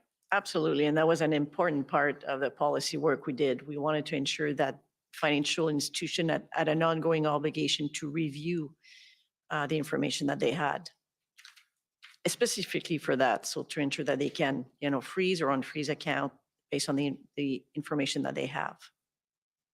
In terms of the national scope of the emergency economic measures order, it applied across the country to financial institutions and designated persons, not just in provinces where border blockades or other unlawful protests were occurring. Why was it important that the measure apply across the country? Well, it's very important because, we didn't know who was donating in which province to where. Also, I mean, we had heard that funds were coming from outside of Canada. So if funds are coming in, we don't know where it's going to come in Canada and where it's going to go. So it was very important that as money flows, that we could have a consistent approach across the country and ensure that the funds that were used to support those illegal activities were frozen. In terms of notice of the pending freezing measures, Mr. Sabia, you mentioned earlier that the Deputy Prime Minister had been very clear that individuals could have their accounts frozen if they continued to participate in unlawful activity. How was that message communicated? I think the minister made that comment relatively early in the day on the 14th, although I don't remember the time, in the context of a broader news conference, I think in the company of the Prime Minister, announcing the government's intention to put in place the Emergencies Act. It was also very, very extensively picked up and reported in the public media through the course of that day and evening. And Ms. Jacques, you mentioned notice that had been given to protesters. Are you aware of efforts taken by police officers to give notice to protesters of these potential consequences? Yes, we have been informed that the RCMP had been, informing people, certainly on the Hill, I don't know elsewhere, that the freezing of bank accounts were a possibility if they were leaving the location where they were at. And there's lots of anecdotal material that we heard subsequently of RCMP officers or other officers speaking to truckers or other people who were protesting, saying with giving protesters the opportunity to say, look, I'm leaving, tomorrow, et cetera. And as I understand it, in those cases, law enforcement authorities were quite flexible as long as they had an undertaking that the person was leaving. They did not take the further step of then freezing that bank account. So I think there was quite a lot of good common sense in how this was applied and gave people the opportunity to, just go home. Ms. Jacques, when the measures were conceived, what was the idea for how someone would have their account unfrozen? Well, it was again twofold. I mean, it could have been just based on a person, let's say a person leave and ceases the illegal activity, could, contact the bank and tell them that they were no longer involved and that they were no longer on location. And or, via a person could have gone maybe to the RCMP, get in touch with law enforcement to ensure that the information was conveyed to the financial sector.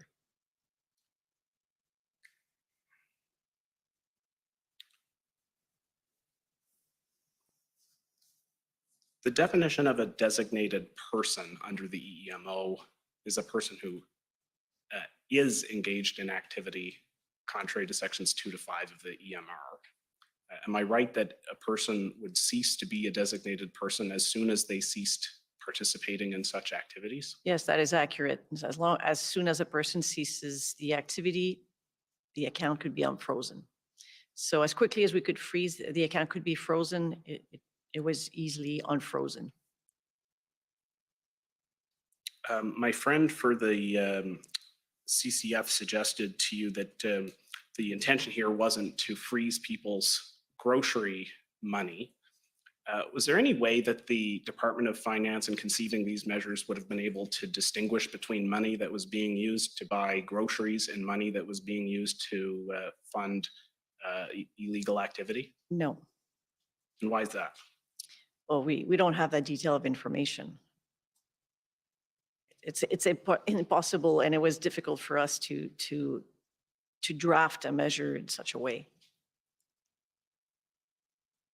Mr. Commissioner, I'm just about out of time. If I might have another 2 minutes. Sure, go ahead. Thank you. In terms of the alternative measures or the alternatives to these measures, it was suggested to you earlier that some of the crowdfunding campaigns were already subject to a court order from Ontario at the time that the EEMO came into effect. And Mr. Sabia, you noted a concern around whether that order would apply outside of Ontario. I'm wondering, Ms. Jacques, from your perspective, were you aware of any other reason why it was needed to take these steps? Why the Ontario order was insufficient? Well, I mean, the Ontario order was one circumstance, but it was for us, there was always a risk that funds could be given to another crowdfunding platform using other payment service providers. Money, as we said, can be flown from different ways, could have ended up in wallets. I mean, we did not know at the time. So the fact that there was one court order doesn't solve the situation. So it was important that we take the measures we took. You refer to wallets, you're referring to cryptocurrency? Yes. Fundraising? That's right. Can you say more about that? Well, I mean, we were aware that some money were being flown to cryptocurrency wallets. And so we wanted to ensure that that was captured as well. I'm just about out of time. You're aware that there was a significant media reporting around the GoFundMe decision to cease the crowdfunding campaign on that platform? Yes, I heard about that. Okay, and I don't have time to play it, but I'll just, for the record, one example of such a media report would be pb.can.401797_rel.0001, beginning at 5 minutes and 5 seconds. Thank you, Mr. Commissioner, for the indulgence. Those are my questions. Okay, thank you. Any re-examination?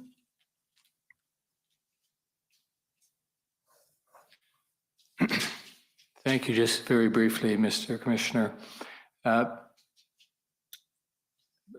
Presumably primarily for you, Mr. Sabia, and you, Ms. Jacques. As you might know, the Commissioner has a mandate to look into the future and make recommendations about the lessons that have been learned. And if you can contemplate for a minute the lessons that the Department of Finance has learned, and in particular from the steps that were taken with the financial institutions. Now, we heard evidence from both of you, Ms. Jacques, the very short period of time within which you had to draft these regulations, and from you, Mr. Sabia, the very short period within which you had to consult with all sorts of other outside institutions to see if you could make these work. And we'd heard earlier from the RCMP about how quickly they had to move as well. And so looking to the future, I'm wondering if the Department of Finance would consider it useful to have a sort of protocol in place in case this type of situation arises in the future, about the factors that you would take into consideration if you had to move very quickly again in the future to take similar steps. You want to go? You want me to? Well, I can go. I mean, certainly, as we mentioned before, I mean, if we'd have more time to draft and craft the policy at the time, maybe to provide from specific exceptions for some sum of money for the freezing of the bank accounts. Maybe that is something that we would have done. Certainly with respect to the list of designated person as it was mentioned. I mean, I know that although there was no provision for listing, effectively the RCMP provided a list of person to financial institutions. I mean, that's something that we can think about, but we also do not want to lose the capacity of financial institution to do their own verification. I think that is still key. So maybe it's something that we could think about as to how we create this procedure to share a list, but we'd have to think about that further. So for my part, look, you always learn from experiences. And this was a highly unusual experience. And as an organization, speaking on behalf of the Department of Finance, as an organization, I mean, we would be misguided not to try to learn from it. I think we did what we needed to do in very compressed periods of time. And I think just history, I think the record shows that we were able to, in taking the actions that we took, we were able to minimize the damage to the national economy. And that means, I want to emphasize this point again, that means minimizing the damage to people. It's not antiseptic stuff, and it's not just about companies. It's about people. It's about workers. It's about paychecks. And we ought not to lose sight of that when people like us talk about, point 1 and point 2. It's about people. So given that, can we do things like think through protocols of activity if these very unusual circumstances wherever, and I hope they never do, arise again? And would we be better positioned if we had thought through in advance protocols of exactly what to do and when to do it and with whom to consult? Now, circumstances vary, so who you're going to consult with varies. But could we make that better? Sure, because you can always learn. And we're open-minded about that, and we will. But again, I won't say more on this. I'll just say in the circumstances, and I think the record shows this, we were able to avoid some potentially very, very serious consequences for, in effect, millions of people who could have been affected by this. Thank you, and thank you, Mr. Commissioner. That's my only re-examination. Okay, I'm going to maybe wade in a bit further on the last question about reforms and looking forward, and ask you to go up a bit to the Emergency Act itself, in the sense that there may be debate, let's put it this way, as to whether or not the concerns you've expressed today are encompassed by public order emergency, i.e. the financial impact that you've described. And so my question is, do you have any recommendations or suggestions on the act itself, whether clarity on that issue, assuming you believe it ought to be considered, is useful, and how that might be done, or whether your financial concerns of that type are another kind of emergency other than a public order emergency? I don't know if you understand what I'm getting at, because it's encompassed in one right now, and there are some readings that would not encompass a financial impact such as you've described. Well, Commissioner, you're going to get a biased answer. No, and that's fine. Because my biased answer is, for all the reasons I just said, economics is not about economics, it's about people, and it's about the welfare of people. So one way or the other, and you're much better positioned than we are to decide whether or not it's in public order or some other category, et cetera. I won't venture into that world. You're much more experienced, and I would be impertinent to venture a view on that. But do I think threats to Canada's national economy warrant being taken very seriously and integrated somehow in these kinds of legal structures? My answer to that is unambiguously yes, just because they are of the importance that they are to people. So my answer is yes. And if there's ambiguity around those issues, then clarifying, I think that ambiguity would be a very useful thing, if there is ambiguity. No, and I'm not saying there is. I'm just trying to get clarity in your position, which, biased as it is, I think it has value, and appreciate that. And so I think that's all I'm going to ask you. So thank you very much for your testimony and for coming, and for taking the time to give us the finance ministry's view. Thank you. Thank you. Thank you. Okay, so maybe we'll take a short break while we set up for the next, it's not a panel, I guess, but the next witness. So we'll just take 5 minutes and come back once they're organized. The commission is in recess for 5 minutes. La commission est levée pour 5 minutes.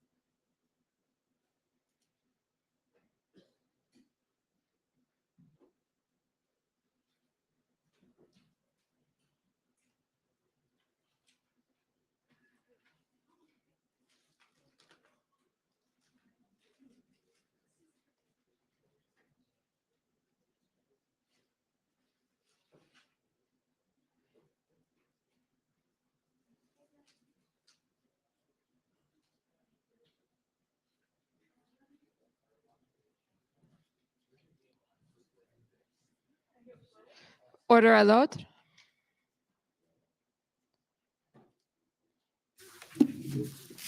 The commission is reconvened. La commission reprend.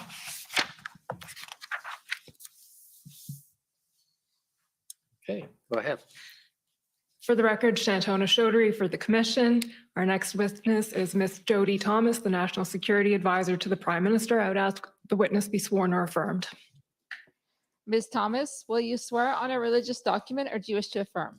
On a religious document, please. We have the Bible, the Quran, or the Torah available? The Bible, please.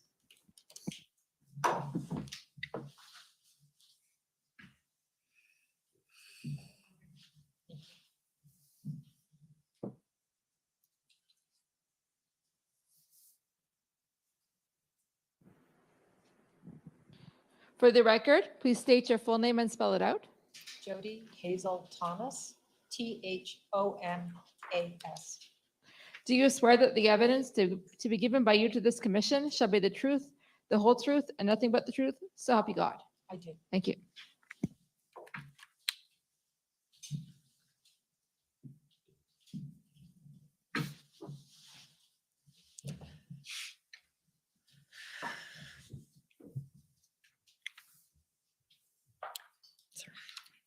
Okay, go ahead. Good afternoon, Ms. Thomas. Thank you for being here. We'll just start with a couple of housekeeping matters. First of all, you'll recall participating in an interview with Commission Counsel on August 30th of this year. I do. Okay. And you'll recall that some of your colleagues who are not here today, namely Assistant Secretary Michael McDonald and Assistant Secretary Martin Green, also participated in that interview. That's correct. Okay. And after that interview, Commission Counsel prepared a summary of the interview. And for the record, I don't think we need to pull it up, Mr. Clerk, but for the record, it's WTS 5071. So Ms. Thomas, I'll just ask you to confirm that you've reviewed that interview summary and that it's accurate to the best of your knowledge and belief, and that insofar as it contains the information of your colleagues, they have also reviewed it and confirmed it is accurate. That's correct. Okay. And the second little housekeeping matter is the institutional report of the Privy Council Office, affectionately known as the PCO. So you're aware that the PCO filed an institutional report with the Commission? I am. And you've reviewed it? I have. And it's accurate to the best of your knowledge and belief? Yes. Okay. For the record, that's DOJ IR 6013. Ms. Thomas, I'll ask you to just start by telling the Commission what is the role of the National Security Advisor to the Prime Minister? So the National Security and Intelligence Advisor to the Prime Minister is a position that was created after 9/11 in order to coordinate and bring sort of structure to the national security community, which is a group of very independent departments with independent deputy heads, although they all work together in a horizontal manner. And what was learned after 9/11 was that coordination amongst these departments and agencies is useful in understanding intelligence, national security, and foreign policy issues. And so in my job, what I do is I do coordinate the national security community. I have a convening function, which means I can call them to meetings, I can raise questions, challenge them on certain issues. So I have a challenge function like all deputy secretaries at the Privy Council office. And I also provide advice and information and brief the Prime Minister of Canada. Okay. And when you speak of the national security community and the various departments and agencies, who are you speaking of specifically? The Department of National Defense, Global Affairs Canada, Public Safety and its agencies, CVSA, CSIS, RCMP, and the Canadian Security Establishment, the Communication Security Establishment known as CSE. Those are the primary players. Okay. And within within the Secretariat, well, I believe there's 4 separate secretariats, or 3 or 4 secretariats that were within the National Security and Intelligence Advisory.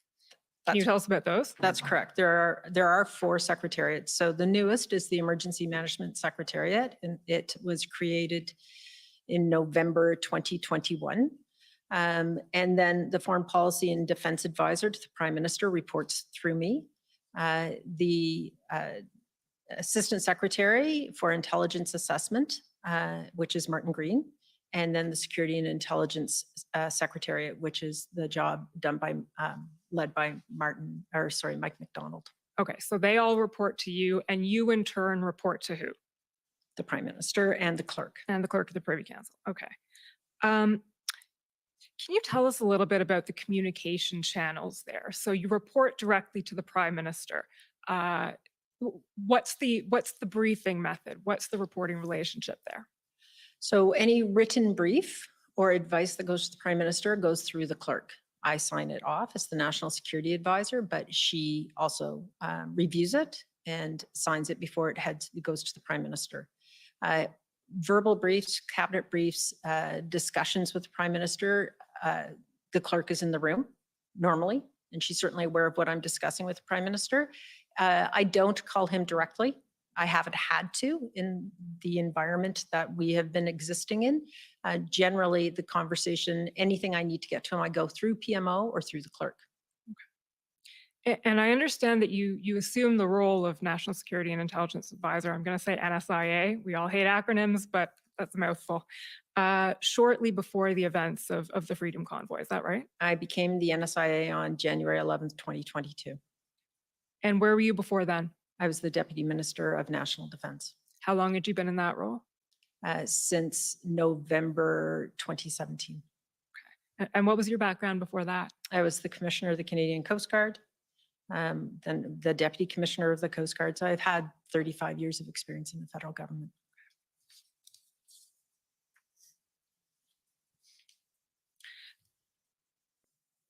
So you mentioned that you have a convening role between all of these various agencies, the national security community, as you call them. We heard earlier this week from your colleagues at Public Safety, and they described their role as being a consumer of intelligence as opposed to a collector of intelligence. I understand the same is true of PCO. Yes, that's correct. Can you elaborate on that a little bit? Where the sources of your intelligence come from? The sources of intelligence from covert and overt, so open source, but also what's collected by the agencies, comes from CSIS, RCMP, CSE, Global Affairs Canada, and the Foreign Intelligence Secretariat, and Canadian Forces Intelligence Command as the primary domestic agencies. We also hear from our Five Eyes colleagues.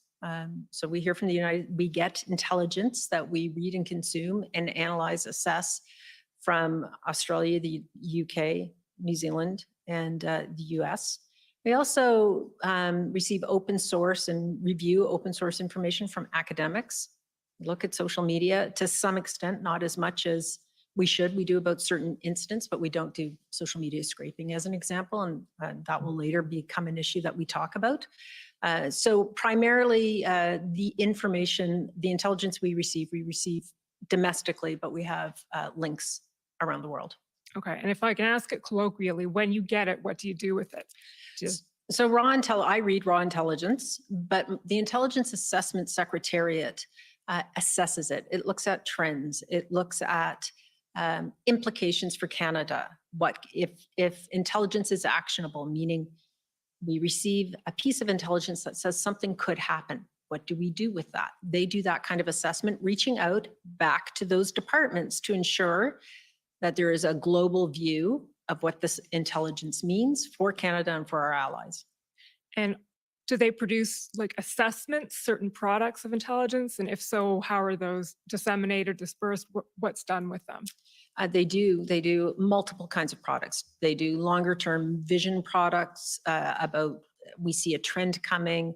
They do a daily foreign intelligence brief, which is a document that is sent to a reading list of people around various departments and within PCO.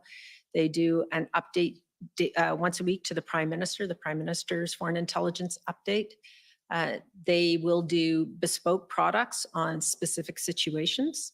We had, for example, this week, an incident in Ukraine where there was a missile shot down in Poland. So they did a bespoke piece on that to analyze it very quickly in conjunction with the rest of the security agencies, primarily D&D in this case.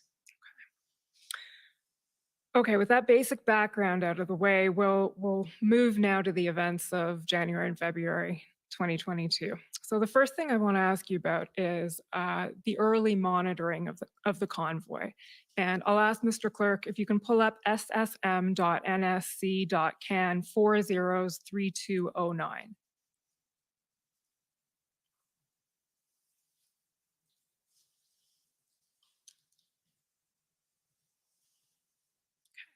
So this is an email from Mike McDonald, who we understand to be Assistant Secretary of Security Intelligence, to you, Jacqueline Bogdan, who is Deputy Secretary, Emergency Preparedness, and a variety of people. So to situate you in time, this is Tuesday, January 22nd, so ahead of the arrival of the convoy. So I'm going to take you through a couple of points in this email. If we can just scroll down a little bit, Mr. Clerk. Okay, just a little bit more. Here we go, thank you. So at this point, in monitoring the convoy thus far, the RCMP and other law enforcement report that it is peaceful, participants are being lawful and disciplined as they have an objective of arriving in Ottawa on time as planned. While the current convoy is peaceful, concern lies around whether any individuals might join the convoy who are not aligned with peaceful protest. And then there's some media reporting, YouTube videos, and some comparison to some people who might like to see a January 6th Capitol Hill type event. Just scroll to the next page, please.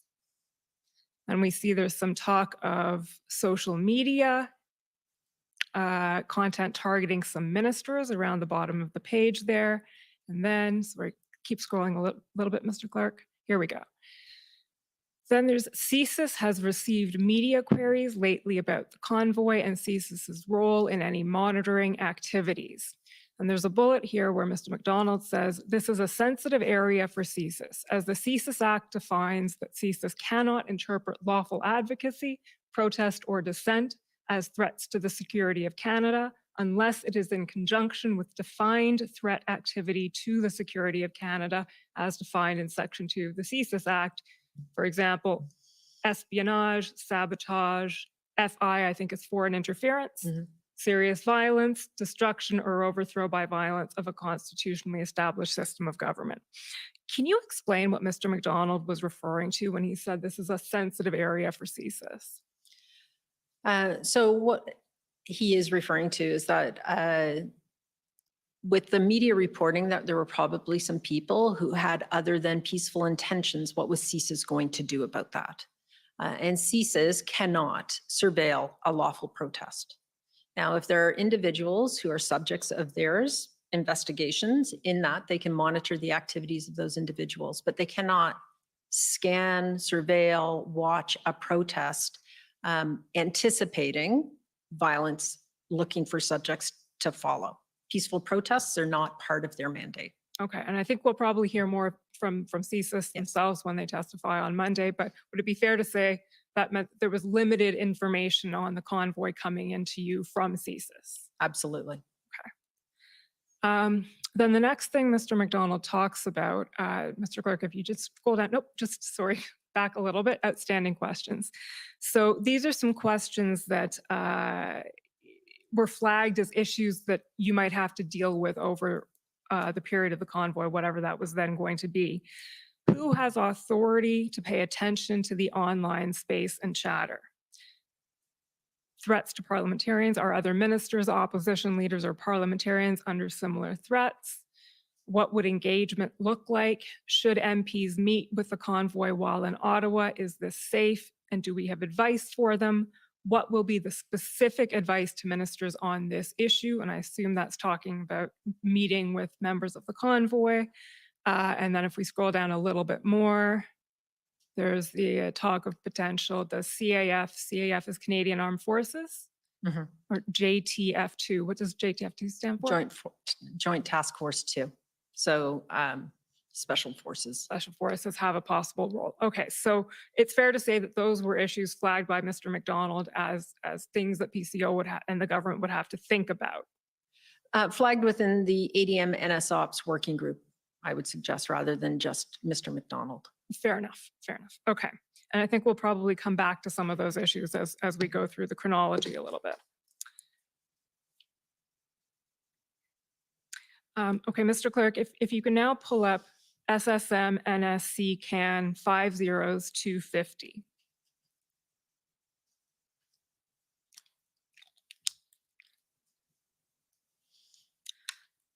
This will be another email sent on January 25th, and I understand you're not actually a recipient of this email personally. It was to Mr. McDonald, but I'm hoping you can help us with some of the issues in there specifically. Mr. Clerk, if you can scroll down to page 3 to a point where you see there is a gap where it comes to reporting. There we go. So this is our deputy minister. So this is Derek Traherne from Public Safety writing. I'm sorry, it's not Derek Traherne writing, but in any event, it's to Derek Traherne. Our deputy minister, Rob, debriefed on the NSIA call on this topic today and mentioned that there is a gap where it comes to reporting on this issue as we head towards the demonstration this weekend. Do you know what reporting gap Mr. Stewart was talking about there? I would think that he is talking about information from law enforcement on what their planned actions are going to be. I mean, we don't expect to be pre-briefed on what they're going to do. We don't get into tactical plans, but the reporting out of the activity on the Hill, how is that going to happen or in the protest? Okay, so this is a law enforcement reporting gap? That's what I think reading this. Okay, so that is actually an issue that we discussed a little bit in your interview. Can you tell us, can you explain to the commission what that gap is? It's something that's been identified here by Mr. Stewart, and it was also identified as in his testimony. As I said, it was discussed also in your interview. So can you elaborate on what that law enforcement reporting gap was from your point of view? So there is a general gap in terms of open source information and who can collect it, who can analyze it, and what we do with it. RCMP collects information for law enforcement purposes. And as do other police agencies. We've all heard of Op-Hendon now.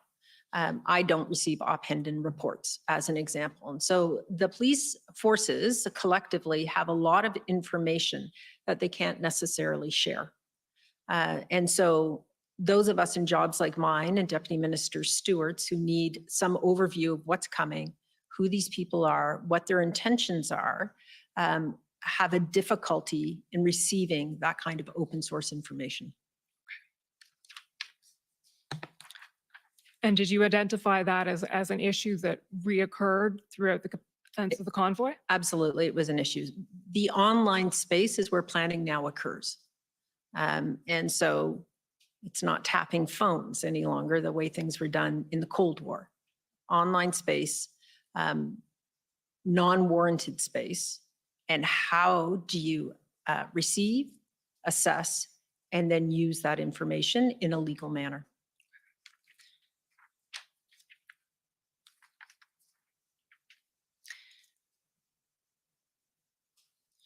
So with that having been said, what was your expectation of what the convoy was going to look like when it arrived in Ottawa?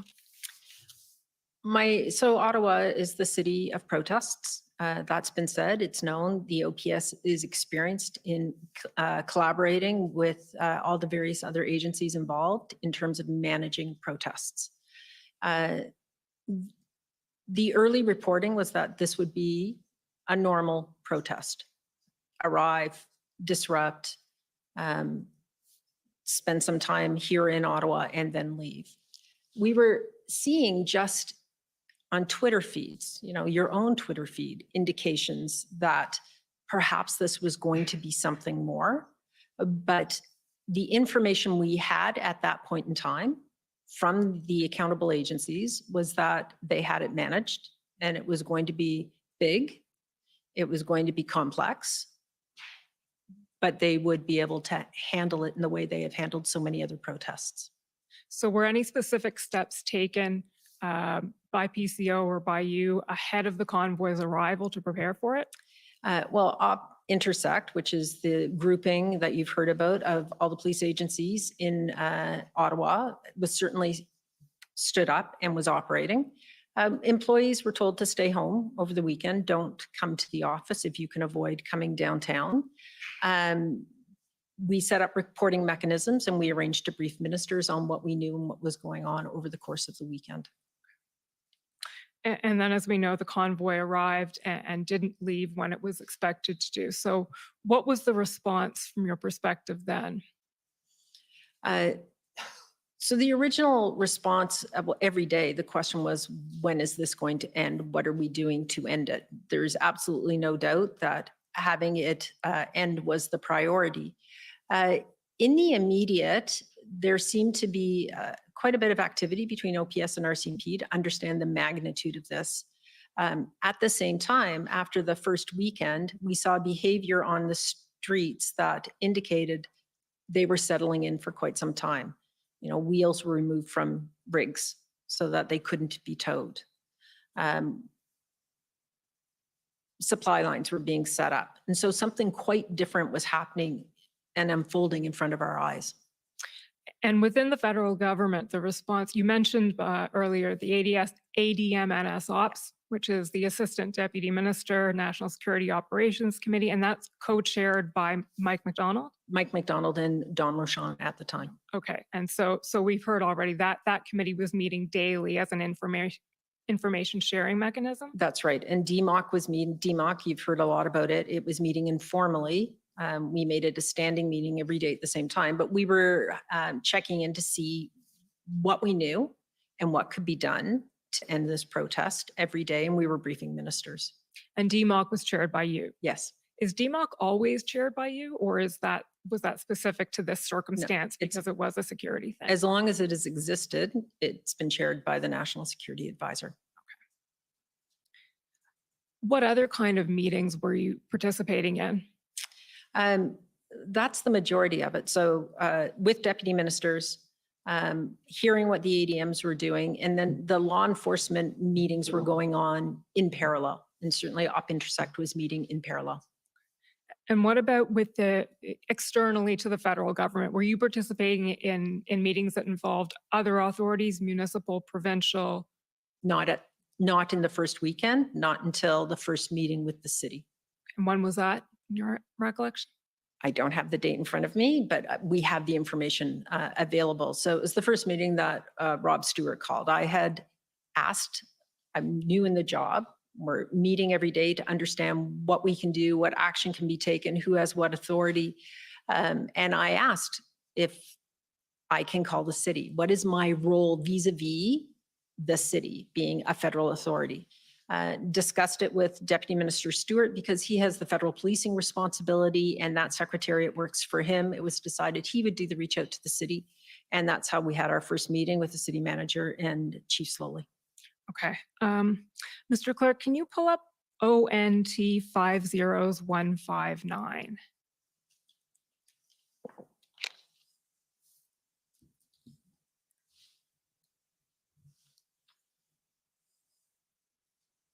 So this is a summary of a call that was held with the city, the federal government, and the provincial government on February 6th.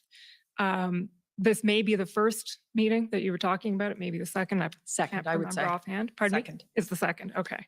So I want to ask you about something specific in this meeting, which if we scroll down to page 9 of the PDF, I believe. So in evidence that we've heard before the commission, we've been through most of this already. There's one specific point having to do with you. It notes at the end here that you noted it was a positive meeting, regrets to end on this following point. Would the province be looking to the federal government if this protest was happening outside the city of Ottawa, for example, happening in other places like Kingston? So Mr. Mario Di Tommaso, Deputy Solicitor General, testified here a couple of weeks ago, I'm sorry. And his impression of that comment was that this was the federal government trying to wash its hands of this entire thing. So now that we have you before us, I wanted to ask you, is that what you intended by that comment? Absolutely not. From where we sat, all 3 levels of government needed to be involved. And the federal government was very involved. The RCMP was meeting constantly with the Ottawa Police Service.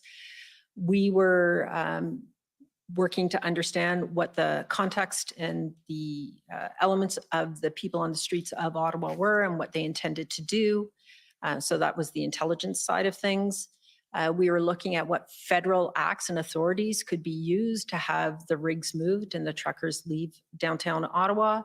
And we wanted to know what provincial laws could be used and would be enforced to ensure we could clear the streets.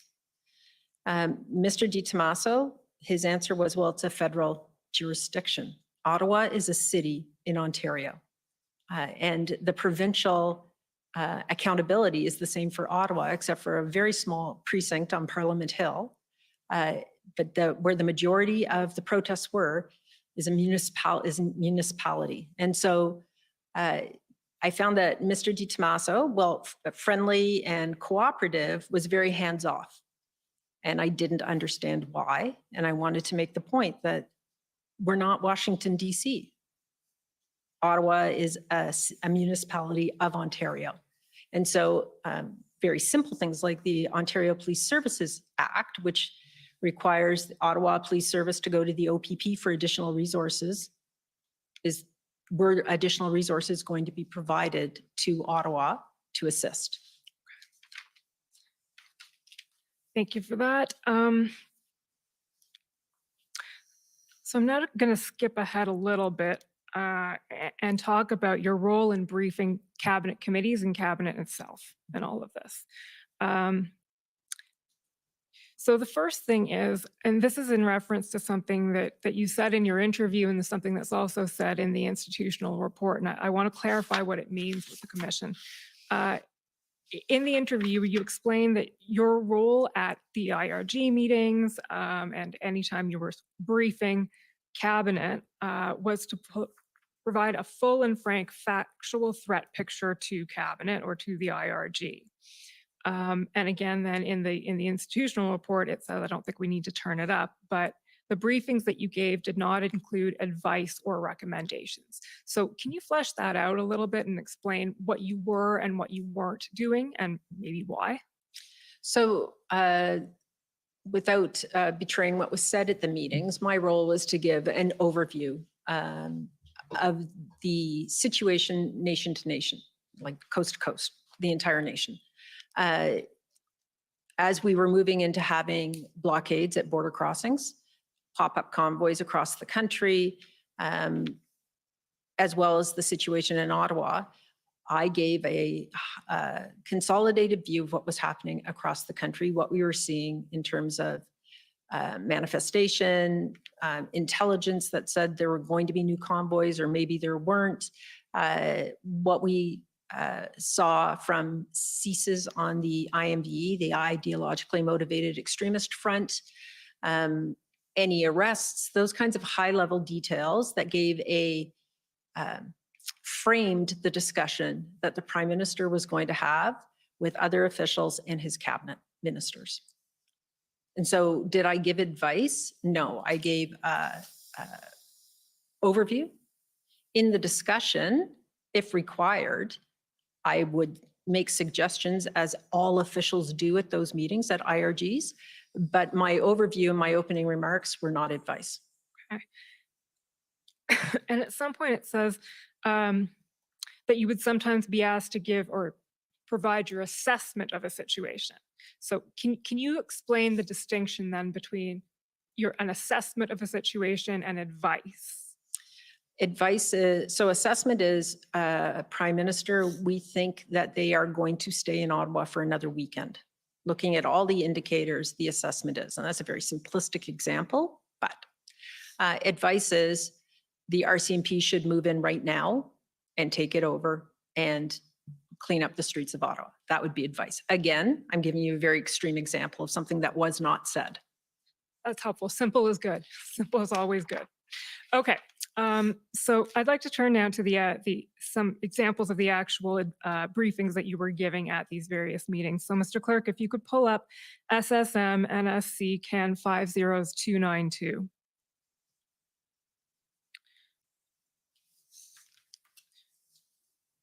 While you're pulling that up, I'll just explain. This is the SSE meeting of February 3rd. And can you just give the commission a brief reminder of what SSE is?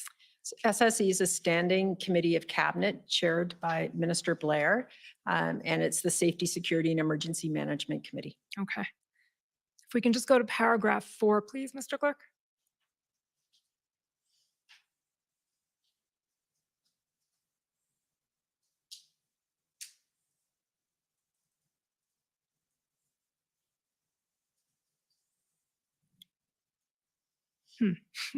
There doesn't seem to be a paragraph 4. Oh, there we go. Yeah, thank you. It's paragraph 4 of a different thing. Sorry about that. The National Security and Intelligence Advisor, NSIA, indicated that protest organizers have indicated an interest, sorry, I should slow down, I know that, indicated an interest in negotiation. However, the protesters confirmed that representatives from the city, province, or federal government have not reached out. So this is February 3rd at this point, and you're indicating that the protest organizers have indicated an interest in negotiation. Where did that information come from? What were you talking about there? Open source. They were saying it themselves. They had news conferences, and they were putting out their own media indicating that they would sit down with representatives. Okay. And then you said the protesters confirmed that representatives from the city, province, or federal government have not reached out. Was this also just from open source media? So this wasn't from any particular information you had, just collating open source information. Okay. Mr. Clerk, next one is ssm.nsc.can 50246.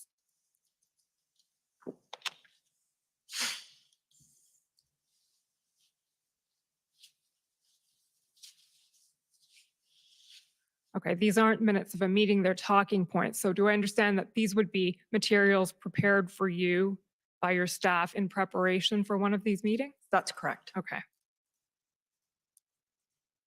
We go to page 3, please.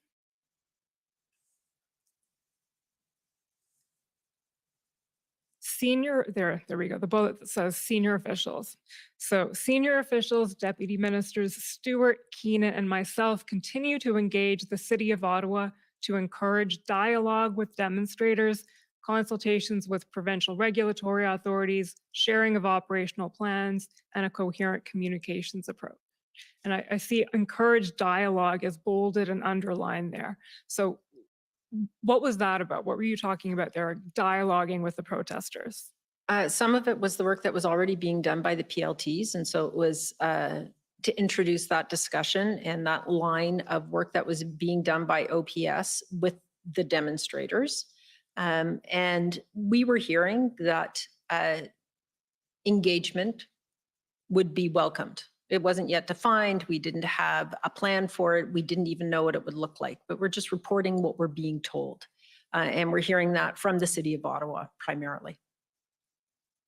Okay, but what it says there is that Deputy Minister Stewart, Deputy Minister Keenan, and you are engaging the City of Ottawa to encourage dialogue. So at that point, were you actively encouraging? For the city to talk to them? Yes, because this was happening in the City of Ottawa. Okay. In the hope then that dialoguing with the demonstrators would produce a positive outcome. Exactly. Reduce the noise, the number of rigs, hopefully break up the protest. The next document, please. ssm.nsc.can 50209.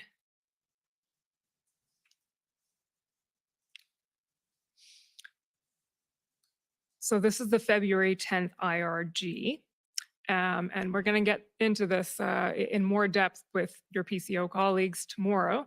But again, just a brief description of what the incident response group is, please. The incident response group is a cabinet committee chaired by the Prime Minister that is used to make quick, rapid decisions about incidents of national importance or a crisis.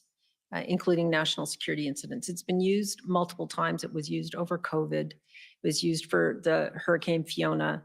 It was used for the downing of Ukraine Flight 752. So it's an effective tool that the Prime Minister invokes in order to have discussions with both ministers and officials at the table so that he hears from subject matter experts, the chief of the defense staff as an example, deputy ministers with particular expertise, as well as ministers. Thank you. If we can just scroll down then to page 5, please. So February 10th, I believe, was the first IRG meeting. Yes, it was.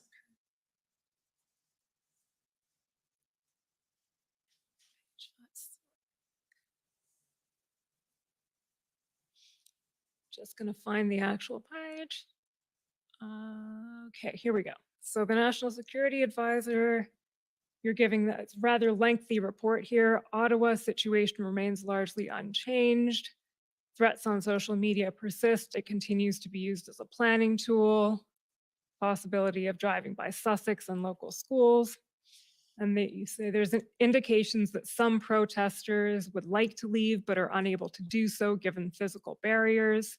And an integrating planning cell is developing a plan of action. The preference remains to continue moving forward with negotiations, with enforcement actions to start early next week if negotiations remain unsuccessful. And then a surge and contain strategy will be employed for the upcoming weekend. So is it fair to say at that point that the notion of negotiating with the protesters is still very much on the table? It was still being explored, absolutely.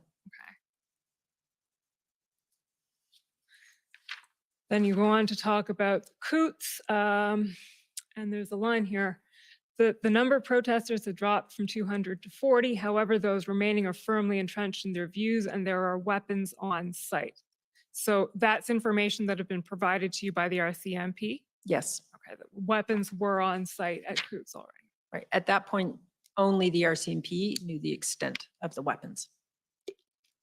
I'm sorry, only the RCMP knew the extent. Yeah. So you knew that they were present, but you had no idea about the extent. That's correct.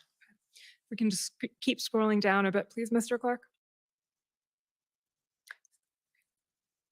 CSIS reports tracking several individuals, and then there's some threat assessments by CSC and CSIS. Scroll down a little bit more, please, Mr. Clerk. Okay, I think that's probably it. So on that topic of negotiation or engagement, I just want to take you sort of a bit of an aside for a moment, but related. SSM can 406131. While that's being pulled up, I'll just situate this. So this is the engagement proposal about which the Commission has heard quite a bit. Mm-hmm.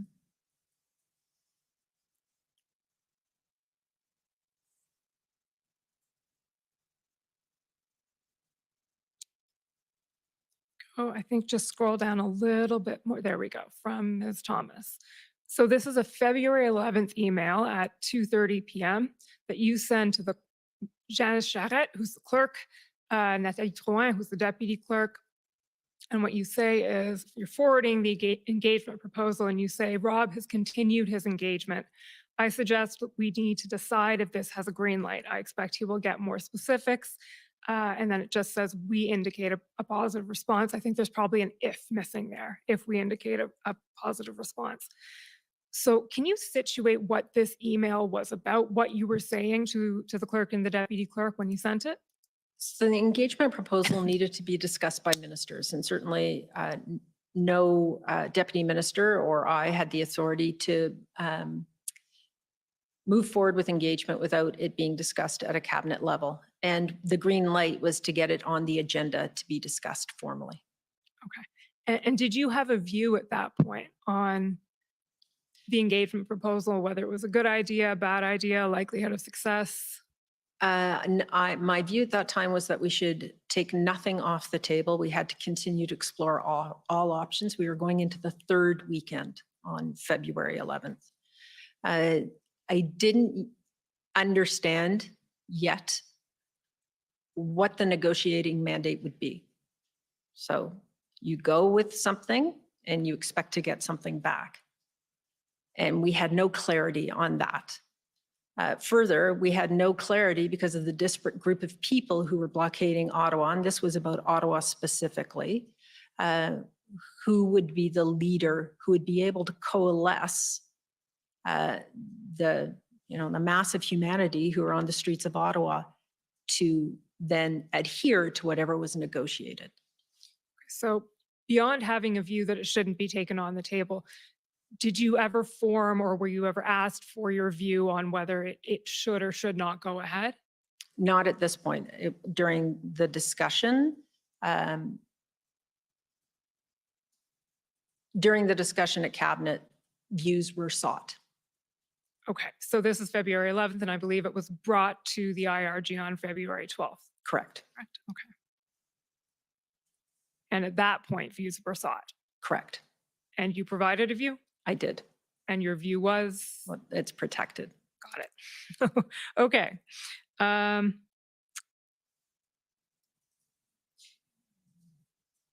we then go to the February 12th IRG, ssm.nsc.can 50214?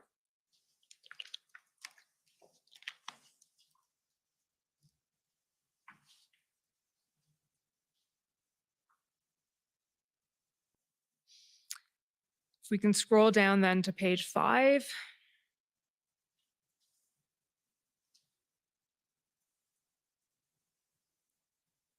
In terms of specifics, just scroll down a little bit more. The NSIA reported that the situation in Windsor remains very fluid, with law enforcement having begun to take action. In Ottawa, we're seeing a significant escalation in the boldness of protesters. So just stopping there, what does that mean? What was that observation? Yeah, we were hearing this from the OPS and Intersect, and certainly again, social media and media. They were with bouncy castles had happened. The view that they were here to stay, that they had zero regard for the citizens of Ottawa, that social media was talking more and more about aggressive action to stay, holding the line, dig in. It was just a change in tone that was noted. And sometimes changes are subtle, but you have to pay attention to them. We saw more people on the street that weekend than we had anticipated, and fewer people were leaving at the end of the day. And the raucous atmosphere was extending later into the evening. We saw things like the wrecking ball on Wellington Street by then. And so there was just a change in the forcefulness of the tone. And did that have an effect on your assessment of the situation? Well, you were also hearing the increased low level of violence, the fears of the citizens of Ottawa, the honking continued despite the injunction. What became apparent to us as we were assessing the situation is that this wasn't breaking up. Okay, and then if we can just scroll down again, Mr. Clerk, to page 15. So this is part of what became known as the IRG tracker. Can you just explain, Ms. Thomas, what the IRG tracker was very briefly? So the issues that were discussed at IRG and the action plan out of it was this tracker. I think the Prime Minister was, I'm paraphrasing here, and I don't want to put words in his mouth, of course. The Prime Minister and the clerk were concerned that people would discuss, leave the table, and then what would be the outcomes of the direction that was given. And so this was to track all the activity to understand what could be done and the progress, the status on achieving certain goals. So the action plan for tow trucks. For instance. For instance. So what was done, where did it stand, and we would update it every single day. Okay, and the one that pertains specifically to your area is item number 4 here, which is identify immediate measures to close the intelligence gap, i.e. open source, non-criminal, non-terrorist. Can you elaborate on that? Is that the intelligence gap you referred to earlier, the social media? It is. So the RCMP, OPP, OPS all collect open source information for law enforcement purposes. We saw that in Oppenden.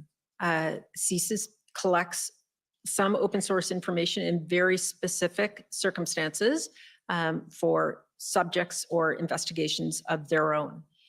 We knew that social media was being used to mobilize, to plan actions, to talk about what was going to happen next, to talk to other protests across the country.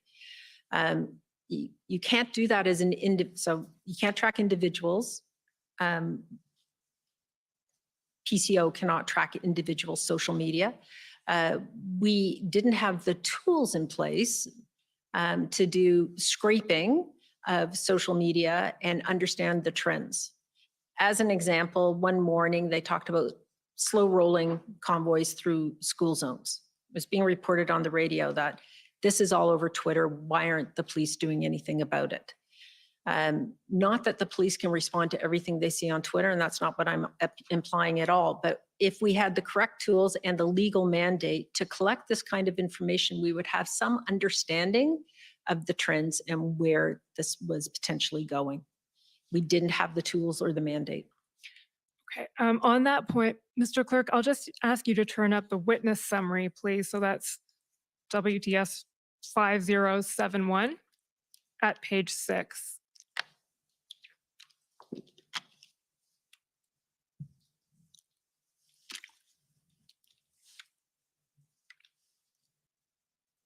It's under the social media intelligence gap.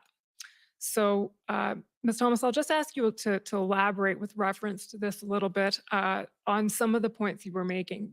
For instance, the tools. What tools, when you say we didn't have the tools, what tools are needed to do that? Well, there are IA-based tools that can be purchased to look for keywords, to look for algorithms. And we don't have those. You can't put a person in front of the screen and just have them Google convoy and get enough information to quickly enough to do anything with it. So you actually need computer-based tools to do computer-based analysis. Okay. And then just scrolling down the page again a bit, please. Thank you. So just the point where it says NSIA Thomas there.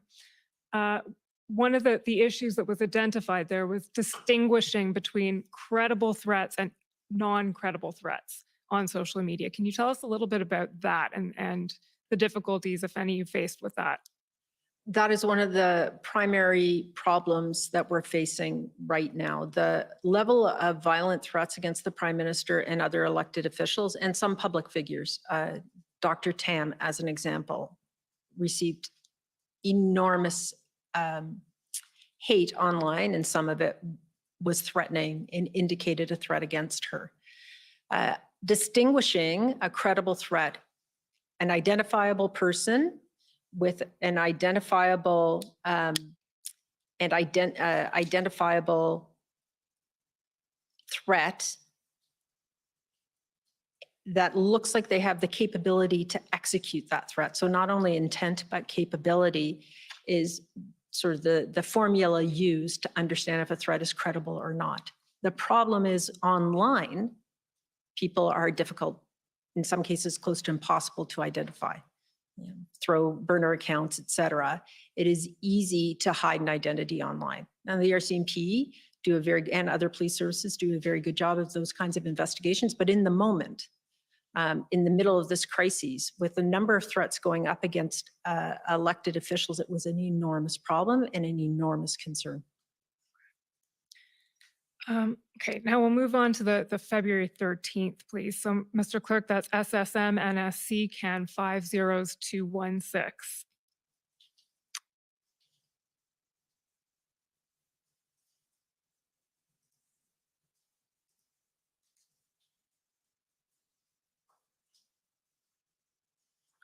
Scroll down to page 8, please.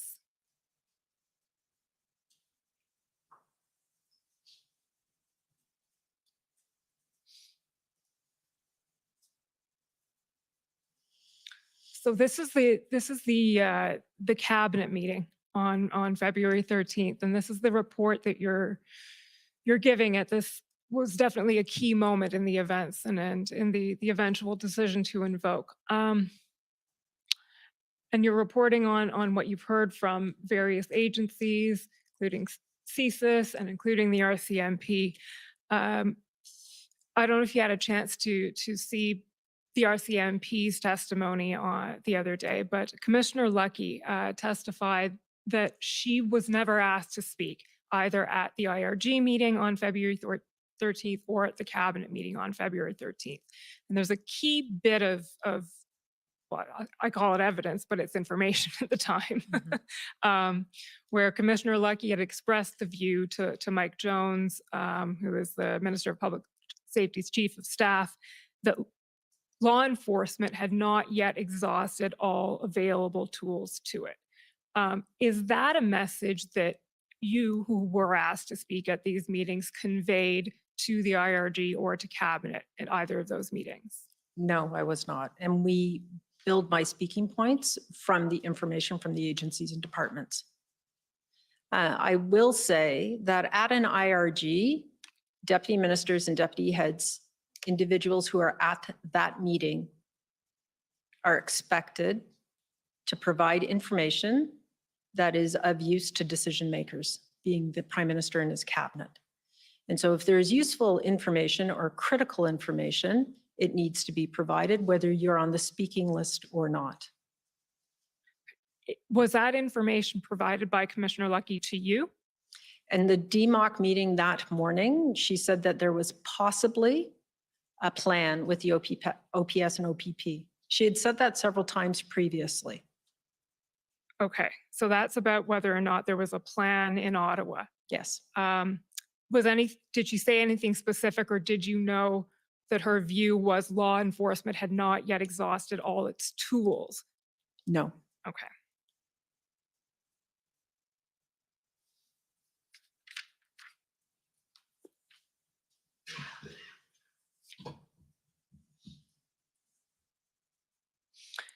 The next document is SSM NSC CAN 50298. So these are your talking points for this meeting. Chronologically a little out of order, but that's okay. Okay, so here again, we see the mood of the organizers in Ottawa appears emboldened. So that's essentially a repeat of a point that's been made on a previous day, no change there. And then there's talk of City of Ottawa announced agreement with protest leader Tamara Leach that could lead to approximately 70% of trucks and cars leaving the residential areas in the downtown core over the next 24 hours. Then they explain a little bit more detail about that. Given the anti-government sentiment of Ottawa Group, along with the decentralized nature of its leadership, it is unclear at this time the concurrence of other leaders in the group to the agreement. So is that your assessment of the situation there?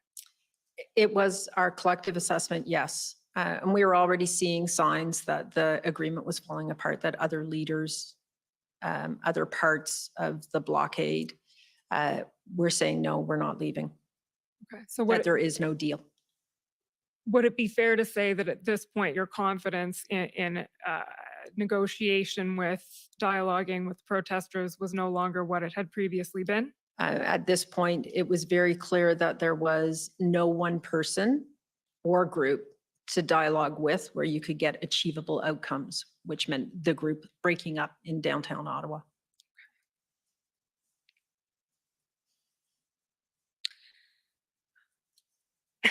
We're going to move now to the February 14th DMOC. So that's ssm.nsc.can 50217.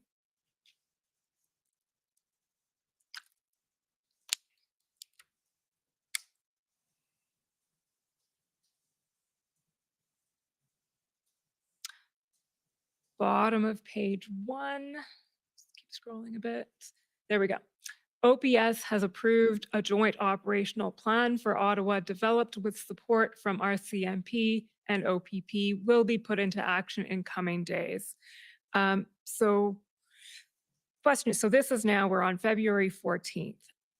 In your recollection, when was Cabinet made aware that a plan was coalescing to carry out an operation in downtown Ottawa? I don't recall cabinet being informed of that.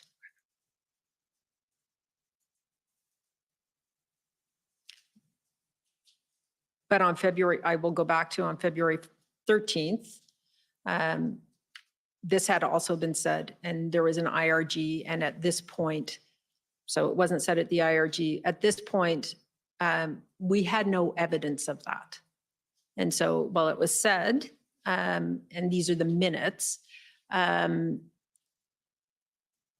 is no evidence that there was a plan. And as I noted, we had been told there was a plan multiple times. When you say no evidence, what kind of evidence would you have expected to see? We would expect some level of assurance from the RCMP that the people were in place, it was executable. We don't expect to see details, that's policing.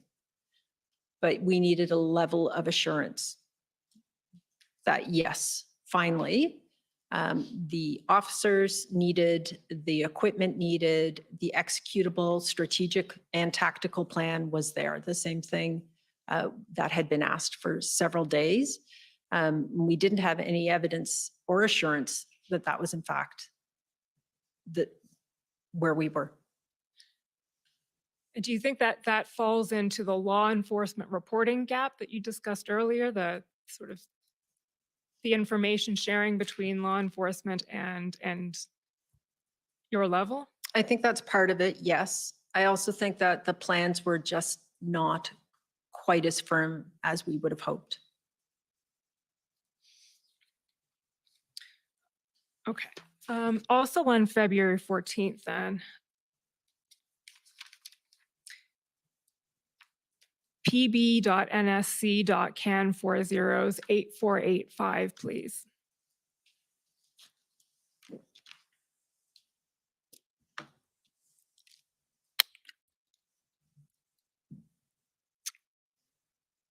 Scroll down, please. Scroll down again. I think it'll probably be the bottom of the second page that you want to start with. There we go. Mm-hmm.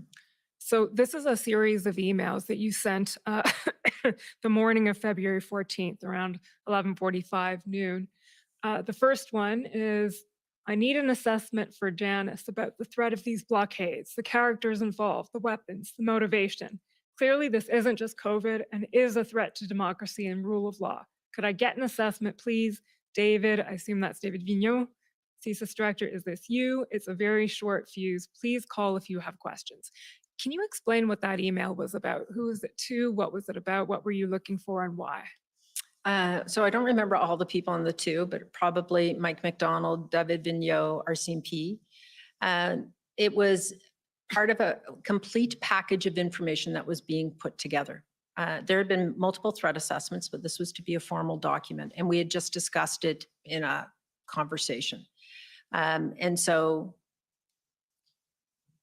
we had talked about the need for a last formal document should cabinet decide to proceed with the Emergencies Act, as opposed to in the daily updates we were giving. So laying out the entire spectrum of threat. And so I needed it very quickly. We were going to collate it. We just needed the information from the agencies. Okay, so the intention was to get that assessment for Ms. Charette, the clerk, and she would then provide it to the Prime Minister. Prime Minister, okay. And we just scroll up a bit to the next email. So this one is to Mike McDonald, Rob Stewart, something blanked out, Inez Neville and Martin Green. Inez Neville, who's that? She's my chief of staff. Okay, perfect. This is about a national threat to national interests and institutions by people who do not care about or understand democracy, who are preparing to be violent, who are motivated by anti-government sentiment. What are you saying there? Are you setting out what the assessment should say, or? I was being asked questions about how specific it should be. And so that was my response. How specific it should be in terms of what the threat was and sort of the range of issues that were of concern. So national interest in institutions, lack of confidence in police as police were being stretched across the country. The desire to have government policy changed by force mandates. There were people preparing to be violent. We saw it on social media. We certainly knew that both CSIS and RCMP had concern about some people and the potential for violence. And there was certainly an anti-government sentiment throughout. So does what is reflected in this email reflect your assessment of the situation at the time? Not everybody on the ground, absolutely. This wasn't a monolithic group of people, but yes, those elements were there. Was that assessment ever produced to you? I don't think it was. And why would that not happen? I think it fell through the cracks and we were overtaken by events.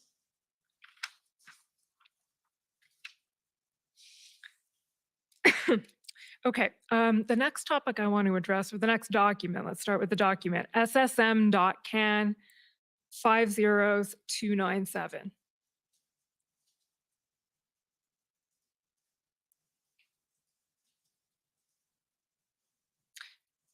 Before I go there, actually, if that document had been produced, that threat assessment, it would have been CSIS who did it, or would have been the RCMP who would have been? We would have, PCO probably would have written it based on information received from all the agencies. Okay, so it was a call for input so that PCO itself could produce the. Correct. Okay. So the topic I want to address with you now is something that has come up, will come up, and will forever be part of the Commission's inquiry, which is this idea of what is a threat to national security. This email, scroll down a bit, just want to see. So this is an email from you to Jacqueline Bogdan, a fellow named Philippe Lafortune. Can you tell us who that is? Philippe Lafortune worked for Mike McDonald. I believe it was Mike in the Security and Intelligence Group. Okay, so Philippe did some research, which is handy to keep in our quote unquote back pocket, FYI, at this stage, Mike. And the date of this is February 9th. So before the IRG started, this research was done. Mike, as requested, we did some digging on the Canadian definition of national security. As you know, one of the challenges on this issue is that the GOC, Government of Canada, never ended up formally defining it. However, we looked at transition materials and various acts to provide you with the best answer and its potential applicability to the current situation. Below, you will find a policy definition of national security, but also NSICO. Can you explain what NSICO is? If not, it'll make me feel better about my lack of I do acronym not knowledge. offhand. Take on it, and what the CSIS Act, SCIDA, SCIDA. That's the information sharing. Information sharing, okay, and the Emergency Act stipulate on the issue. Here are the various pieces. We'll just, I think, probably read through most of this email because it's quite relevant. But first of all, before we get into the specifics of it, can you explain the context of why that information was being sought? No, I don't think I asked for it. I don't recall, unless there's an email that says I did ask for it. But it is an ongoing question. Who defines national security? What is the definition? And even in the national security policy in 2003, I think it was written, it wasn't really defined. Okay, so that's what Monsieur Lafortune is talking about when he says the problem is it's never been formally defined. Correct. Okay. And how would that be formally defined if it were to be? In a public policy. In a policy. So not in legislation, but in a policy. Yes, correct. A Government of Canada policy of some sort. Right, a national security policy as an example. Okay. And that would be something prepared by, if it were to exist, PCO? No, probably public safety. Public safety. As the policy lead on national security issues. Okay. So here we have the first national security pertains to the safety and security of Canada's territory, government, economy, and people, as well as the promotion and protection of Canadian national interests. National interest refers to Canada's sovereignty, democratic processes and institutions, security, territorial integrity, economic prosperity, social cohesion, environmental protection, and healthy and resilient communities. That's the NSICOP. So NSICOP, I believe, is the National Security Intelligence Committee of Parliamentarians annual report. So that's about as broad a definition of national security as one could possibly imagine. That's correct. Then there's the legislative perspective reported by Monsieur Lafortune. What he says is there is no true legislative definition of quote unquote national security. The CSIS Act and SCIDA provide examples of threats to security and activities that undermine security.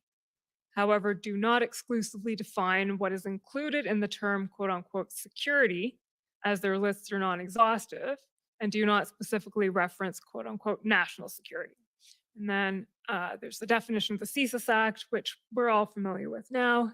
Just scroll down a little bit, Mr. Clerk. SCIDA has its own definition here. Scroll down a little bit more. Then there's a quote from a Supreme Court ruling. I think the case is actually called Suresh, not Sunresh, but and so what the Supreme Court says in Suresh is they talk about danger, a fair, large, and liberal interpretation in accordance with international norms must be accorded to danger to the security of Canada. And they're talking about deportation here. Then they say the danger to the security of Canada is difficult to define. And then they go on and talk about a broad and flexible approach, et cetera, et cetera. Then, I think this is now Monsieur Lafortune, not part of Suresh, the Emergency Act, and he talks about how the Emergency Act does define national emergencies as the following, and then he gives a definition, which again is familiar to us here in the commission. So you received this email and this sort of memo, if I can call it, on national security. Did that have any impact on your thinking, your assessment of the situation that was happening at the time? No, it laid out the complexity of understanding how to define the problem set, absolutely. But not particularly. We received a lot of information in those days. And would this memo be something that was kept internally to PCO, or would it have been disseminated, shared? Would it have been briefed up to cabinet? It wouldn't have, I don't believe it was ever discussed at cabinet, but certainly it was shared with other deputy ministers.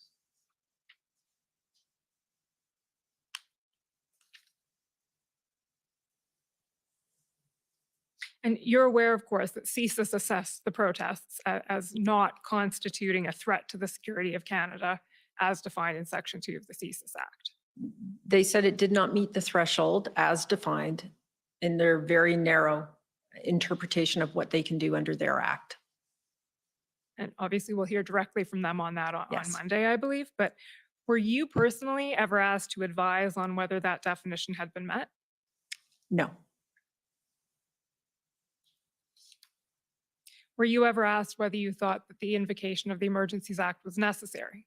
Yes. And when was that? February 13th. And what was your answer? It was discussed in a cabinet meeting. Let's see how we're doing for time here. Oh, we have time. Okay, so the next thing. Oh, Or yes. the afternoon break, sorry. Morning, afternoon, evening, Yeah. whatever it is. Yes, Yeah. please. We can take the break now, take 15 minutes, and we'll come back and continue. Thank you. The commission is in recess for 15 minutes. La commission levée pour 15 minutes.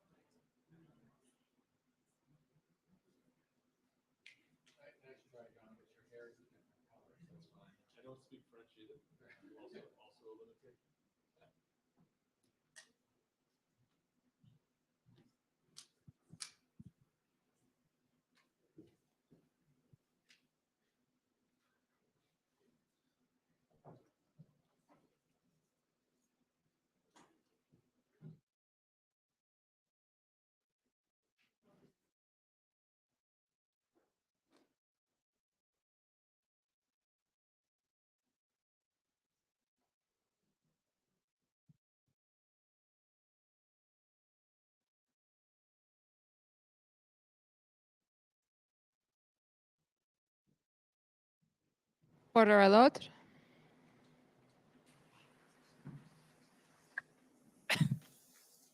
The commission is reconvened. La commission reprend.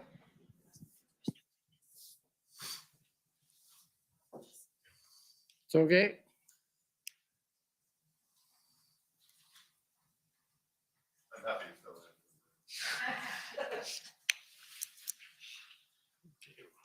I'll just step out for a few minutes. You can.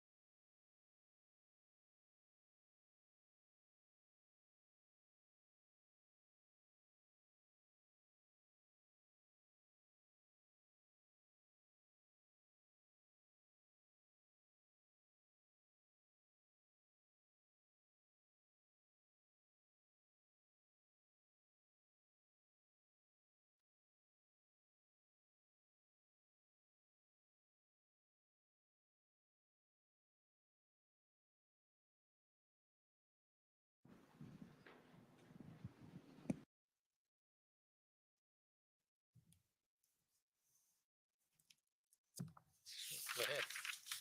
Ms. Thomas, I understand that you had some discussions at break with your counsel, which actually obviated the need for me to have a discussion with your counsel about whether or not you could answer some questions about the inputs that you and views you expressed to cabinet on a couple of issues. So I'm just going to ask you those questions again. The first is with respect to the engagement proposal. What view did you express to cabinet on the engagement proposal? After the discussion was concluded, my view is that it was not a workable plan. And this would be on February 12th? Yes. And why did you form that view?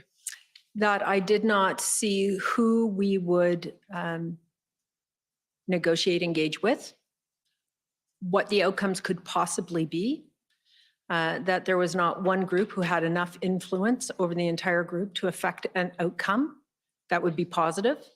And I did not know who we would put in front of them.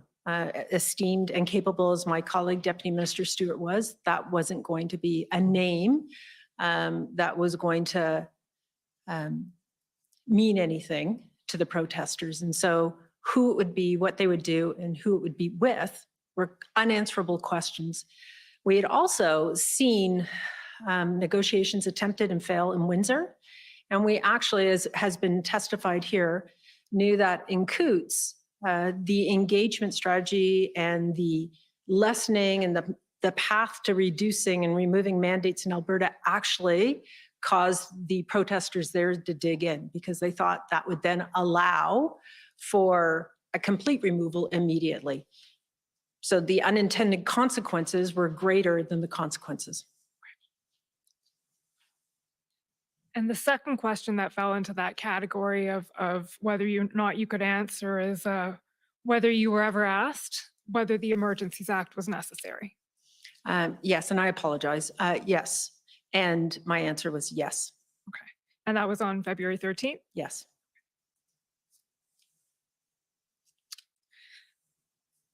The other area I'd like to take you back to briefly, just to elaborate on a little bit, is this idea of the law enforcement gap in reporting. So for that, can we pull up the witness summary again, please? So it's WTS, bunch of zeros, 71.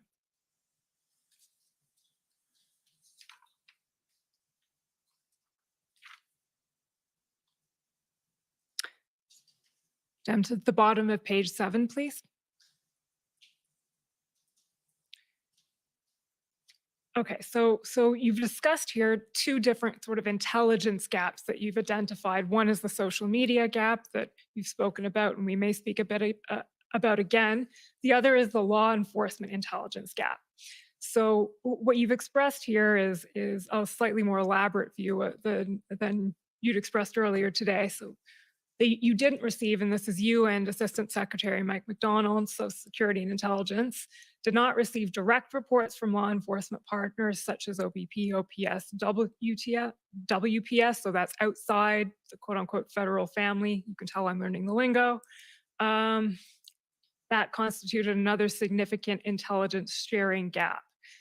Assistant Secretary McDonald recalled a significant delay in receiving updates from the RCMP, given the RCMP's policy obligation to consult with each relevant agency prior to sharing investigative and operational information. And you clarified that neither you nor your staff received SITREPs, so situation reports, project reports, or other forms of information directly. And as you mentioned today, you hadn't heard of Project Hendon specifically.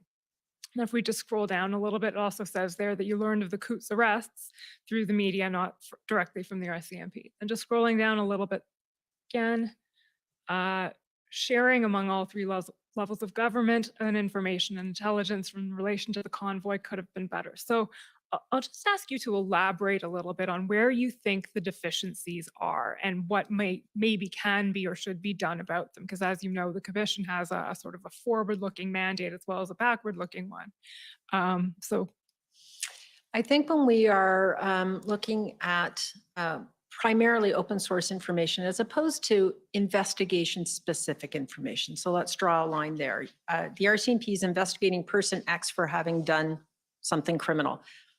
As the NSIA, should I receive that? No. I receive information when the RCMP are making an arrest of a federal crime that would be of interest to the NSIA. So, but after they've done it or as they're about to make the arrest or make the announcement, general tactical operational information on a day-to-day basis, I don't have any need for from the RCMP. But when we're in a situation like this, it's a crisis, I'm coordinating the town, the RCMP is where I'm coordinating the town. I'm asking for information about what's happening, what's coming, what they expect, what, not again, operational planning, but what is going to happen, what law enforcement is talking about, what their concerns are, because there are ways I can help, potentially. It would be useful to have that information. And we didn't receive the flow of information from the RCMP, even their intelligence unit, that I think we possibly might have. when you say there are ways you can help, what are you referring to? We would do X, Y, or Z, and we think this is necessary. We're short 100 people, or we need cabinet permission, or we need, it could be any number of things. And the hypotheticals are long. But in this particular situation, I think that we could help reduce the pressure on the RCMP to answer questions constantly if we had some indication of the intelligence they were seeing, primarily, again, open source, and what they were going to do with it. We could answer questions. We could reduce the anxiety about what was going on. So from your perspective, keeping in mind the need for police independence, which... Absolutely. This isn't interference or telling them what to do, and it's not getting in the way of an operation. It's just information flow. So there's some work to be done in the area. Correct. From your perspective of information flows between law enforcement and government. Absolutely.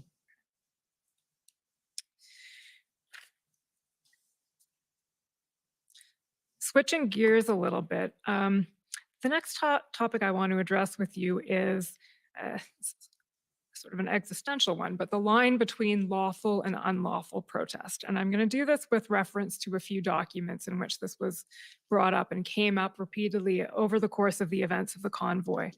The first one, Mr. Clerk, is ssm.nsc.can 303211.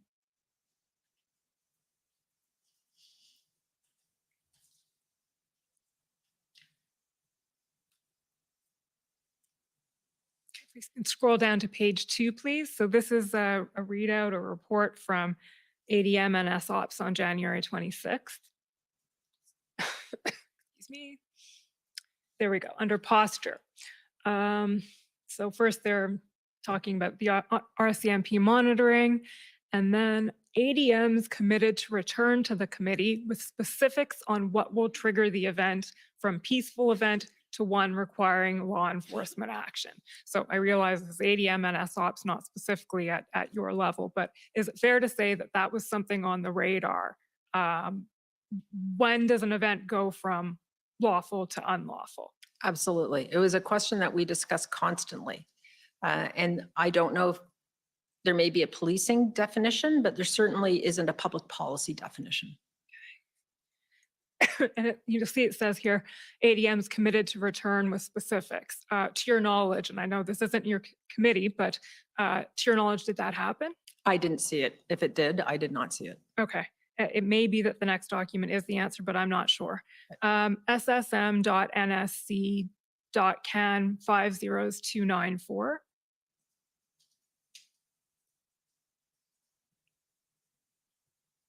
At page 6, please.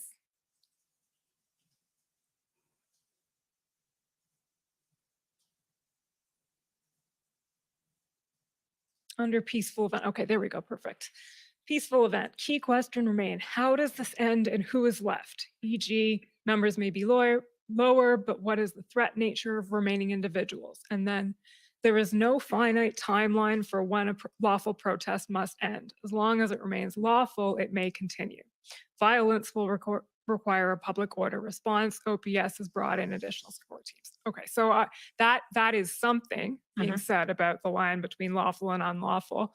I don't know if it's, I think maybe you don't know either because it wasn't your committee, whether that was the specific sort of deliverable return on that point. But if so, it's not a particularly detailed answer. Yeah, I think there are distinct issues. When a lawful protest ends versus when it trips into something else. I think those are two different issues. And one is very much a city issue, how long the city gives permits for protests, those kinds of things. I think that's more in the city's domain. When it moves from lawful to unlawful and becomes a public order issue, again, mostly belonging to a municipality, but we are in a unique circumstance here in Windsor, in Coutts, across the country. When do protests, blockades become unlawful? Because this is talking about the OPS, but the question we were asking ourselves was much broader. Okay. That's a helpful distinction, actually, and it'll come up in the following discussions. So the next document is SSM.CAN 5016.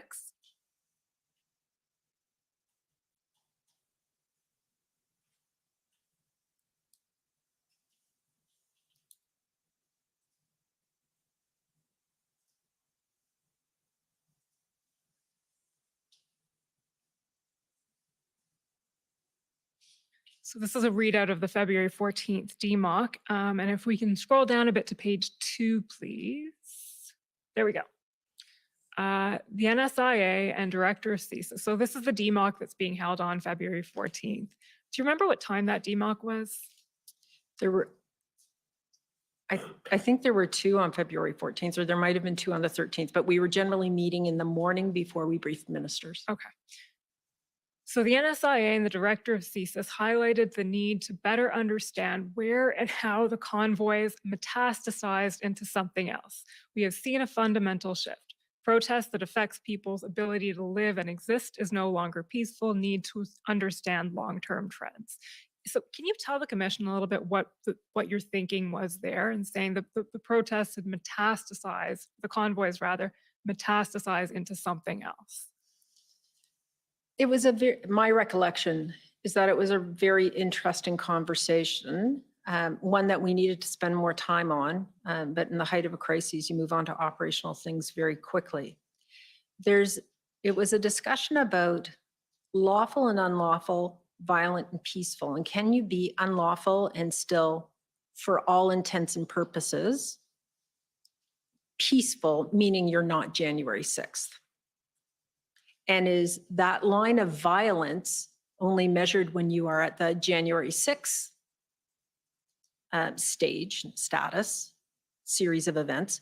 Or is the violence the people of Ottawa were experiencing on the streets, the inability of people in Windsor to conduct their lives in the neighborhood where the blockade was, the inability of the town of Coots to function? Is that a line? And so where is that? And I don't have an answer for it, but it is something that we have to consider as situations like this perhaps become more of the norm. And what we were discussing is that the only measure can't be violence of a nature of January 6th. That can't be, well, this is something different, or January 6th is about to happen, therefore it is now not only illegal, but a national security threat. There is a spectrum of activity and behavior and threat in there that we need to understand. And so that was the nature of the conversation. And it's one that's continued. I can't tell you that I have a paper on it yet. We don't have a policy paper to bring forward to the clerk, but it is a conversation that is continuing because it's critical. We have seen these kind of uprisings in democracies around the world. What does it mean? What can we do? What should we do? Questions to be asked that have to be thoughtfully considered before we're in this situation potentially again. In a sense, I think you've preempted my next question, which is this an area that is being worked on within the federal government, is in case anything like this ever happens again, where that line is? And when you talk about the line between lawful and unlawful, in some senses, that's the line where intervention would happen. Correct. And yes, the work is ongoing.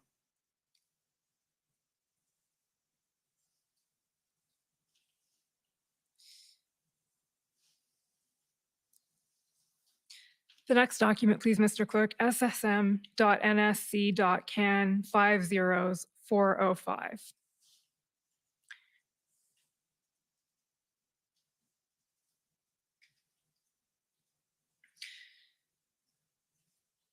So this is a related point, Ms. Thomas, to situate you a little bit on the need to protect lawful protest.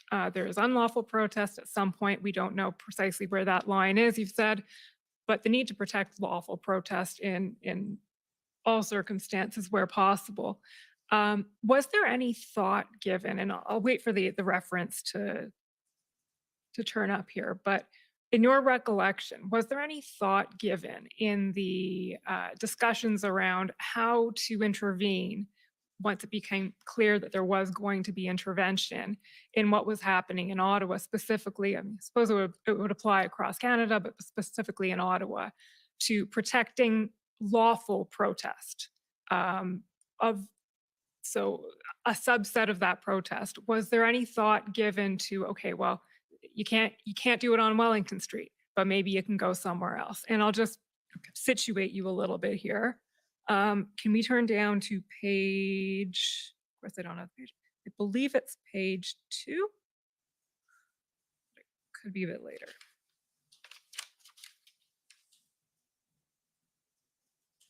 Sorry, keep scrolling, I'll find it. Keep scrolling, please. Oh, no, I guess not. Page 5, sorry. Yeah, okay, there we go. So this is a description, and I realize it's not your description, it's the RCMP, I believe, but keep scrolling a bit down, please, Mr. Clerk. I'll tell you when you got it. Okay, yeah. The focus of the operation today has been on clearing protesters south of Wellington and reinforcing barriers. Protesters remain at Bank and Sparks, have been advised that they'll be arrested if they do not leave. Public order units continue to wear tactical gear, but police tactics remain focused on de-escalation. This is February 20th. Police are also monitoring a gathering that has formed the War Museum of approximately 100 people and a smaller gathering of 30 to 50 at Confederation Park. Information suggests some indication some protesters are staying in the secure zone, and I think that's about it. So including at hotels in this area, our CMP is looking into. So these other areas, the War Museum and at this point it's Confederation Park, were these lawful protest zones to your knowledge at this point? I'm speculating in terms of the particular situation. The Emergency Act was still in place. I don't know if these locations, because I don't have the map in front of me, are still in the exclusion zone or not. And so if in the exclusion zone, by virtue of the act, if inside the exclusion zone, they would have been illegal.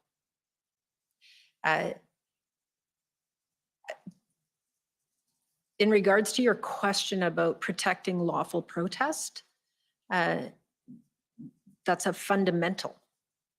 People who wish to protest lawfully, peacefully, respecting the rights of, in this case, the citizens of Ottawa, that's a given in this city. The right to do that is a given in the Constitution. It's just a fundamental right Canadians have. That discussion again about when it metastasizes into something else is what we are pursuing. So I think this will be the last area that we can cover today, but I want to ask you about a couple of intelligent assessments, secretariat assessments that were produced to the Commission. The first one is ssm.nsc.can 40218.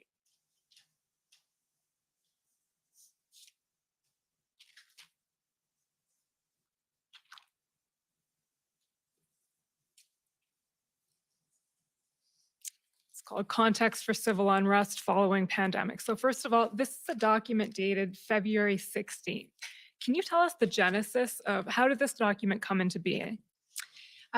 So when we spoke about the Intelligence Assessment Secretariat, I said that they will do longer thought pieces as well as immediate operational assessments. So the immediate, the missile strike in Poland, this is an example of the kind of thought they do, piece they do to look at trends, to understand the context in which foreign policy, security, and intelligence issues are nested.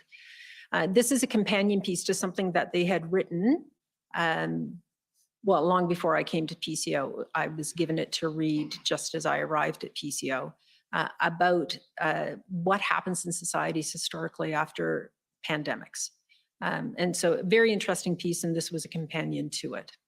Okay, so you already had a piece on what happens after pandemics. Yes. So we'll take you through a little bit of this, and you can tell me if this is something that would have been known before February 16th and formed part of the context you were thinking about, or whether it was an ex post facto. So the first thing, just introduction. Historically, civil unrest, degradation of social cohesion have been common in the immediate aftermath of pandemics or epidemics. The health impacts and restrictions involved provide fertile ground for social unrest and mobilization as pandemics progress or end. This is particularly true when there are existing underlying inequalities and/or social fault lines within the population. The ongoing trucker protests have several markers demonstrating consistency with this trend. So is this something that was part of your thinking when the convoys rolled in? Or was this something that was only thought about after the fact? I didn't know about the previous piece when the convoys rolled in, because again, I wasn't at PCO, and in my job at Defense, I hadn't seen it. The clerk brought it to my attention as something she had read and found very interesting. And so I pulled it up and read it, and this was done as an addition to that. So that, if I understand correctly, it wasn't part of your personal thinking, but it may have been part of the thinking at PCO. I think it was part of thinking implies, I think it was more it was just informative. If we just scroll down a little bit more, it speaks to Canadian historical context, 1885 vaccine requirements intended to curtail the spread of smallpox resulted in public violence throughout the city. Per the Washington Post, more than 2,000 violent rioters. marched through the streets of Montreal screaming, "Kill the vaccinators," in response to vaccine mandates.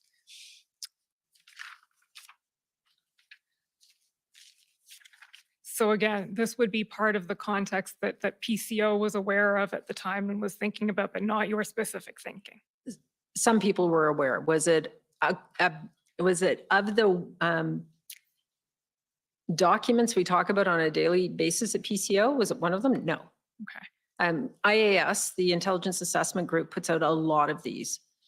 People read them not as an immediate to do their job. They read them as thought pieces when they have time on the weekend. And so who's read it in PCO, I couldn't tell you. And what would be the purpose of having an assessment like this done? Again, the assessment group takes global trends, takes events, and tries to help predict what will happen. And they use, in this case, a lot of academic and historical research to build their assessment. Okay. The next assessment is ssm.nsc.can40231.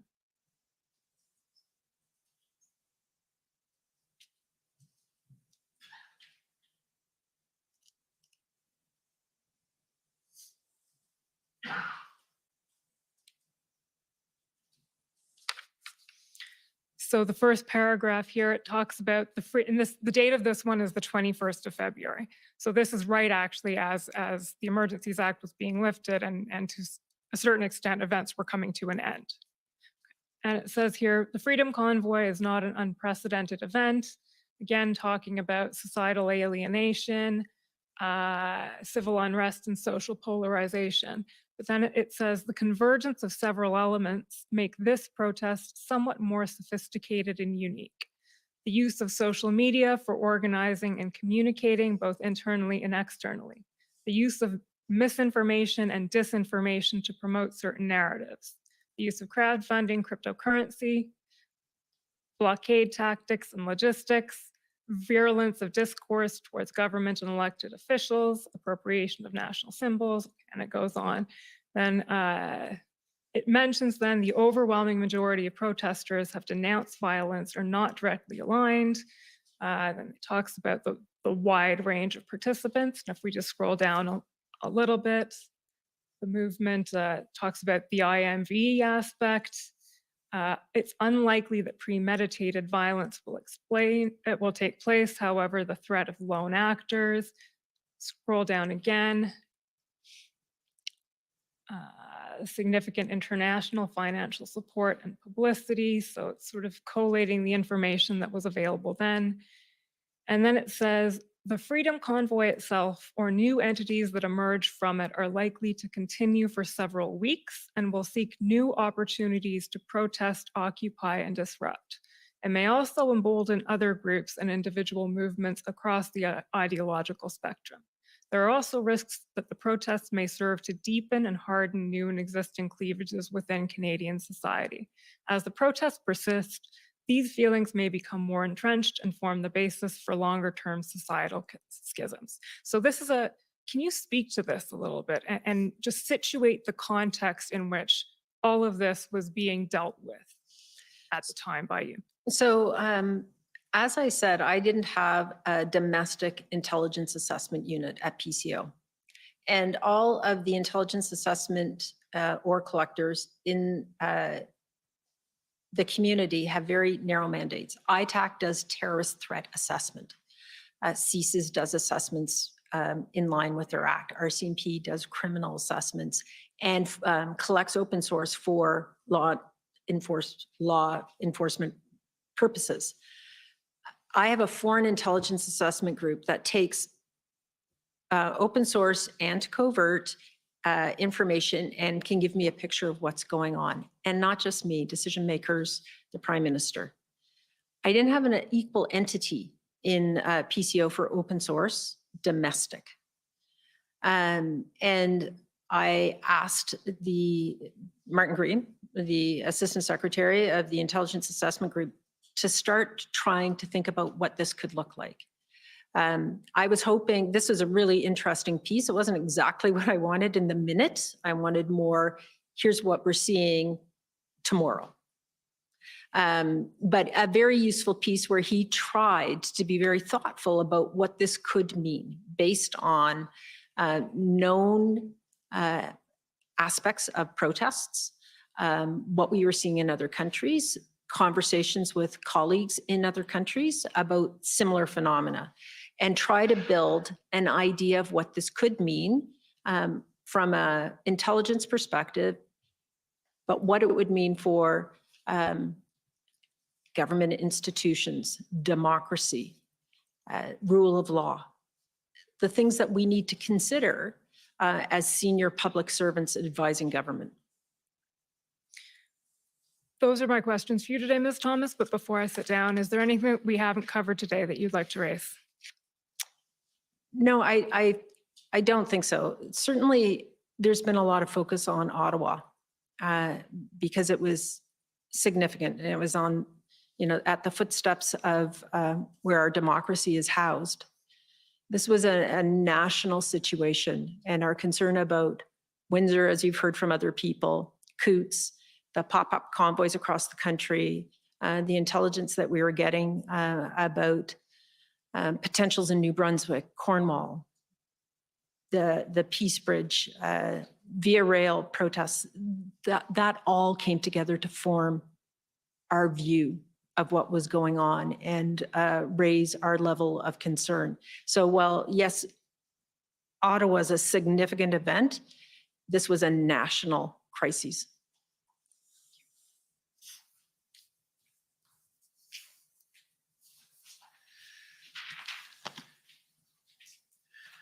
Okay, now if I could call on the convoy organizers, please.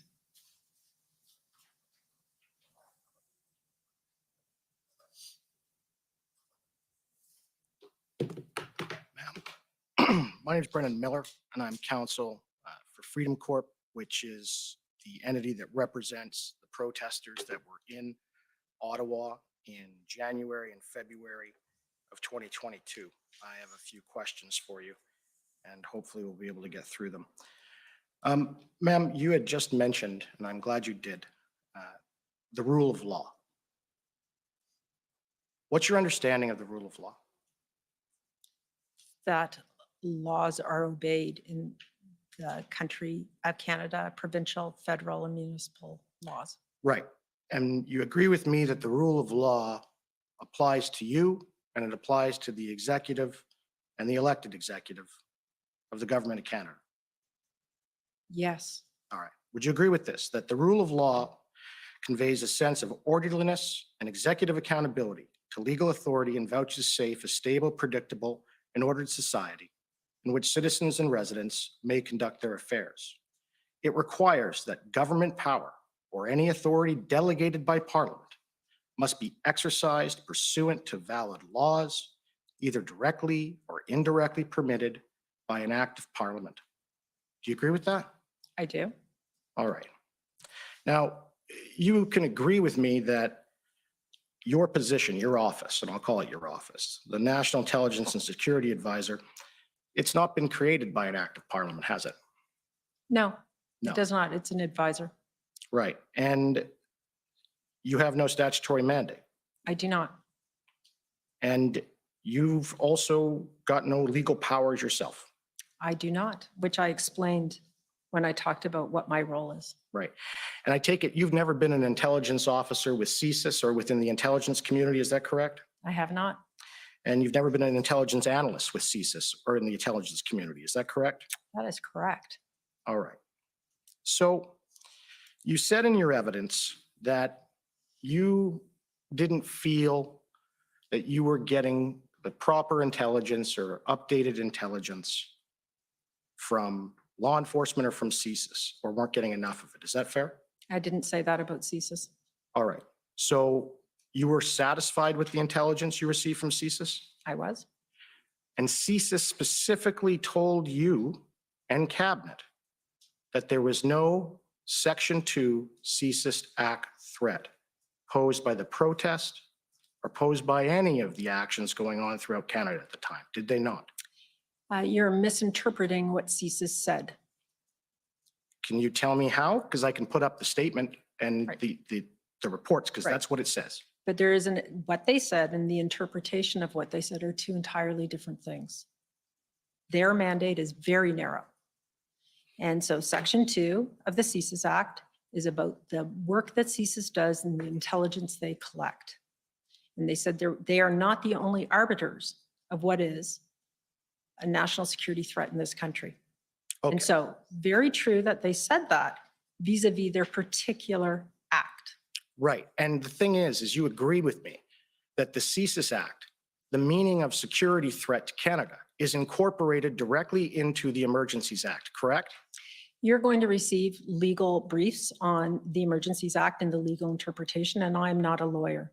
My understanding is that the Emergencies Act is assigned the meaning as defined in the CSIS Act, but is not limited by the CSIS Act. Well, I don't know how that could be, but we can agree to disagree. But you agree that the Emergencies Act on its own reading, and I put this to the Deputy Minister, you understand that it requires reasonable grounds that a Section 2 CSIS Act threat exists.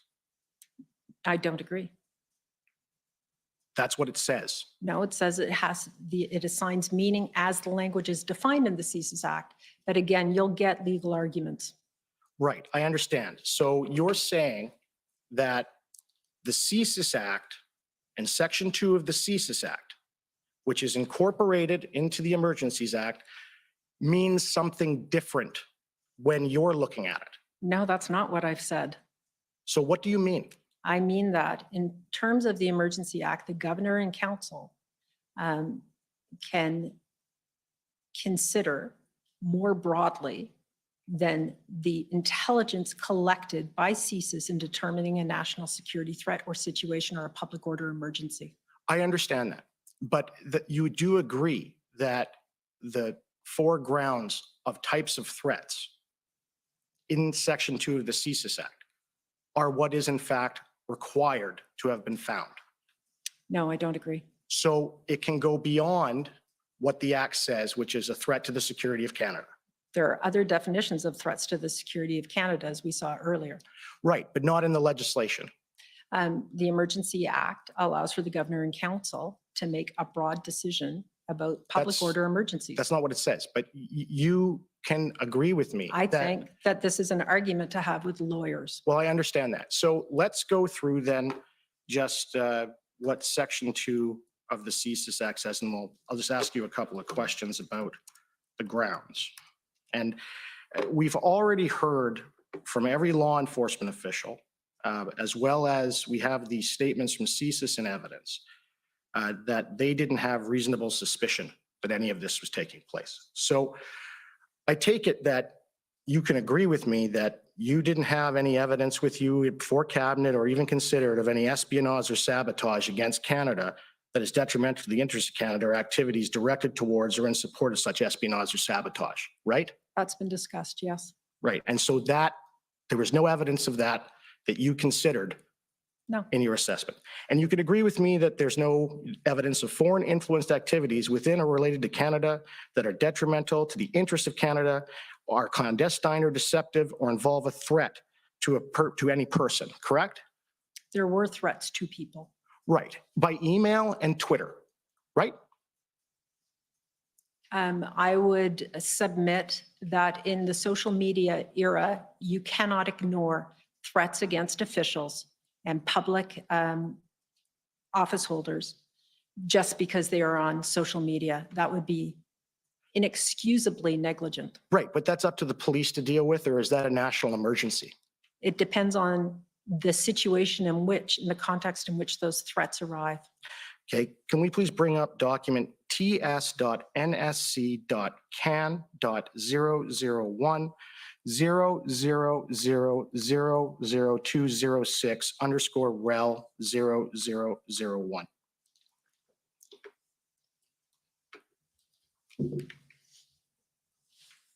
Oh, apologies, just a second. Wrong one. I'll just say the end numbers. Same forward. 159 underscore rel 0001.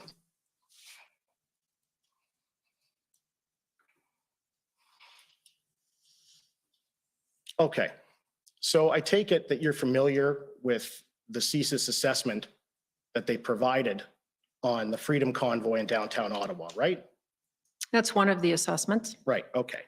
And their assessment was this, and at the beginning, you see downtown Ottawa was actually quite festive, not threatening to a passerby. Some criminal acts did occur, law enforcement. And again, you've said you're not an intelligence officer, you don't have any training as an intelligence analysis, so I take it you rely on CSIS for intelligence. CSIS provides one input on intelligence, yes. Yeah, and then the RCMP? Another input, Right, and then the Canadian Border Services Agencies? another input, Right, and then you also have the Canadian Security Establishment? yes. Right, okay. None of those people provided you intelligence that there was a Section 2 CSIS Act threat?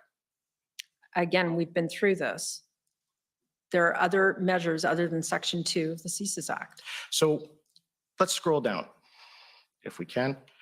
And you'll see in there with respect to the flags. Now, I take it there was concern with these flags that there was a couple of flags that were seen that were inappropriate. And that was one of the reasons why there was a consideration of ideological motivated violent extremism. You can see there that I understand that their report is a very small number of more inflammatory flags, Confederate, Nazi, swastika, 3%er, Punisher, based on the 1974 comic book hero, and Quebec Patriot flag. And then they say that a random flag is just a flag until the reason the person holding it explains why. Flags can have multiple meanings and are routinely co-opted by various groups, individuals.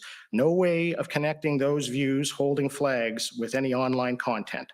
The presence of 3% flags, for example, does not necessarily mean that members of the 3% are in attendance. And that was the intelligence you were given. That's part of the intelligence we were given. That's intelligence that can be released. Okay, so what do you mean intelligence can be released? So, Well, there's Section 38. right, I understand that. But why don't we scroll down? Now, this is important. And you know that CSIS does, in fact, because there's no reason, you don't need a law to look at what's online or open source intelligence, that it's open source intelligence. Anybody can look at it without a law authorizing it. Can you agree with that?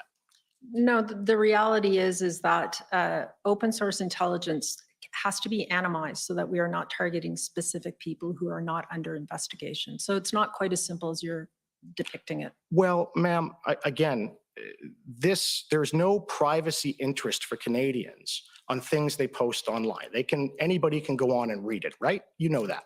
Yes, but the privacy commissioner and the privacy laws of this country are such that they cannot then their information cannot be scraped and be part of an assessment writ large. There has to be boundaries around that. Around its distribution. No, around its analysis and collection. Right, and that's and why storage. And that's why we have units in the RCMP that do that. Some of it, yes. Right, so you have the, I believe it's called the IMCIT unit. That's all they look at, is they look at online violent rhetoric and assess it. For criminal purposes, yes. Right, and so for violent rhetoric, what are your other purposes other than criminal purposes? Well, so I would like to be a little more expansive in this answer, if I may be. An analyst looks at a piece of information for very specific issues. When we, as people advising, and it's my deputy minister colleagues and I, to advise the cabinet and decision makers on the threat, the confidence in government institutions, the rhetoric, we have to look more broadly than at specific elements as described here. Someone should kill the PM. Wouldn't it be great if someone killed the PM? that says something. And it's not just random because they can't identify it to an individual and it doesn't say the day, So- doesn't mean it doesn't matter. So what are you looking for? Are you looking that the government without warrants is allowed just to go and look into metadata? No, that's what I just said to you. Yeah, so I just said to you Here's that the we thing. should not be doing that. And so we have to find a legal framework for it. We are actually violently agreeing. okay, well, that's good. So, and we agree that we should follow legal frameworks. We should. And I believe there is a gap in the legal Yeah, framework. and you agree we should follow the legal framework in the Emergencies Act, right? And we have. Okay. And then can I just show you that part up there? CSIS assessed this and Excuse me, we've never established the date of this document. Can we see what it's dated, please? Freedom Convoy 2022, it's an assessment of CSIS. I believe it's been referred to in the statement. It's from your production. I assume that it's relevant and material. I'm not arguing that. I'm just asking Yeah. to establish if there's a date on Okay. the document, perhaps at the last page. No, but I understand that, and the witness has accepted that this was one of the assessments that was before cabinet. So, Well, no, I didn't say it was before cabinet. I said it was produced. okay. And And I believe it was before the I convoy understand. arrived. So the CSIS had assessed the anonymity of the online space allows individuals to post commentary that they would not normally say in public. Many of the posts in this space are best articulated as shit posting. Confirmation bias. Strategic analysis must be driven by direct evidence collection and assessments as opposed to a reliance on social media posting, lacks context, and where the poster bias may not be considered. So that had been given to you by CSIS. And do you not agree with that? I believe that it is an analysis done by an analyst, and that is the National Security and Intelligence Advisor to the Prime Minister. When I see social media posts growing in number and aggressiveness of language that says somebody should kill the PM or somebody should kill the DPM, I have reason to be concerned beyond what the analyst is concerned about. Okay, so I'm just going to run over very briefly what I understand your position is, and your position as National Security Advisor. I've managed to find the policy with respect to your position. So if you can agree with the following, this is what you are to do. The National Security Advisor to the Prime Minister and Associate Secretary to Cabinet assists the clerk and provides information, advice, and recommendations to the Prime Minister as follows. As Associate Secretary to Cabinet, he or she can act on the clerk's behalf on any of the policy and operational issues that come before the Privy Council. As National Security Advisor to the Prime Minister, he or she ensures the effective coordination of Canada's security and intelligence community, and together with the Deputy Ministers of National Defence, is responsible for the communication security establishment. The National Security Advisor also oversees the provisions of intelligence assessments to the Prime Minister, other ministers, and senior government officials. The National Security Advisor to the Prime Minister is supported by two secretariats via the Foreign and Defense Policy Advisors to the Prime Minister, Security and Intelligence, and International Assessment Staff. That's what your job is. That's an old version of the job description. and There's been some changes to it since then, but sure. Right, but you are not in the business, or your department is not supposed to be in the business of actually collecting intelligence yourself. We don't collect intelligence ourselves. But I thought you'd said that it was looked at, you were setting up your own bureau or what have you to look at online rhetoric and do your own open source intelligence. What I said is that there is no one doing that in a broad sense. I saw it as a gap. I need to do something about it. I don't have the legal mandate right now to do it. The OSINT document you saw previously is all obtained through legal means as an analysis. What we need is we need a unit in PCO or public safety that is more akin to the Foreign Intelligence Assessment Unit that takes covert and overt information and makes assessments. We don't have that domestically. It is a gap. I don't have a solution for it yet, and I won't be the sole person who decides whether it happens or not, but it is something that we need to look at, and I'm exploring. That's my job. Why would you need that outside of the civil service who are governed by legislation that collect intelligence? It would be part of the civil service, just like the Foreign Intelligence Assessment Unit is part of the civil service. Right, but the Foreign Intelligence Service, like the International Assessment Staff and Foreign Intelligence Service, you had the information from them, I take it, when the cabinet made this decision, did you not? They were assessing foreign intelligence, not domestic intelligence. And domestic intelligence was being assessed by the RCMP. Who assess also foreign intelligence, Right.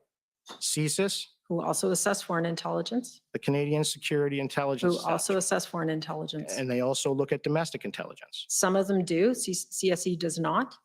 So just as those units all have mandates to collect and do some assessment, we see that raw intelligence and we make assessments of it on the foreign side. I would like an equivalent on the domestic side. I don't have that now. I believe it is a gap. So why is what the RCMP does already doing that with their reports? They have two sets. They have the IMVE assessments online. They have the onset assessments online. Why is that not good enough for you? Because I would like to look at, just as we do with foreign intelligence, all the various pieces in totality rather than institution by institution. It's part of our job to give a holistic picture. And it's your job, according to this description, to effectively coordinate all that anyway. Right, but I need to have people with the mandate to do that assessment, which is I coordinate the function and the issues, the issues management of what's going on in the national security community, but not necessarily their intelligence assessment. How about this? What if they just got rid of your position and left it to the director of CSIS to do what you do? So the director of CSIS is not the only person who is responsible for security in this country. That's number one. You can certainly make that recommendation to the governor and council if it's useful to you, but there are more people than him involved in assessing national security in this country. But it's nothing passed by Parliament, right? Parliament. The Privy decides. Council office is an established office that is essentially the Prime Minister's department. We coordinate information, we challenge, we provide policy advice to the Prime Minister, and I am part of that mechanism. I understand that, but you can agree that Parliament has given you no mandate to do that with respect to intelligence. I don't agree with how you framed it. Parliament? So I don't agree with the basic premise of your challenge. Well, here you go. Yes or no? Has Parliament, via statute, given you, the National Security Advisor and the Privy Council, authority to collect and then analyze intelligence? The Foreign Intelligence and Assessment Group is a longstanding group that no, Parliament hasn't given it authority, but it exists and it continues. Okay, next is the City of Ottawa, please.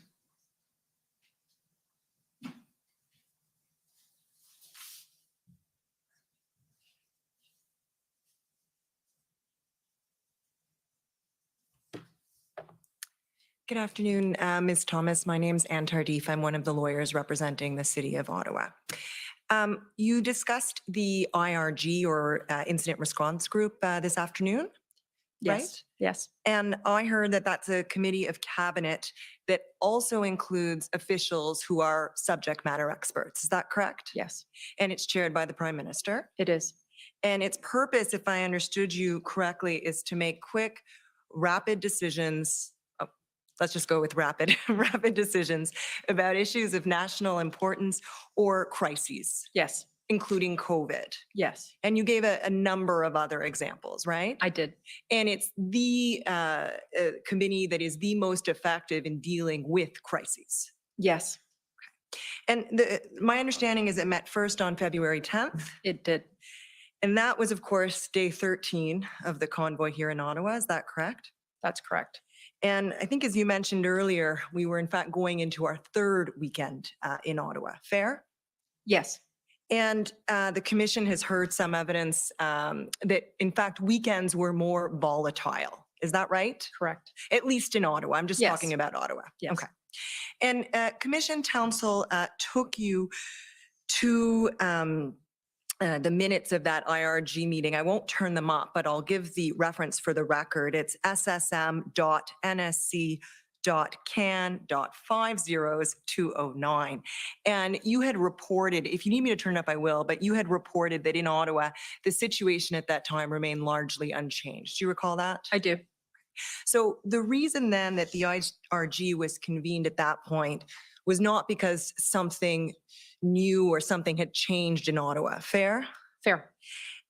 And, you're perhaps seeing where I'm going here. I'm assuming it had something to do with the blockade in Windsor and perhaps concerns about other protest activity outside of Ottawa, in addition to what was going on in Ottawa. That's a fair comment. The clerk of the Privy Council, Jan Charette, decided that briefing a group of ministers who are largely the ministers in the responsible departments for the national picture, and the cabinet committee, SSE, which was meeting quite regularly, while they had been effective, it was now time for an IRG and the Prime Minister to direct in a different way. Right. And just to sort of close a loop on this, the SSE committee had met, I think it's 3 times prior to February 10th, correct? Yes, correct. And the decision to invoke or convene, pardon me, the IRG represents an escalation of the federal government's response. Is that fair? I would say that's fair, but it's best raised with the clerk of the Privy Council. Understood, and we'll do that then. Thank you. The other document I want to take you, or I guess the only document I'll take you to is, these are the, I can put it up if I need to, but in the interest of time, I can maybe just put it to you. I was going to take you to the minutes of the cabinet meeting of February 13th and your mention of a breakthrough. Do you want me to put it up? I'm happy to. No, okay. Can you just tell us what you were referring to? I was referring to the reports of a negotiation between the mayor and convoy organizers. Okay. And can we then turn up pb.nsc.can.403245? And bear with me, Ms. Thomas, this is the last document I'll take you to, the only and the last.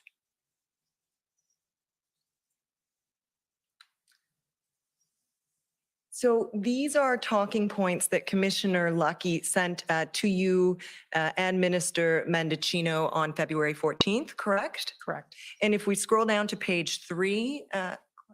Clerk, thank you. Yep, moving back to auto. If we scroll down a little further, down. There we go. This is the agreement, I take it, that was being reported and that you're referring to in the last 2 bullets.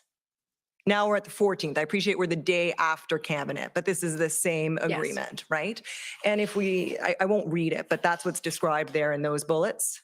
Yes. Last 2 bullets on page 3. And scrolling down to page 4, Mr. Clerk, there's the rest of the description. Just in fairness to you, Ms. Thomas, that's the agreement, right? Okay. And you'll see there the final bullet on the page, well, the 3rd bullet from the top. While this is a step, this being the agreement in the right directions in terms of reducing the truckers' footprint and impact on Ottawa, it is not a win. That's what Commissioner Lucky was reporting to you, right? Yes. And do I understand that to mean it's a step in the right direction, but it's not a win, it's not going to bring the whole convoy to an end? Is that what you understood? Yes. Excuse me for interrupting. I just want to be clear. If you go back to the top of page 1, we have an issue again with the date stamp. You said February 14th, but if we subtract the 5 hours, it's the evening of the 13th. Thank you very much, and I apologize. I confess I've never quite gotten that Greenwich time down. So, Ms. Thomas, you understood what your counsel said, so I apologize if I misled you. I'm not great with the time change. Thank you, counsel. And the last point I want to take you to is that final bullet. Commissioner Lucky reports, this agreement complements the plan to reduce the footprint through the work of the public liaison team, integrated command planners, and that's a reference to the integrated command planners in Ottawa, correct? Correct. Need to now incorporate this development into their resource and enforcement plan. And that's the information you had in the potential breakthrough to the extent you were aware of it. Is that correct? That is correct. Thank you very much, Ms. Thomas. Those are my questions. Okay, next, the OPS, please.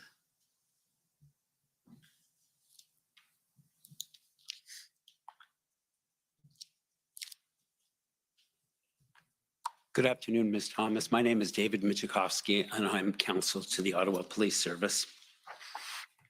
I understand that as the, I'll use the acronyms because it's shorter, as the NSIA, it's your job to assess information and to advise the Prime Minister and to coordinate the flow of intelligence and information from federal agencies to the Prime Minister and to the Privy Council. Is that right?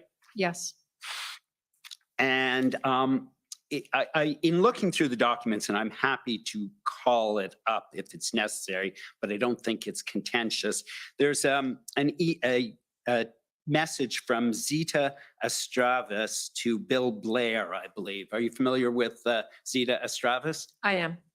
And is that his chief of staff? Yes, she is.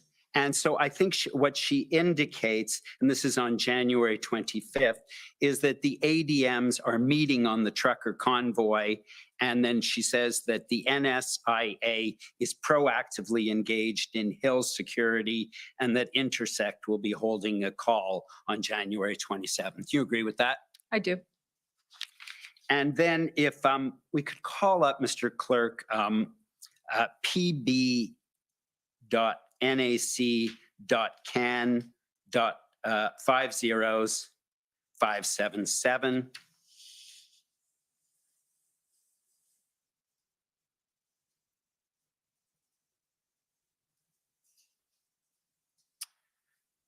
There is a report on January 27th in which you asked for an update. Is that right?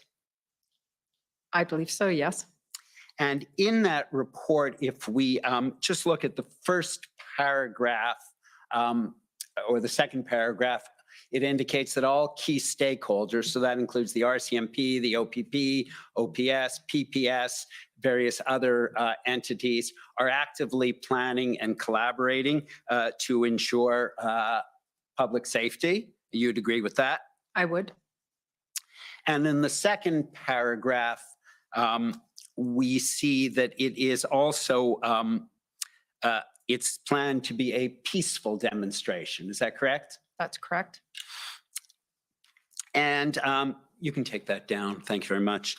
And I understand there was an ITAC report on January 26th. And again, I won't turn it up unless you need to see it, but it is ts.nsc.can 50156.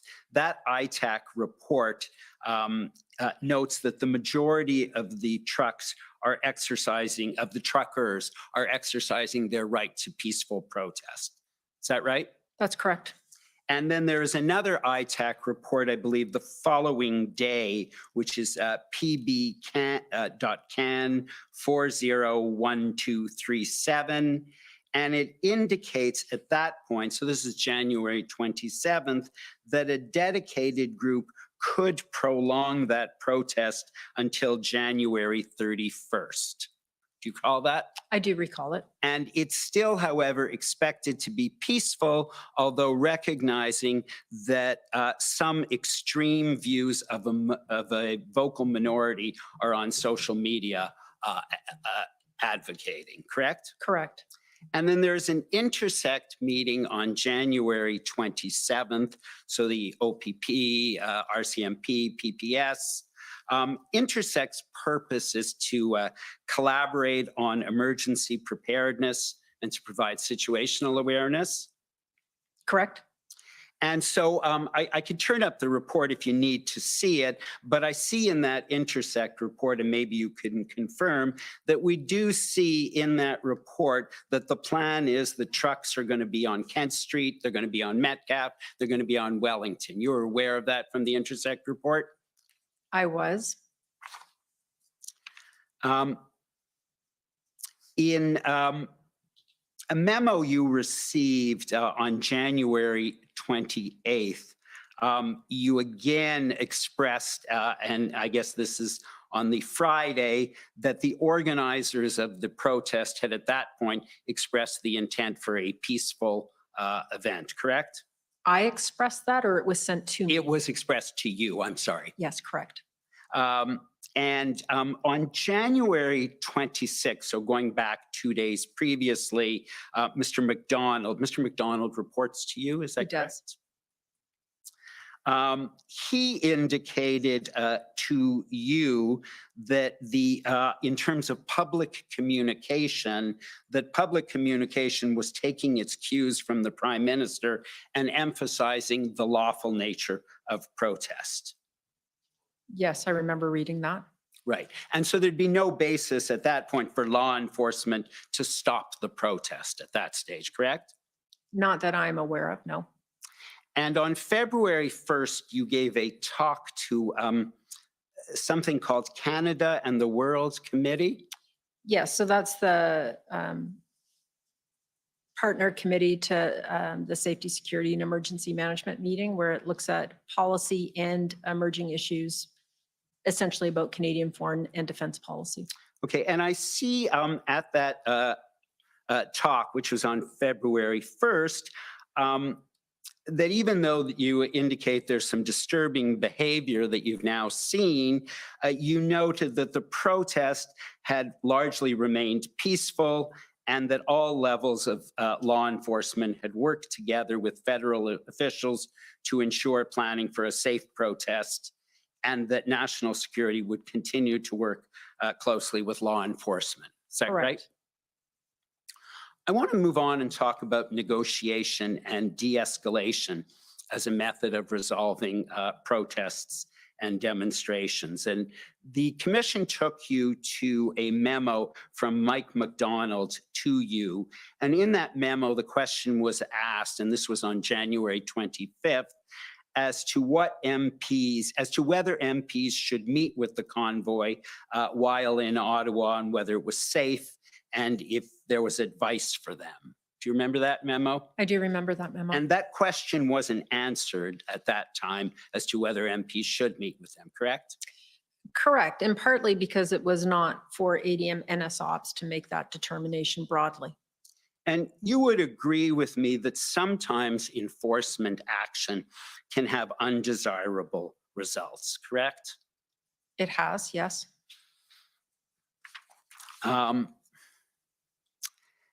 If we could turn up ssm.nsc.can 50292.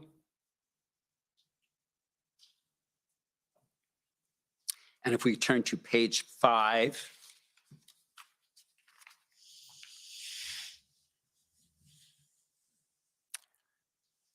that was the cabinet, the SSE meeting. Yes. And so you'll see on page 5, number 6, if we scroll down. Yes, thanks very much.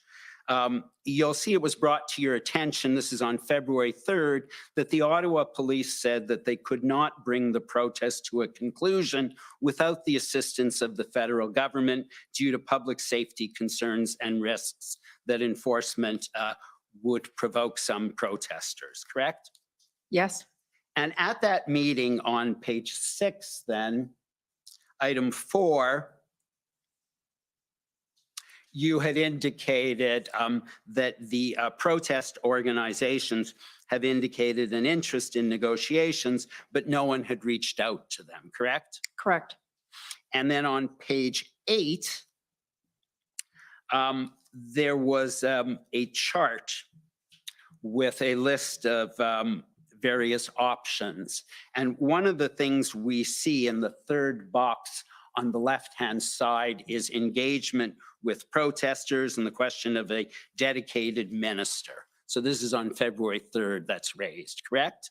A dedicated minister amongst others. Right. Certainly not as the only option. Right, to engage with them. And then if we go then to the February 6th SSE meeting, and again, I won't turn it up in the interest of time, but if you need it, do let me know. I see at the February 6th meeting, there's a reference to the deputy minister reiterating the views of provincial colleagues that negotiation is the preferred option for resolution. Do you recall that? I do. And you participated then in a call with the city and the federal officials that and Chief Slowly that the commission took you to earlier this afternoon. And there was a discussion about negotiation resolving the situation at Confederation Park rather than going tactical. Do you remember that? I do. And you expressed enthusiasm that a tactical takedown was avoided by negotiations, correct? Yes. And the commission took you to your talking points on February 8th. And I see at that, in those talking points, that the mayor of Ottawa had requested that the Prime Minister of Canada appoint a mediator. Do you recall that? I do. And when I looked at the IRG minutes of February 10th, I saw that Public Safety Canada reported on a conversation with the lead OPP negotiators that raised the possibility of the protesters leaving and denouncing the blockades in exchange for a commitment to register their message with the government. Do you recall that? I recall it being said, yes. And that came up again, I saw at the IRG in the tracker of February 12th. In fact, you're shown as the lead to engage a federal interlocutor at that meeting, correct? I don't recall being the lead, but certainly Deputy Minister Stewart was leading the discussions. Who would be the interlocutor? Names were put forward. I don't think I was ever identified as the single lead. I just need another 3 minutes, I believe, to finish off this point. Yes, if you didn't go over the same documents, each witness, and focused on key, that might shorten your time, but I'll let you go. I'm doing my best. And so you indicated that there wasn't an interlocutor. And one of the things that you mentioned to my friends earlier this afternoon was that the negotiations in Windsor had failed, correct? Correct. And when I looked at the document, and I won't take you up to it, but it is pbnsc.can 402963, I see that Deputy Minister Stewart at that time told Mr. Mendocino that it failed in Windsor because it was given to them late at night and the enforcement was starting the next morning, correct? That is what Deputy Stewart said and is in that memo. And so I just want to take you to one last document.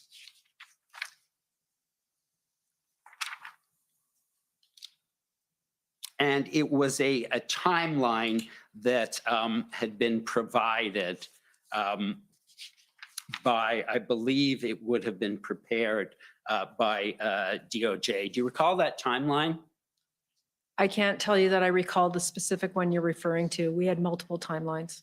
And so when I looked at that timeline, there was a space on it for meetings.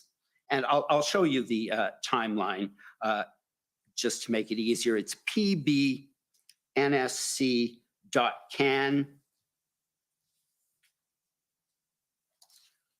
I'm sorry, it's, I'm sorry, I'm giving you the wrong document number for the timeline. The timeline had 2 columns on it, and it had a column that said meetings, and then it had federal decisions. Do you remember that? I don't recall the document you're speaking of. Okay, and when I, when I looked at that document, and it started prior to the convoy and it went right up until past the emergency. And what I saw on the right-hand side was lots of meetings, dozens of meetings with various committees. But when I looked at and you'd agree that that occurred? Yes.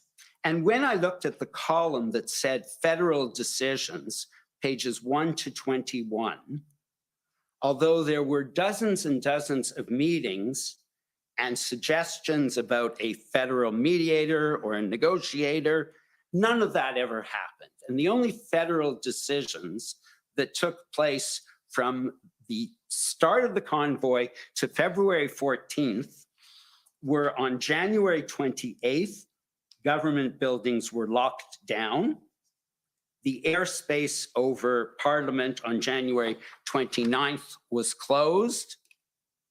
And on January 29th, a request by Ottawa Police to use a parking lot at Cartier Drill Hall was approved.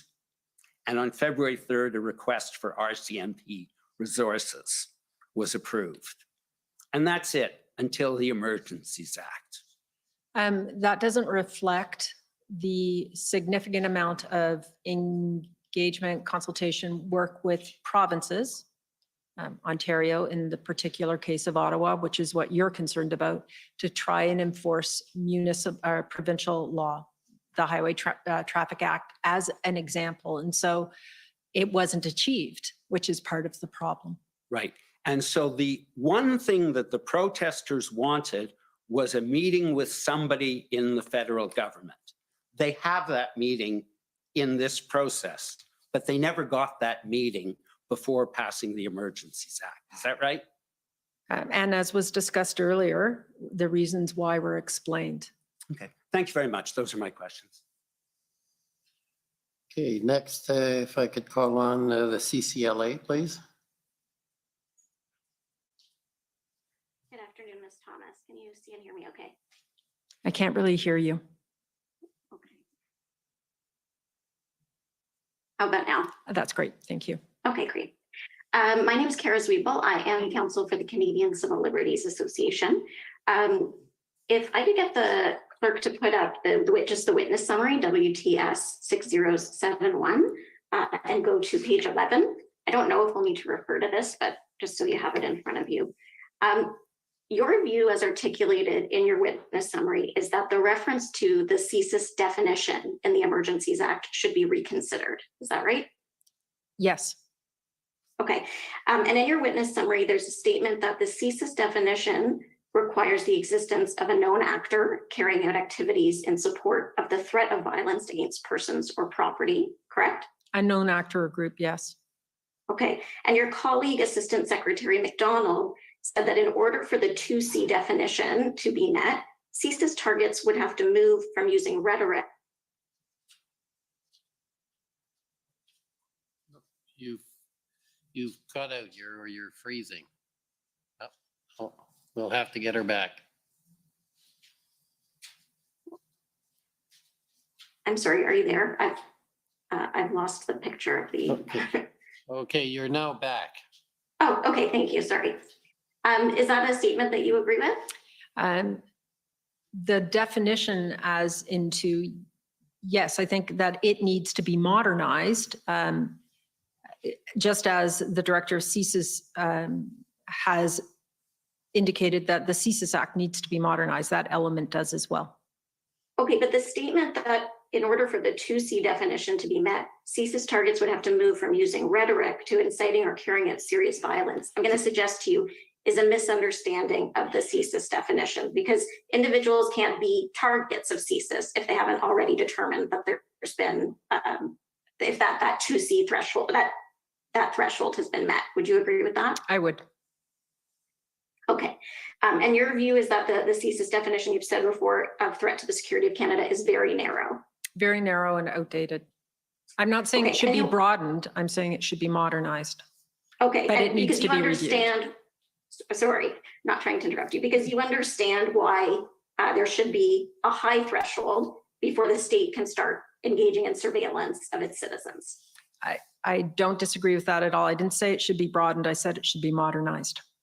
Right, because expressing unpopular political views shouldn't be enough to engage the surveillance apparatus of the state. And that's not what I've said. Okay, and disagreement with the government should not be enough? I agree. But your view is that the Emergencies Act should have a broader definition of what constitutes a threat to the security of Canada. Is that right? I think that both acts were written in the 1980s and they both need to be modernized to reflect the reality of the nature of threats that are occurring in 2022. Okay, but again, you understand that in the case of the Emergencies Act, there are reasons why we would want a high threshold. I'm not disagreeing with the threshold. I'm speaking about an act that was written 30 years ago that needs to be modernized to reflect the reality of the kinds of threats that exist in the world today. Okay, and we'd want a high threshold because the Emergencies Act allows the government to bypass the parliamentary process and rule by executive order, at least for a brief period of time. Right, but does allow for all the transparency of going through the parliamentary process and for processes like this one. So Right. I am not saying that the government should have more expansive power or a lower threshold. I'm saying that the act should not sit 30 years untouched. Okay, there's no disagreement there. I mean, I think we probably have different characterizations of what's a high threshold. You also understand, and maybe I'm not sure if this is the case. I was trying to follow your answers to my friend, Mr. Miller. But although you believe that the definition should be reconsidered in the Emergencies Act, you understand that currently the definition of a public order emergency in the Emergencies Act is tied exclusively and exhaustively to the definition in the CSIS Act. The federal government legal opinion is different, and there will be legal arguments to that. And I'm not the person to make that argument. Okay. One other area I'd like to cover. Your office, you mentioned, is a consumer of intelligence, and you receive intelligence from CSIS, CSEC, ITAC, Global Affairs, Foreign Intelligence Partners, all of those. Correct.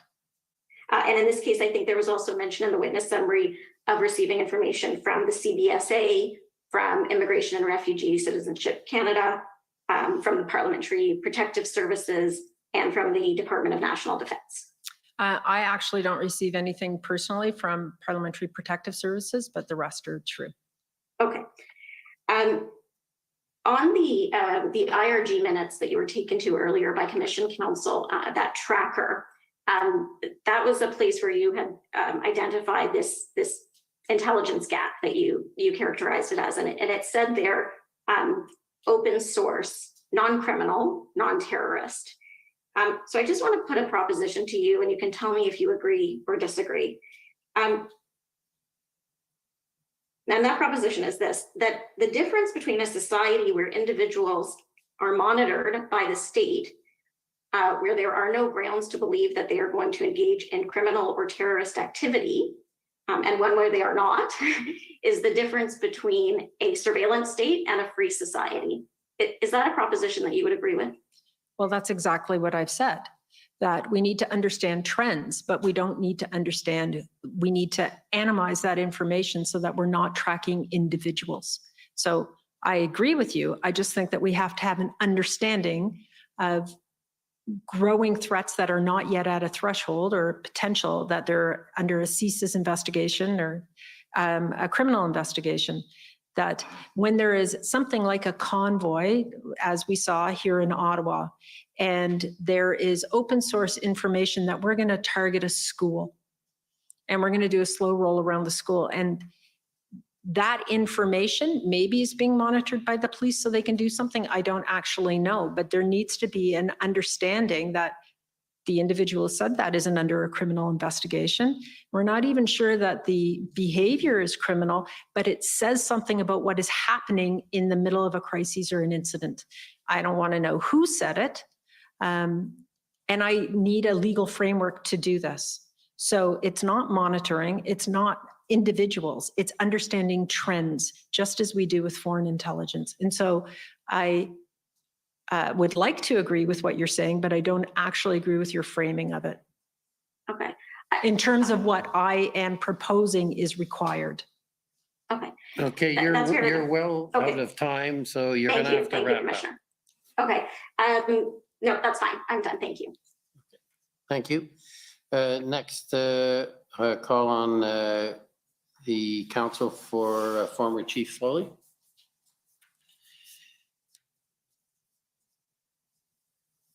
Good evening. Rebecca Jones for counsel for former Chief Slowly. Ms. Thomas, am I right that your very impressive experience does not include experience within a police department? Like all of my predecessors, that's true. And so that means that you don't have specific experience figuring out resource requests for public order operations, for example? No, I would rely on experts for that information if I required it, and I'm not sure I would. Right. Okay. And that's exactly what I was going to say, is that you would rely on experts such as the RCMP or your colleagues in public safety, emergency preparedness, that sort of thing for that information. Correct. Okay. And you've testified about the incredibly complex situation occurring in Ottawa, which you saw as a national security threat, right? Yes. And we've now heard a whole parade of witnesses who, while disagreeing on a lot, have all agreed on a couple things. First, that the protest was unlike anything they had ever seen, right? Correct. And second, that the OPS did not have the resources they required to end this occupation until around February 17th. Correct. Okay. And the commissioner of the OPP testified that ultimately over 2,000 officers were required to end the occupation, right? Yes. Okay.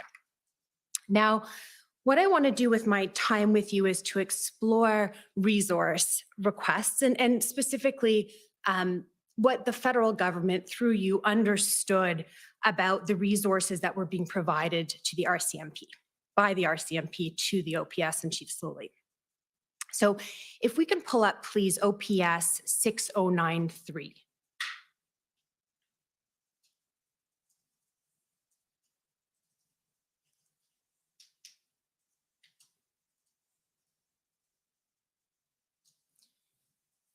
And if we can go to page 4, please.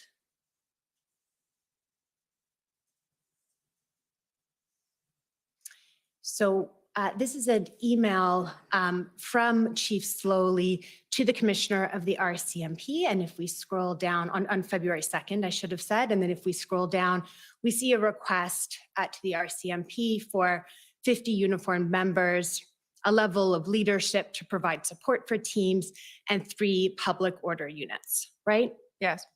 And if we scroll up, we'll see that Commissioner Lucky advised Chief Slowly in the first paragraph there that she had reviewed the request with her team, but that the RCMP was experiencing a draw on their resources and were not able to provide that assistance, right? That's what the letter says, yes. Okay. And if we scroll up, we'll see that by the 3rd, it was still the case. If you go all the way up, well, in any event, it says that by the 3rd, those resources still hadn't been provided and there had been no promise to provide them. That's what the email says. Okay. And were you following this?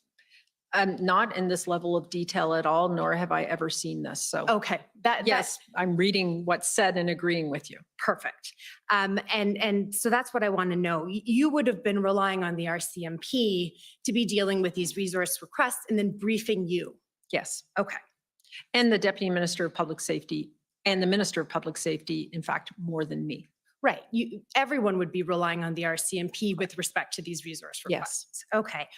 I'm not going to pull it up in the interest of time, but on February 3rd in the evening, Minister Mendicino tweets that the RCMP has approved all additional officers requested. And we heard evidence. Have you watched the evidence of the RCMP yesterday? As much as I could. Okay. And we heard from Deputy Commissioner Duhaime of the RCMP that there was a mix-up, that those officers that were requested, there was a statement made that 250 officers had been provided by the RCMP, but that was a mix-up. Did you hear that evidence? I did not hear that evidence. Okay. And we also heard evidence from Commissioner Lucky that until after February 2nd, the number of RCMP members deployed to Ottawa did not go above 50 or 60 officers. I did not hear her say that. Okay. At the time that, leading up to, let's say, the period of the mayor's letter requesting the 1,800 resources on February 7th. Leading up to that time, is it fair to say that you were under the impression from your colleagues at the RCMP that all of the resource requests being made by the OPS were being fulfilled? I can't say that unequivocally. We knew that the RCMP was stretched. They had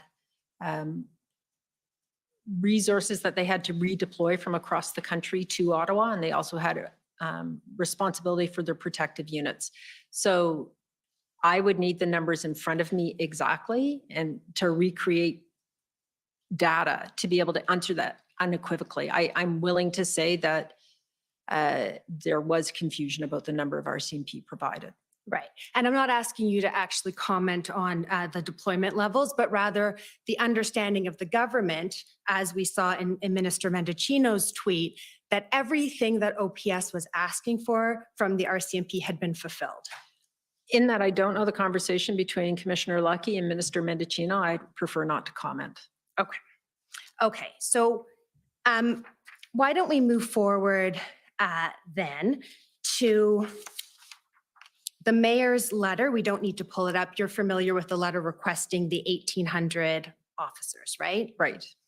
And the following day you briefed cabinet, and if we can pull up SSM NSC CAN 246, please.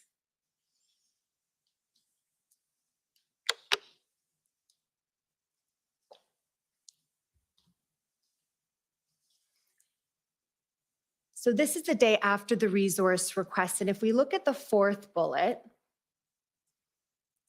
this is your briefing. You say the chief continues to communicate publicly his view that OPS lacks resources to effectively manage the situation. This may be somewhat true, but may also be a strategic tactic. So I want to just break that down. This may be somewhat true. We can now agree that it was true that the chief required those resources, correct? Correct. At the time this was written, I would not necessarily have seen that letter because it didn't come to me. The letter From- about the resources right, that were from being the mayor. requested.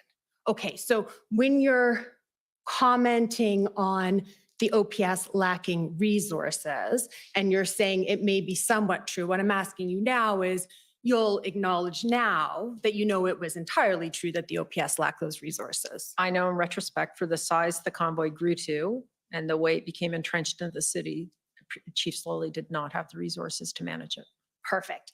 And then you say it may also be a strategic tactic. And I take it that that wasn't something you arrived at yourself. It was something that you were being briefed on? Yes, that's correct. And who briefed you on that? The commissioner of the RCMP. Okay. So she told you that the request for resources may be a strategic tactic. Correct. Okay. Can we agree that this kind of communication to cabinet would lead cabinet and federal government officials to question what the OPS was asking for in terms of resource requests? Without betraying what was discussed in cabinet, I think that ministers were very open to understanding what OPS's needs were. Right, but we'll see that what they're being briefed on is that this request might be somewhat true, but might be a tactic. And that was the thought at the time. Right. And we now know that was incorrect. Correct. Okay. And then you testified a moment ago that you weren't really sure what the RCMP was saying in terms of whether they had fulfilled all resource requests. We now know that there was the request for the 1,800 on February 7th. And what I'm curious about is that there are multiple times after that date where the RCMP was still indicating that it had provided all resources that the OPS had requested. Do you remember that? I actually can't say that unequivocally. Okay, so why don't we quickly pull up SSM NSC CAN 209.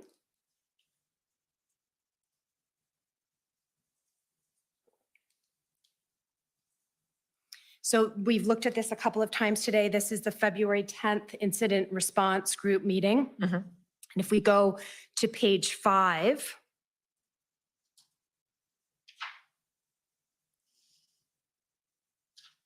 If you look at the first big paragraph right in the middle, you see the sentence, the RCMP has provided all resources requested by the OPS. That's what I would have been briefed. Right. And that's all I'm asking is, does that refresh your recollection that you were still being briefed after the mayor's letter, that the RCMP had provided all of the resources that the OPS had requested? I can agree with that. What I can't say is that I knew about the mayor's letter or saw it at the time. That's a different issue. Okay. Different issue. But so I couldn't see them. I can't. Oh, yes. Okay. Okay. We're agreeing.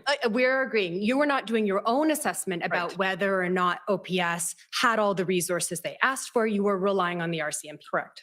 And the RCMP is still telling you on the 10th that they are providing all of the resources that the OPS requested.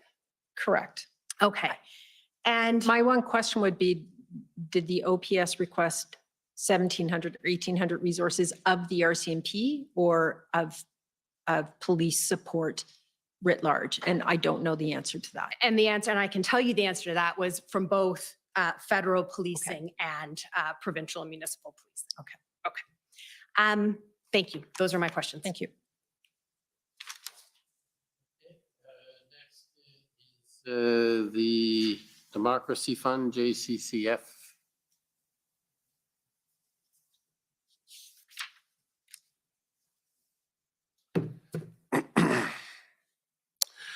Hi, Ms. Thomas. I'm Rob Kittredge, counsel for the Justice Center for Constitutional Freedoms. I only have 10 minutes with you today, and I'm going to try and cover a fair amount of territory. So to the extent possible, if you can give me yes or no questions or yes or no answers, that would be very helpful. Obviously, answer where you have to, but if we can plow through this, that would be great. I imagine your job comes with a pretty high level security clearance. Would it be fair to say that there's no intelligence information that cabinet or the PM is cleared to see that you can't see? That's true. You attended the incident response group meetings where the invocation of the Emergencies Act was considered and regularly briefed the PM on national security issues during the period leading up to the invocation of the act, right? Yes. You would know about any protest-associated acts or threats of serious violence that Cabinet, the IRG, and the Prime Minister knew about when they were considering whether to invoke the Emergencies Act, right? As I've said earlier, not necessarily. Not necessarily. Right. All So I'm cleared to see everything. Right. That's different than seeing everything. Okay. Cabinet, the IRG, and the Prime Minister were aware that CSIS had determined that the protests didn't pose a threat to the security of Canada, as that term is defined in the CSIS Act. In the very narrow confines of the CSIS Act. Right. Cabinet, the IRG, and the Prime Minister were aware that CSIS was concerned that invoking the Emergencies Act risked further inflaming IMVE rhetoric and could give rise to a risk of serious rhetoric. Isn't that true? Yeah, that was a responsible act to do that analysis by CSIS. You're not aware of any acts of serious violence associated with the protests in Ottawa or at border crossings, are you? It depends on the definition of serious violence. There was continual violence in the streets of Ottawa, but there wasn't anything that you could point to like January 6th. And I mean, when you say continual violence, what kind of level of violence are you talking about? As has been reported by the OPS and by the city and by the residents who have testified, harassment, people being followed, people being intimidated, the noise, the pollution, the mess. Right, but not serious violence. There were some incidents that were early reported, but I don't know if they, the outcome of them was directly related to the convoy participants or just the general atmosphere in downtown at that point in time. Okay, but you can't point me to an example of an incident of serious violence. Not serious violence. All right. There wasn't any espionage associated with the protests or blockades, was there? That's already been established, no. Right. And there wasn't any sabotage?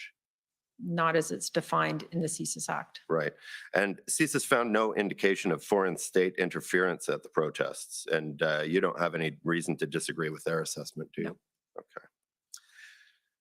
Okay. Your interview summary says the National Security and Intelligence Advisor assesses intelligence and advises the Prime Minister on national and international threats to the security of Canada.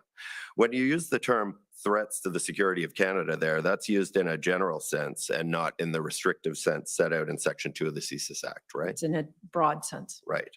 In other words, in your role as National Security and Intelligence Advisor, you're not governed by the CSIS Act.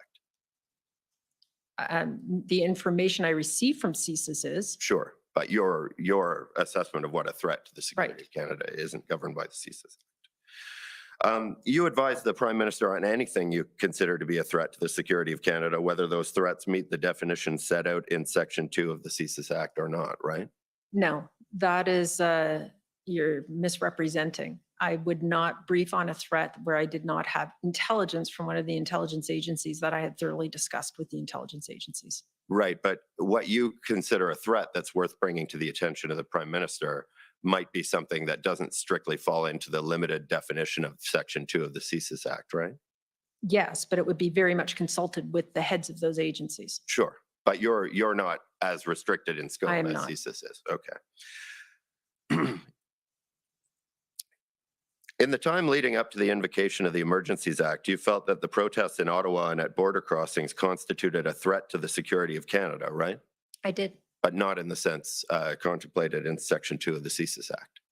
Correct. All right. In your interview summary, you say that CSIS's legal mandate obliges it to assess threats to national security through a very narrow lens. Do you remember saying that? I do. And that narrow lens basically boils down to the definition of threat to the security of Canada as set out in Section 2, right? No, CSIS is restricted in terms of the threshold they have to meet in order to open an investigation, to get a warrant and pursue collecting intelligence. There are threats to Canada that are broader than that. Foreign interference is a threat to Canada, as an example. That doesn't fall under that definition of the CSIS Act. Okay. If I'm understanding your testimony earlier, it's your opinion that the Emergencies Act doesn't require a Section 2 threat to the national security of Canada. That's not what I said. I said that the public order emergency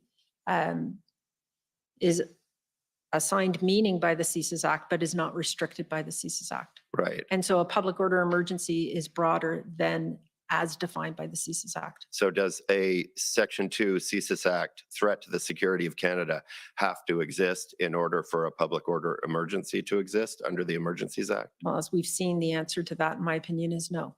Okay. Well, I guess I'd like to walk you through the Emergencies Act and maybe see if I can persuade you that the answer is not no. Well, as I said, you're going to receive legal arguments, and I'm not going to respond to you in terms of the legal view. You're a lawyer, I am not, and our lawyers will be making arguments. Fair enough, but I just want to show you the section of the I Act, understand. I've read the section. and we'll see where we get it. I've read the section. Okay, but you don't mind my showing it Sure. to you, I imagine. All right, Mr. Clerk, can we pull up the Emergencies Act? It's CCF 047. When did you first read the Emergencies Act? The Emergencies Act, when I arrived in PCO. Which would be when? In January. Okay. And when did you first read the CSIS Act? I haven't, 5-10 years ago. Yeah. Okay. Can you take us to the section of the Emergencies Act that defines a public order emergency?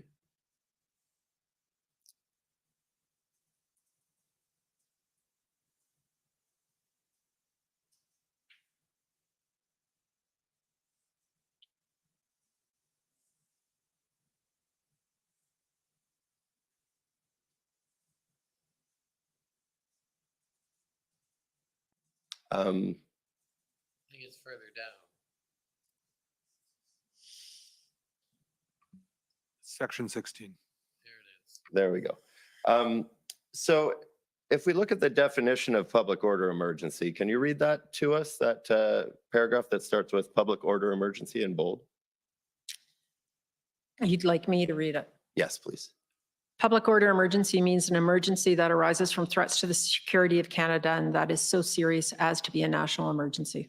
And the next paragraph? has the meaning assigned by Section 2 of the Canadian Security Intelligence Service Act. Right. So on a plain reading, not a legal interpretation, but on a plain reading, doesn't that say to you that the circumstances that constitute the emergency have to arise from a Section 2 Excuse threat me. to the security of Canada? The witness has already said she's not going to interpret the act. She's not a lawyer. I mean, it's a fairly plain English reading, but I suppose.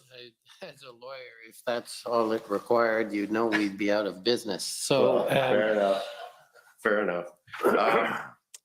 All right. You have 1 minute left, and so I'm just warning you that time's running out. So Okay, it's, fair enough.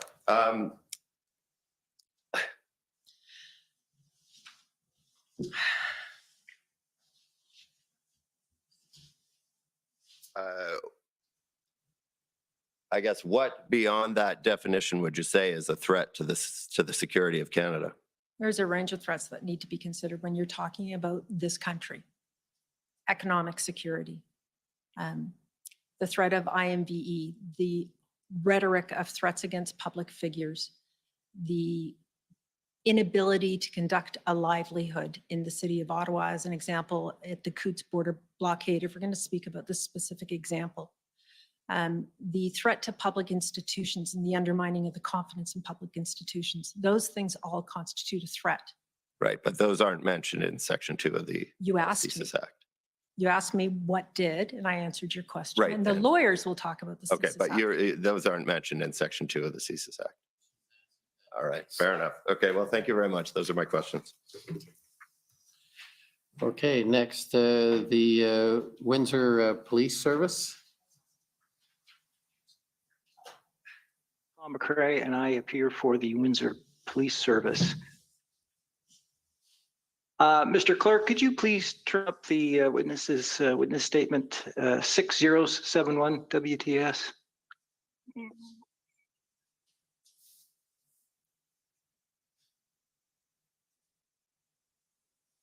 Sorry, if you could go down to the top of page 8, please. Now, Mrs. Thomas, is it correct, and I'm just, while the clerk does that, that you have been in the federal public service for the last 20 years at least? At least. Okay, thank you. At the top of this paragraph, it says NSIA Thomas reflected, and then it goes on, it could have been better. The sharing of information, for instance, then ASC McDonald added that the implicated law enforcement agencies, OPS, SQ, OPP, WPS, and RCMP maintain distinct intelligence silos. Is that a view that you hold, Ms. Thomas? It is. It's improved since this convoy, but at the time, yes. Your earlier evidence today, as I noted it, was that you were aware of Operation Hendon. Isn't that correct? I was made aware of Operation Hendon after the convoy. I found out that we were, that ITAC and other elements of the federal national security community did see some of their reports, but I didn't, not directly. Are you aware that, in fact, the Hendon reports to Project Hendon was a sharing of information, at least amongst OPS, WPS, and the OPP? I am now, yes. Okay. So they're not truly distinct intelligence silos, isn't that correct? It depends on where they're shared and how they're used. Okay, thank you, Mr. Commissioner. That's all of my questions. I would like to throw the balance of my time, if possible, to the City of Windsor, please. That's a new arrangement. So I'll take it under advisement. City of Windsor. Hopefully, we can have those extra 2 or 3 minutes. Good evening. My name is Jennifer King. I'm legal counsel to the City of Windsor. I would like to start with the issue of the line between a lawful and unlawful protest. If Mr. Clerk could please bring up WIN 50511. This is the February 11th injunction order granted in Windsor. You were aware of this order at the time? I was. Okay, if you could please scroll to the bottom of page 2, paragraph 4. And here, the court ordered that the defendants and any persons having notice of this order are hereby restrained and enjoined from impeding or blocking access to the Ambassador Bridge and indirect or direct approaching roadways and access points for 10 days from the date of this order.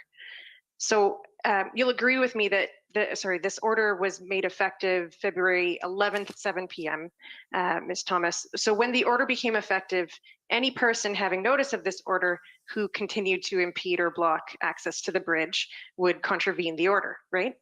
Yes. And disobeying a court order, you're aware that that is contrary to the Criminal Code, Section 127? I wasn't aware of the section, but yes. Okay. And you're aware that protesters continued to impede and block access to the bridge after 7 p.m. on February 11th? Yes. Does this inform your assessment of whether the Ambassador Bridge blockade was a lawful protest, at least after this order became effective? Well, it would have been an unlawful protest. Okay. Mr. Clerk, could you please bring up PB CAN 401661? I understand from your witness summary that you spoke with the U.S. Homeland Security Advisor on February 9th and 10th. I did. Is that right? Okay. Yes. So this is an email from Martin Loken. Who's Martin Loken? Martin Loken at that time was a deputy to the ambassador in Washington, to our ambassador. Thank you. So it appears that Mr. Loken sent this email to you before one of these calls with the U.S. Homeland Security Advisor. Do you recall this email? I do now. I don't recall it from the time. I've seen it. And you'll see partway through the page, there's he suggests some additional messaging, and I'll just take you to the third bullet. And he says, critical that CBSA and CBP work together with relevant police of jurisdiction to ensure traffic keeps moving. Do you agree with that message and convey that message to the U.S. Homeland Security Advisor at the time? Yes. Okay, and then continuing on that bullet, recognize that international crossings are a national security issue. Do you understand what Mr. Loken meant here? Yes, I do. That the economic viability of the country is a national security issue, and it's considered that on both sides of the border. And you agree with that assessment? I do. Is that something you conveyed to the U.S. Homeland Security Advisor at the time? It wasn't, I did not need to convey it. She raised it. Okay. And you both agreed that it was We a did. national security issue? Yes. Thank you. I'm showing you a lot of documents and hopefully I'll get through it quickly. So if you could please pull up SSM CAN. I'm not sure if I've got this right. It's 402694, Mr. Clerk.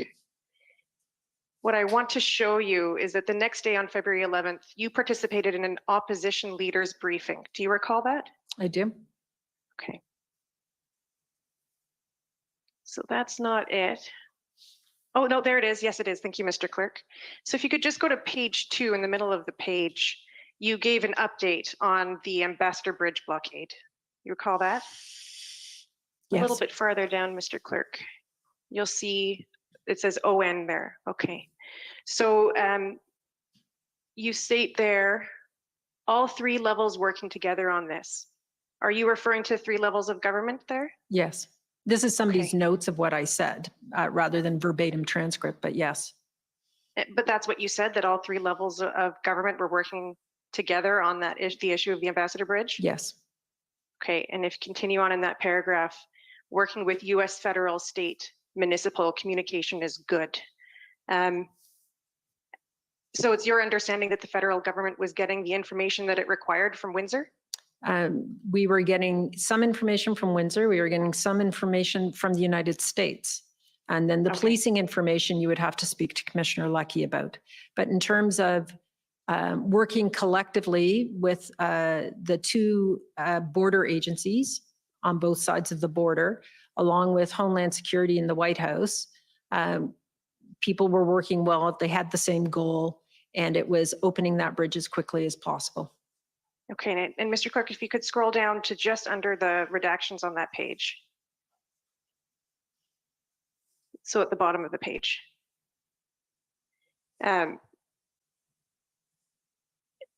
So you're referring to questions about jurisdiction being constant here. But this was not question or concern or an issue at the operational level, at least in Windsor. Are you aware, would you agree that any questions about jurisdictional issues did not impact the operational response of the police and local authorities on the ground in Windsor?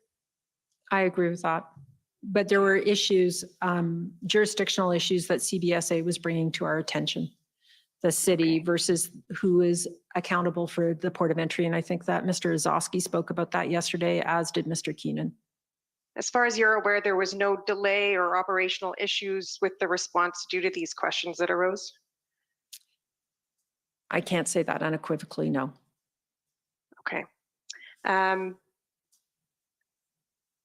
think this will probably be my final question. So in your witness summary, you state that the primary goal of the decision to invoke the Act was to provide local and provincial police forces with additional policing authorities that would allow them to manage copycat protests and blockades in their jurisdictions. Are you aware of any consultation with the local police forces and municipalities with respect to the authorities required to manage the protests and blockades in their jurisdictions? I'm not aware, but I was not a part of the consultation outside the federal government. Well, would you agree with me that it would have been useful to consult with the police, including police of jurisdiction and local authorities, to get information about what would be useful on the ground? Yes, I would agree. Thank you. Those are my questions. And thank you for the indulgence, Commissioner. Okay, thank you. Next is the National Police Federation. Hello, Lauren Pierce for the National Police Federation. Our questions have been canvassed by the previous parties. We have no further questions. Thank you. Thank you. The Government of Saskatchewan. Thank you. Good evening, Ms. Thomas. My name is Mike Morris, and I'm counsel for the Government of Saskatchewan. Ms. Thomas, I understand that you were only about 2 weeks into your role as NSIA when the Freedom Convoy rolled into Ottawa. Is that correct? That is correct. That meant you were effectively having to learn your role while in the thick of it. Is that fair? That's fair. And I think you've stated that as NSIA, you are essentially a consumer of intelligence provided to you by other agencies such as the RCMP and CSIS, correct? Amongst others, yes. Right. What I want to touch upon is your request for a threat assessment from the RCMP on February 14th. Commission Counsel raised this with you and drew your attention to an email which was titled Urgent from Mike McDonald to the RCMP, indicating you needed a threat assessment for the clerk of the Privy Council. Do you recall that? I do. So I'm just going to ask the registrar to pull up PB NSC CAN 403462. And the reason I'm pulling this up, ma'am, is because I think you actually did get a response to that threat assessment, and I just want to give you the opportunity to see that. Yeah, I remember the document. It was incomplete and certainly not, it was going to be incorporated into a broader document that was attached to the invocation material. And so this is a part of a response. Okay, because if we just scroll down, we can see there's information provided by Adriana Pulas from the RCMP to Mike McDonald at 2:25 p.m., correct? Yes. And she says, Mike has requested, please let me know if this suits your requirements. And below that, of course, is obviously what is the RCMP assessment on the convoy. I'd just like us to scroll up then again back to the top, because it appears that you had some questions about this material, this assessment, and you had asked Mr. McDonald to convey them to the RCMP. Particularly, it looks like he's quoted from something you typed, which begins, I guess my question is, how do we know, in particular, how do we know that the majority are peaceful? And of course, there's some other stuff typed after that as well, correct? Correct.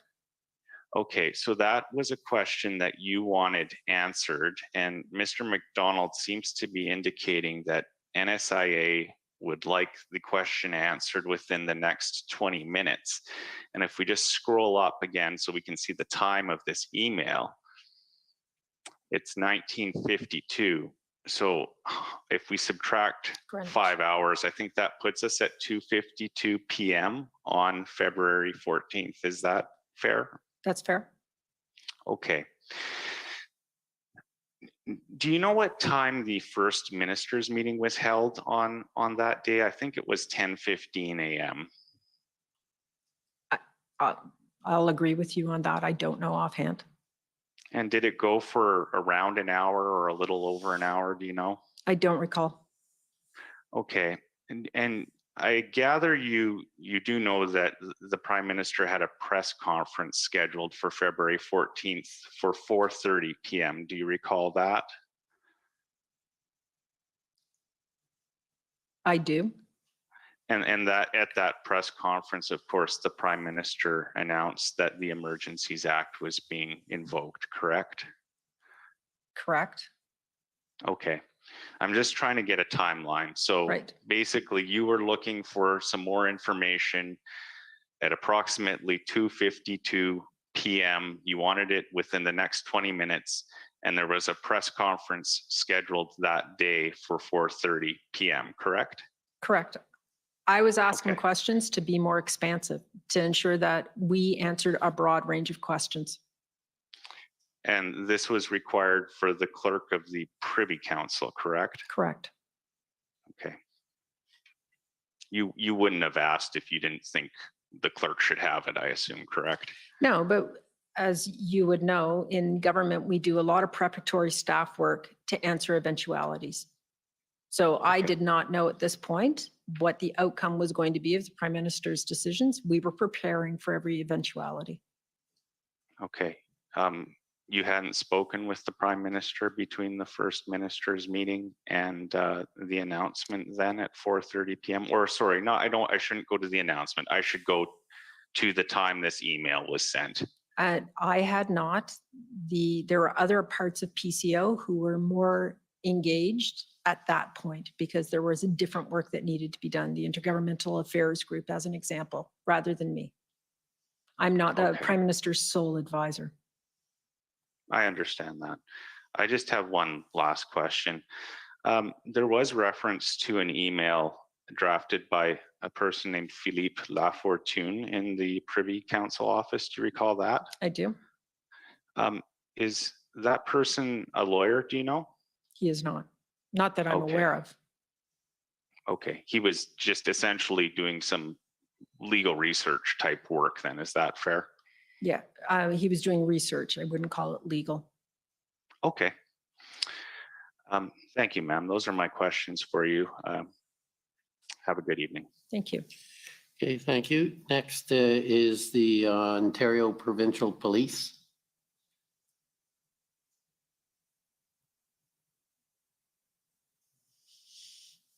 Thank you, Commissioner. Hello, Ms. Thomas. My name is Janine Cabersi, and I'm one of the lawyers representing the Ontario Provincial Police in this hearing.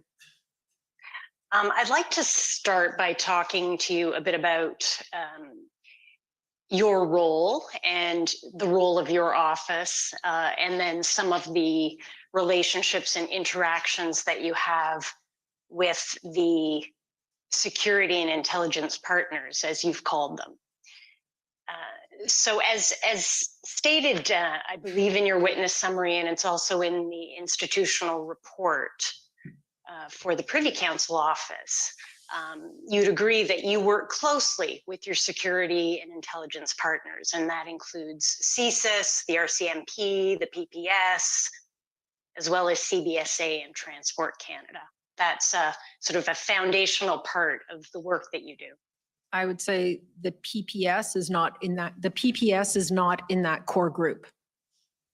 Okay, fair enough. It's listed in the report, but Mike McDonald deals with them more than I do. Right. Okay.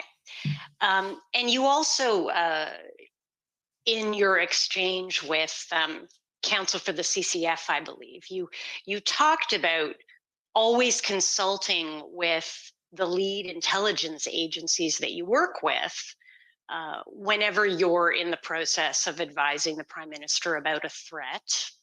You recall saying that just a short while ago? I do. You know, obviously reflecting your respect for the expertise and the work that those agencies do, which is in their area of specialization. Well, it's more than expertise and respect. It's their legal authorities. Right. And right. mandates.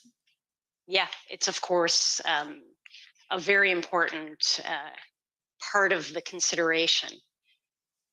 And so I expect that in your role as a consumer of intelligence, but not a producer of intelligence or investigations, as we've heard earlier today, that there's a regular communication that you're doing with these entities and agencies that have to provide the information that then becomes part of that information flow through your office, through to the cabinet and the Prime Minister, and perhaps others as well. Correct. Right. And I expect that in that working relationship that you have with these partner entities and agencies, that there's always an opportunity for some conversation about what you need as the NSIA, what they can provide to you. Is that That's fair. a fair expectation? Yeah. Yes. So considering some of what's been discussed earlier in terms of the scope of what your office is able to do, given, as was raised in the questioning with Council for Freedom Corps, that you don't have any legislative framework for your work. I'd like to talk about, the current situation and how you deal with addressing the needs of your role through the entities that exist. So a first example, you've spoken about a concern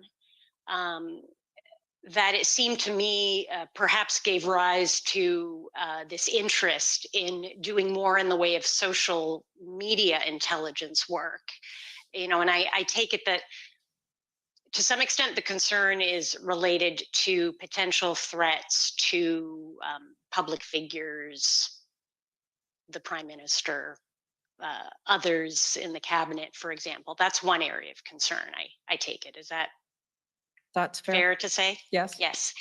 And so my understanding is that currently, if there's a concern in that regard, that the RCMP has a National Security Criminal Investigations Office that would have responsibility for conducting threat assessments or perhaps doing an investigation. If you had a concern that you wanted to have a police agency look at, is that? Yes. Am I correct? Yes. Okay. And in order to provide that day-to-day security for the Prime Minister, there's the Prime Minister's protective detail, and for others, there is the RCMP Protective Services currently fulfilling that function. Correct. Is that correct? And so in doing that job, it's an intrinsic part of their job to continually evaluate risks or threats to the figures that they're protecting. Yes, on case-by-case events. And so what my concern is broader than that. The RCMP may tell you, and I'm giving you a number, it's not necessarily the correct number, that there were 5 actionable threats against the Prime Minister last year. And they investigated all of them. We have a concern in the intelligence and the security community at the deputy minister level, and certainly within PCO, about the rhetoric that is online. So 5 actionable threats that they investigate, and they may arrest somebody or they may warn somebody or do any of the things that police agencies do. But in fact, there's 1,000, maybe 1,500 threats of various nature that are going to affect other things that the Prime Minister does, that says something about the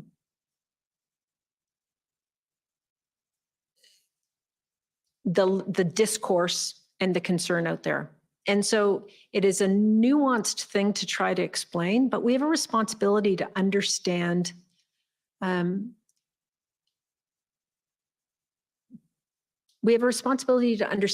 the country, and not on a case-by-case basis, on the mood, the tone. And some of that's intelligence, and some of it is other parts of the various arms of government. But I think that we are a little blind on what is going on in society. And we are, in terms of the Prime Minister's protection as an example, we are seeing a change in the environment that he is in.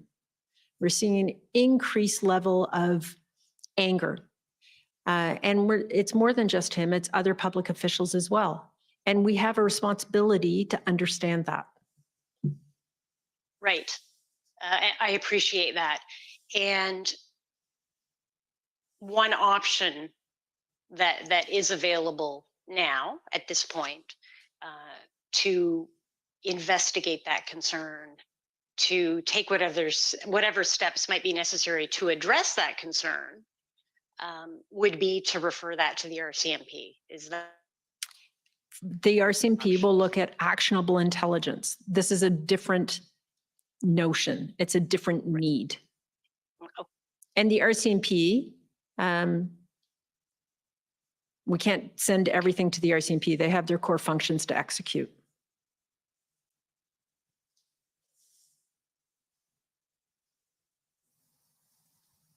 So I think I'm going to want, I think what you're talking about after, oh, okay.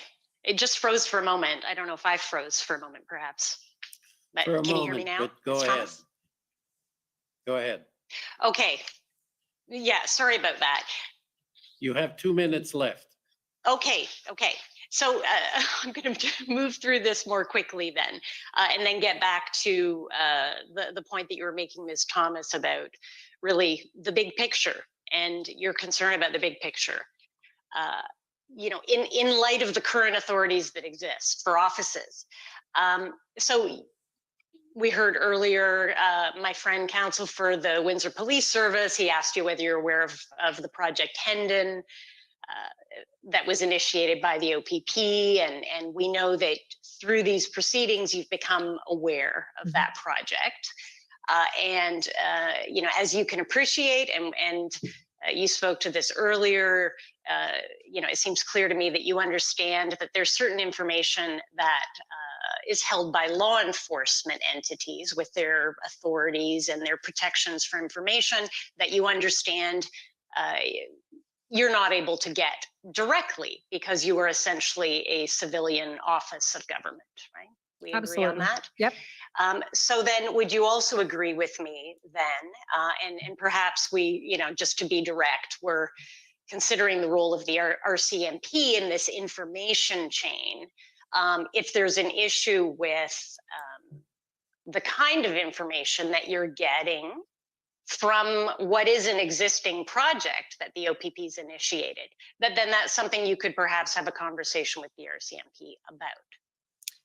Absolutely. And so that's the range of optionality that we are looking at in terms of understanding what the gap is and how we're going to fill it. We don't have a solution yet. We know there's a gap.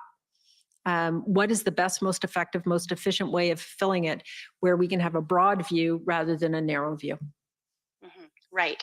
And counsel for the Ottawa Police Service, he took you through some of, or with reference to some of the documents regarding the information that was available to government in those days leading up to the convoy. So you recall reviewing that with him just a short while ago? Yes. Yes.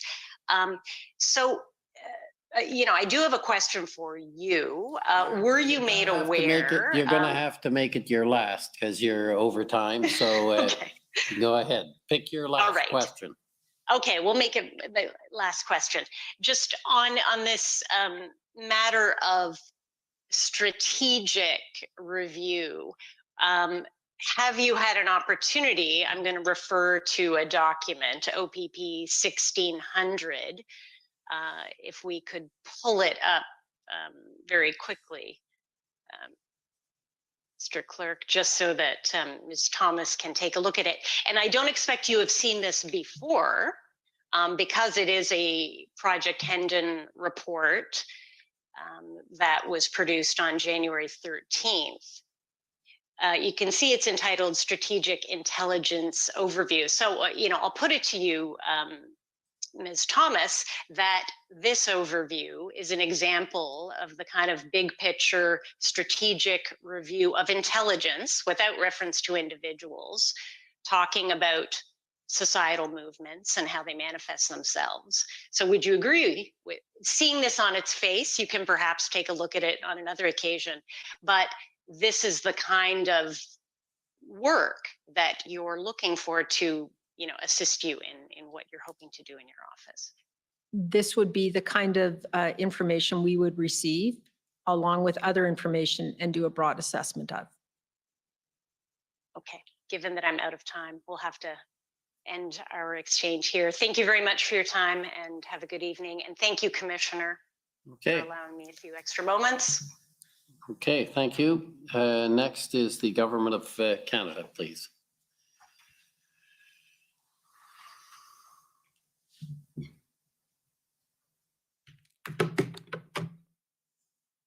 Good evening, Ms. Thomas. Good evening. Donnery Nygaard for the Government of Canada. I want to start out by asking you about something one of my friends asked. The Council for OPS put to you that the convoy participants in Ottawa wanted just one thing to be heard. What was your understanding of what the convoy participants wanted? They wanted all mandates removed. And they were going to stay in Ottawa until they were removed. And there was an element of the convoy that wanted the Prime Minister removed and a proxy government formed. Thank you. We haven't spent any time today, and I'd like to spend a little bit of time discussing your role coordinating the response of the federal government to the events that were occurring in Ottawa and across the country. So can you describe to the Commissioner what role you played there and what the federal government was doing in that regard? Thank you. So as it has been said in my interview summary and in our institutional report, PCO has that central coordinating function for the Government of Canada on a number of issues, on just about every issue that goes through to Cabinet. We play a coordination function, we have a challenge function, and when there is a crisis, and this has been for as long as the position has existed, the NSIA on this kind of a crisis plays a lead role. Much of the organization of meetings and documentation and briefing to ministers was organized by Jackie Bogdan, who's the new Deputy Secretary for Emergency Management at PCO.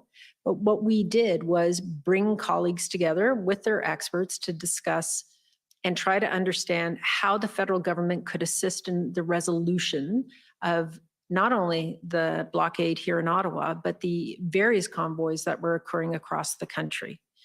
Because we've talked a lot about Ottawa today, but we haven't talked as much about the Ambassador Bridge. We certainly haven't talked about Coots, and then the continual pop-up convoys that were happening over this period in time.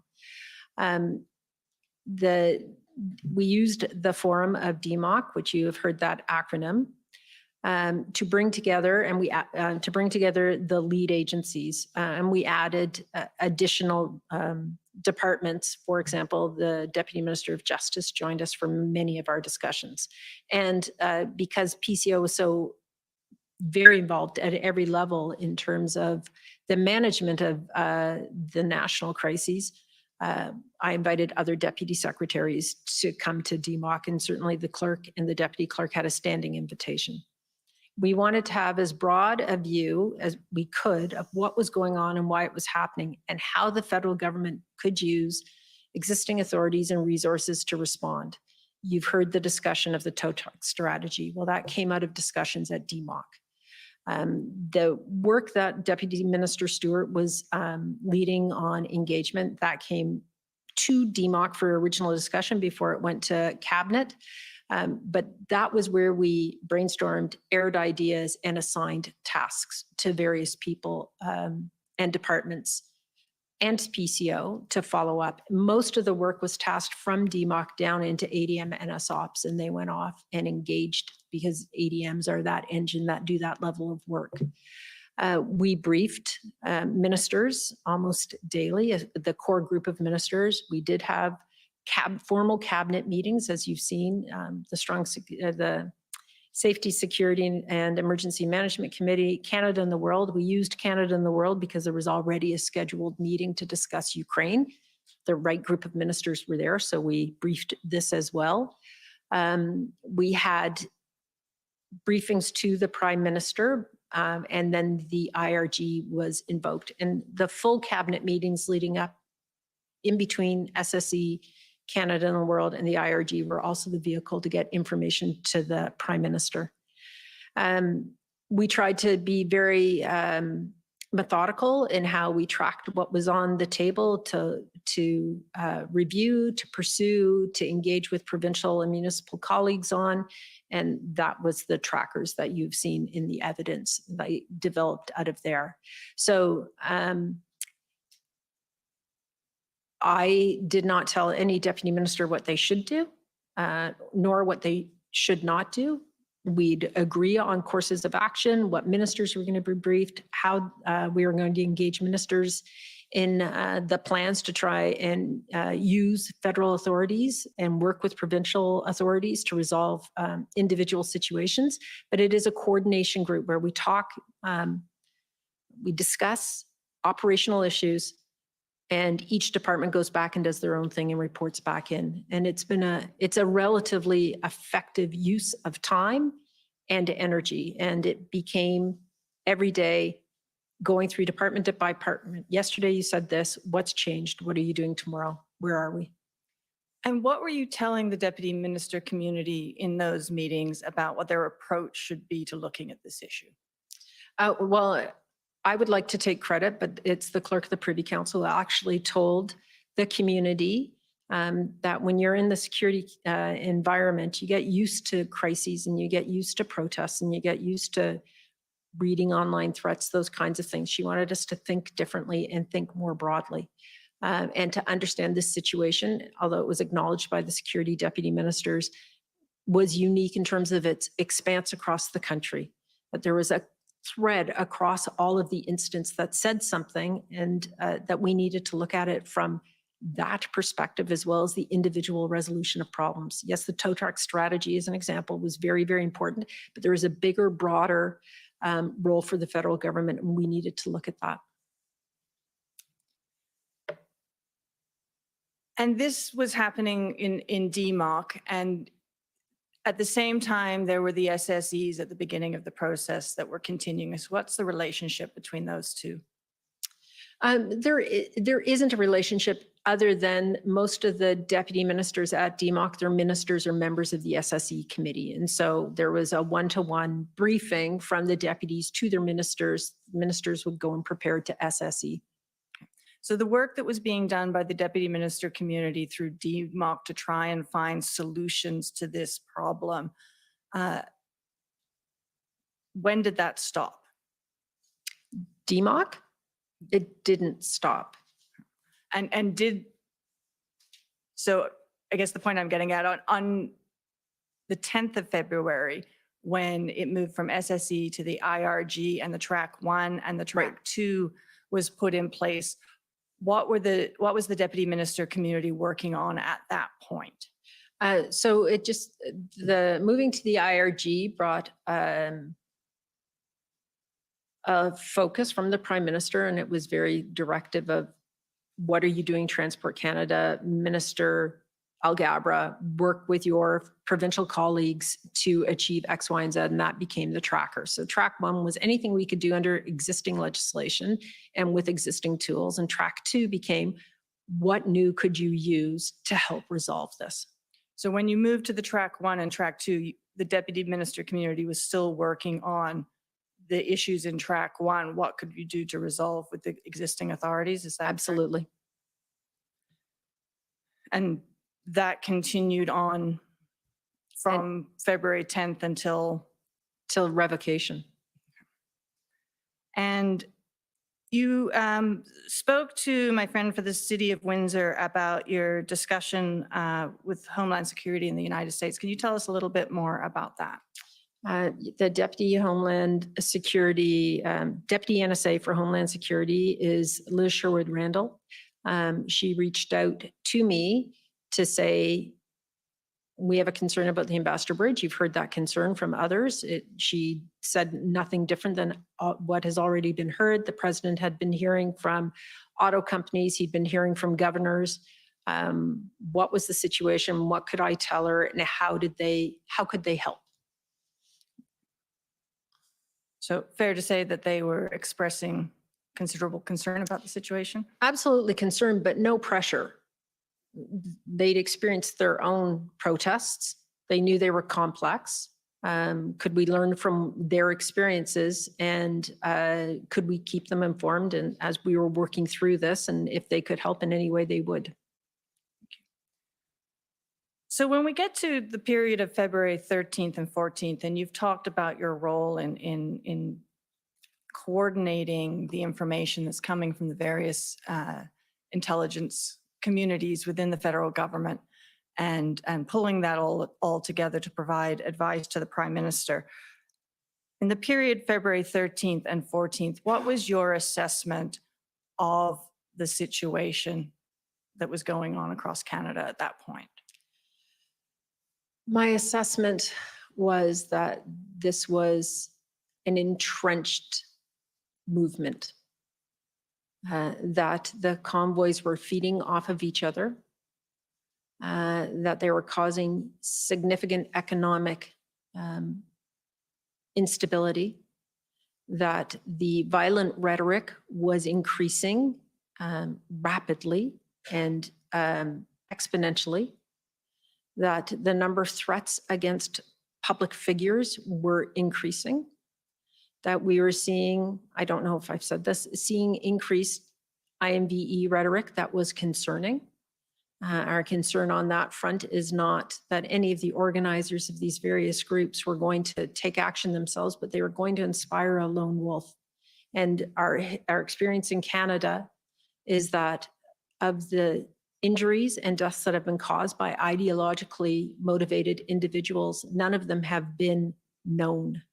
They've all been inspired by online movements and rhetoric to do something and to act. And we had profound concern about that. Coutts was a point in time of huge concern because we'd been told there were weapons found in Coutts. I can't say that anybody was surprised there were weapons. We expected weapons to show up in various locations or anticipated that they could, but that it was of the magnitude that it was a significant concern. And the same language was being used in Ottawa. OPS said there were weapons in some of those rigs. Well, what did that mean? One person had a gun, or that there was another group similar to Coutts? What we didn't know was as significant as what we did know. And we were at the point where we were going into the fourth weekend because we were through the third weekend without resolution. And in fact, it was growing. Ambassador Bridge, yes, moving towards being resolved, but intel every single day that new convoys were being formed to take back the bridge, or they were going to take the Peace Bridge, or they were going to do both. That there were convoys coming from across the country to reinforce Ottawa. If that had become violent, and of course we're working on absolute information, and there is no intelligence that says tomorrow there's going to be an attack, but if it had become violent, knowing what we know now, there was not the police on the ground to manage it. And so you have to work in a world where you don't have absolutes and you have to use your best judgment on what to do. And what had to happen was it had to end. And you've made clear, I think, in your earlier testimony that your view that the Section 2 CSIS Act definition as applied by CSIS in the context of their particular mandate to investigate and collect information on individuals or groups is very narrow. My understanding, that's your position.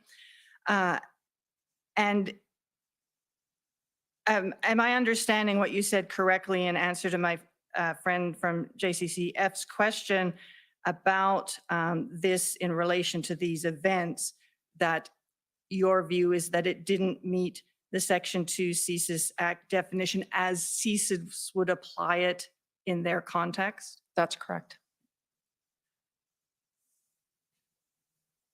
You were asked by the Commission Council about whether your views were asked at the February 13th IRG regarding whether the Emergency Act should be invoked. And you said that you had indicated yes at that time. Can you tell us why? For the reasons I described earlier, that if the powers existed in legislation, they were not being used or couldn't be used, and that we needed to take swift and decisive action to bring this national crisis to an end. We needed to compel tow trucks. We needed to have an exclusion zone so that people could no longer join the convoy. And the funding and the logistics chain that supported, particularly in Ottawa, but in other locations as well, the funding was significant. And so we needed to understand the money. And I know that Deputy Minister Sabia explained that earlier today. The combination of the tools that were put into the Emergency Act, time limited, as restrictive as possible, and as transparent as possible, was determined to be by the Governor and Council the most appropriate action to take at that moment in time to end what was going on across the country. And finally, can you tell us a little bit about how mis and disinformation in the context of the convoy impacted on your decision-making and your advice and your assessments? So mis and disinformation is a very hot topic. And everybody presumes that the mis and disinformation has to come from foreign sources and be foreign interference. And so there was a question that was discussed at one point about whether, Russia was fomenting the disinformation. The mis and disinformation, it could be said, is at the root of some of this problem of the convoy and the anger about vaccines and mandates and masks. The problem with it is that it occurs in the social media space, and threads pick up on each other and they generate more. And so if you believe misinformation, that's all you're going to see because you search for it and the algorithms feed it to you. We're actually working with social media companies to understand how the algorithms feed mis and disinformation and more significant terrorist information. That's come out of what happened in Christchurch, and it's quite well known, the Christchurch call. Misinformation means that people, and disinformation, have one source of information and it continuously feeds upon each other. We heard misinformation during this hearing when somebody mentioned that they were not going to put DNA altering medication in them. There is no DNA altering medication, but it's believed. And so it made it very difficult to try and build a fact base for health officials, for police officials. There was misinformation during the convoy, for example, that the Prime Minister had signed a letter. He had not, but it circulated through the convoy here in Ottawa like wildfire. Absolutely incorrect, but it became fact for people, and it becomes fact very easily. And that sows some of the seeds of discontent that we have seen. Thank you. Those are all of my questions. Thank you. Any reply? No? Okay. For the record, there is none. And okay, well, that's we want to thank you for coming and giving your evidence. You're free to go and enjoy what's left of the evening. Thank you, sir. And thank you for your evidence. So we're going to adjourn until tomorrow morning at 9:30. I expect it will be another long day. but it's Friday, so we can look forward to a weekend, some of us. The commission is adjourned. La commission est adjournée.